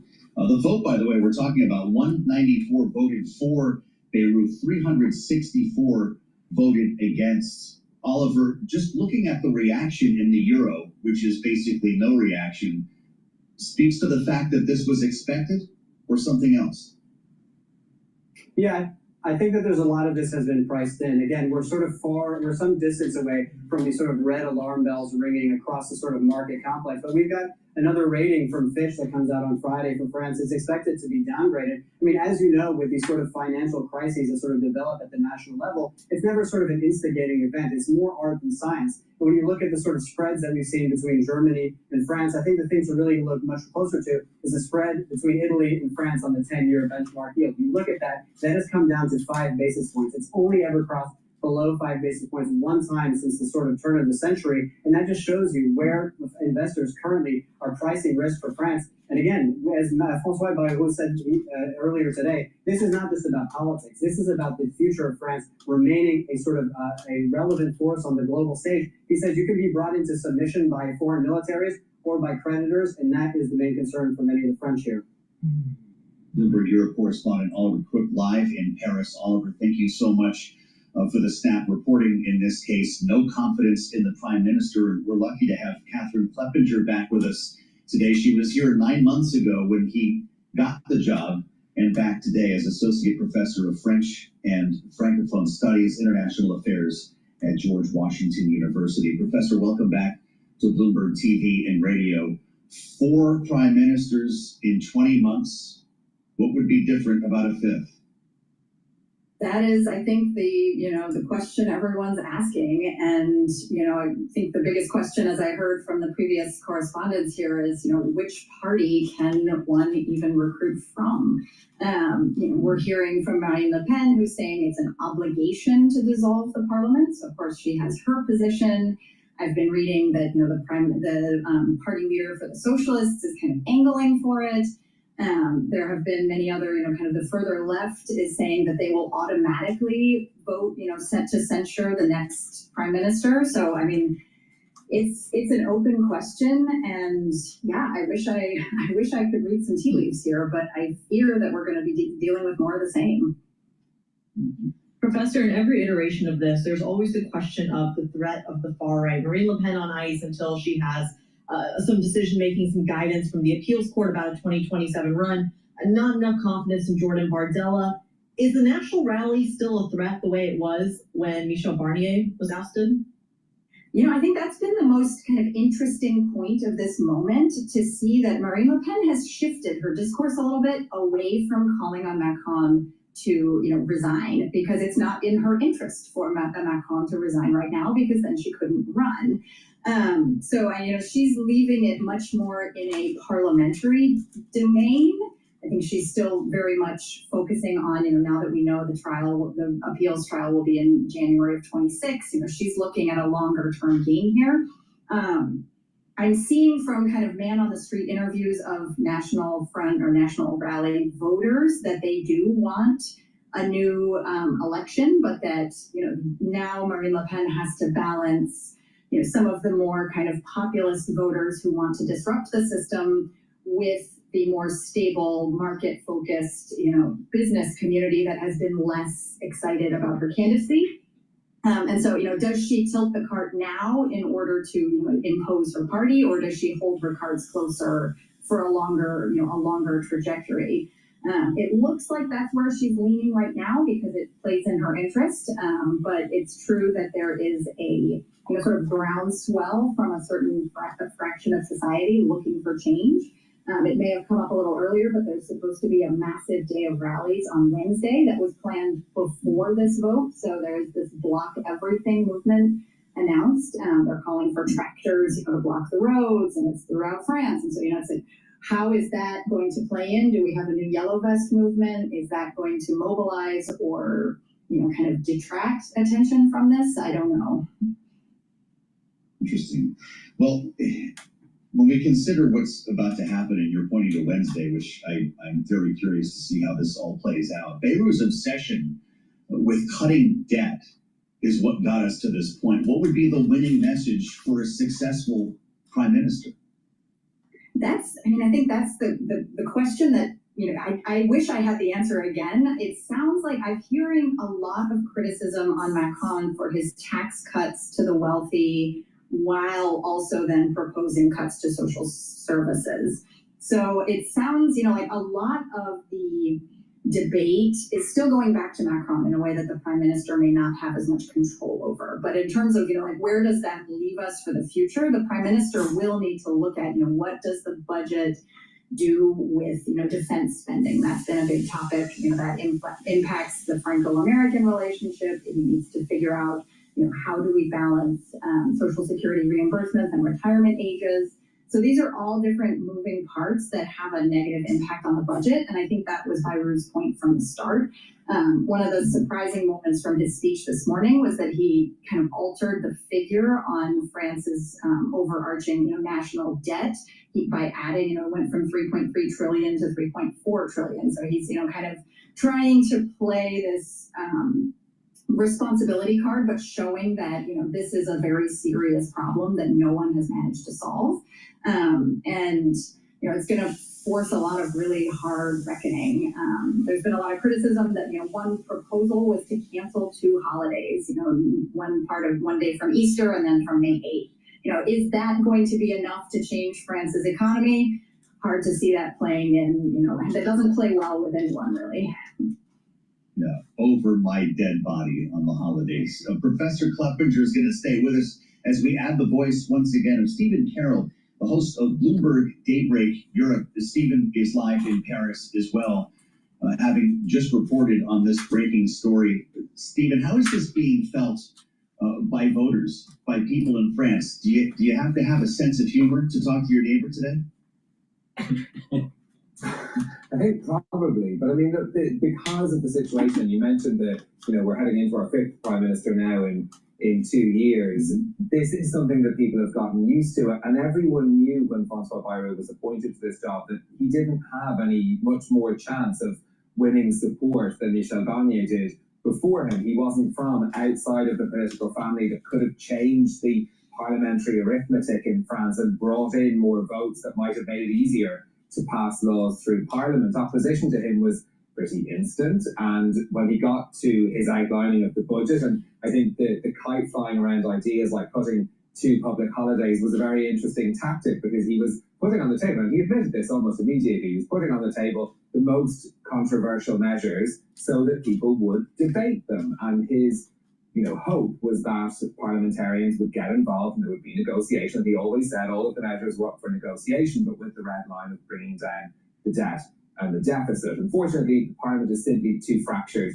to be able to do that. Everyone looked to their own political interests rather than necessarily looking to the bigger picture and trying to work with it. Everyone's acutely aware that there's a presidential election coming in 2 years' time, and they're pretty much just trying to stake their positions in the ground in the run-up to that, so that they'll be sure that there won't be a centrist who would replace Emmanuel Macron in 2 years' time. Now, a lot can happen in politics, and particularly in French politics, in 2 years. You point out the last presidential election in 2017 was a big surprise as well for Macron to win. So nothing is all played for yet. But I think for most people in France, they're mostly worried about the protest movements tomorrow, how they're going to get to work, what services will be available, and how serious the protests are going to be. More drama to come when it comes to Paris. Stephen, just walk us through what a crisis scenario actually looks like, because I hear you. I hear that a prime minister is now gotten or removed basically from the French government. But the bond market's calm, 76 basis points on the Haute-Bund spread. We're looking at euro-dollar at 117. Everyone's kind of knew this was telegraphed. What does a crisis in France look like? This is a Gallic shrug from the markets. That's essentially what we've gotten. And that is because it had been so obvious how difficult François Bayrou's problem was going to be because of the numbers in Parliament. We called this confidence vote. We pretty much knew the result of it about 10 minutes after he announced it, never mind waiting the 2 weeks for all of the debate and the pleading that came from François Bayrou before we had the vote in the past few minutes and the result of that as well. Markets are looking at the longer game here. François Bayrou did say in the negotiations, and this was the point that was being made by the Socialist Party, is that you can consolidate the budget over a longer period of time. Bloomberg Economics has said this as well. This is not a fiscal crisis yet. The problem is the debt servicing costs in particular mount up, and the trajectory, as François Bayrou repeated, is pretty steep from here on up as to how much of the budget is going to be taken up by simply servicing the existing debt that France has and what it's projected to accumulate. In the short term, there's still time, over a month before France is meant to submit its budget to the European Commission. That's mid-October. It doesn't need to pass it really until the end of December. And remember, we got right up to that deadline last year. And even if, in a case that there was no budget passed, there is no provision for, I heard you mention this earlier, there's no provision for a government shutdown in France. You simply roll over this month's budget into next year. It's not a dramatic handbrake turn for anyone. Sure, there will be some people who will be hit by, no inflation-linked increases and things like benefits, but it's not a dramatic change. Things don't close overnight as a result of the budget crisis in France. It does, of course, just push the problems down the line, and that's something the bond market definitely will be worried about. And I heard Oliver refer to the ratings downgrades, or the ratings reviews that are upcoming, the first of which on Friday. There's several of those to come before the end of November as well, so those will also be very closely watched by the markets. Really interesting. Let's bring Catherine Kleppinger back into the conversation. Professor, Did Beirut have a choice here? He decided to pull the trigger on this himself.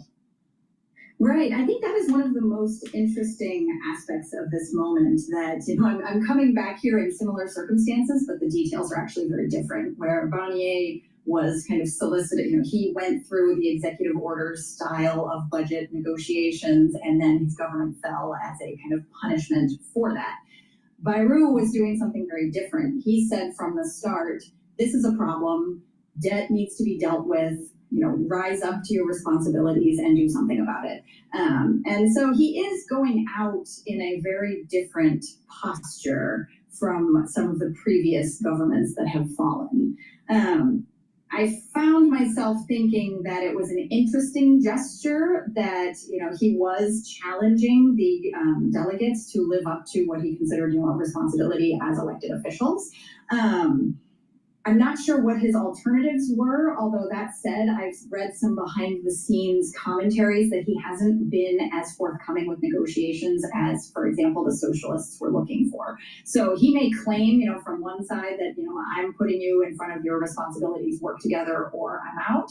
On the other hand, was he truly trying the backroom dealings of negotiating with all the different parties? Hard to say.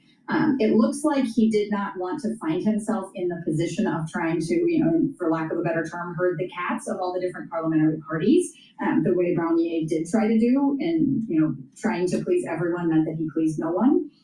So, I think it's interesting. I've read the idea and I thought about the idea that it is in some ways similar to the gesture that Macron did in dissolving the parliament, where it's sort of a poker move, that it's a surprise.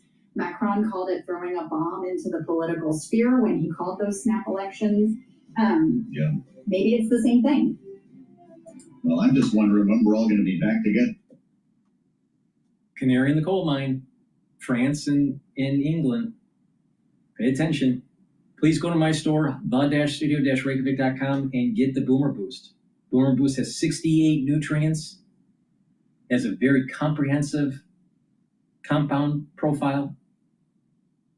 Read the label on my website, the-studio-reykjavik.com. This will target multiple systems. It's going to target your heart and your vascular system, brain function, musculature, energy levels, metabolism. And long-term, you're going to notice that you're slowing down the aging process. And your immune system is going to be better. Your endocrine system is going to be better. And with brain function, you're going to not have that brain fog. You're going to be able to sleep better. You're going to be able to concentrate. And you're going to have better neuroplasticity over time. And when you do that, that means that you're going to have better memory recall. You're going to be able to think faster. So please go to my store, get this. It's very powerful stuff.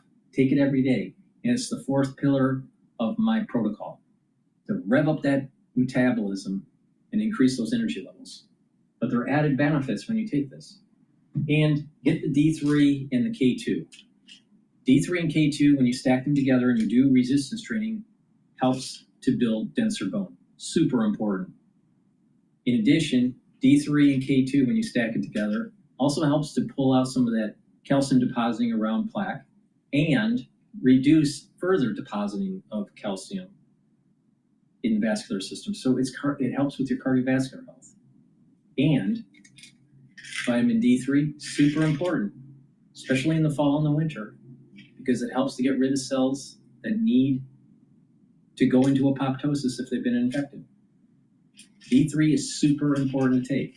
So I highly recommend you get some D3. Please go to my store, the-studio-reykjavik.com. Use discount 5, you get $5 off any order. It's discount in all caps, the number 5. You get $5 off any order, and if you spend $100 or more, you get a free gift until supplies last. Be prepared. The fall and the winter in the United States could be very problematic, and you may want to prepare. Take a look at those anti-Fauci boxes on my store. There's an anti-Fauci box, anti-Fauci advanced box, and deluxe box. Take a look at those. You may want to get those. So please go to my store, the-studio-reykjavik.com. Thank you for listening. Have a nice day.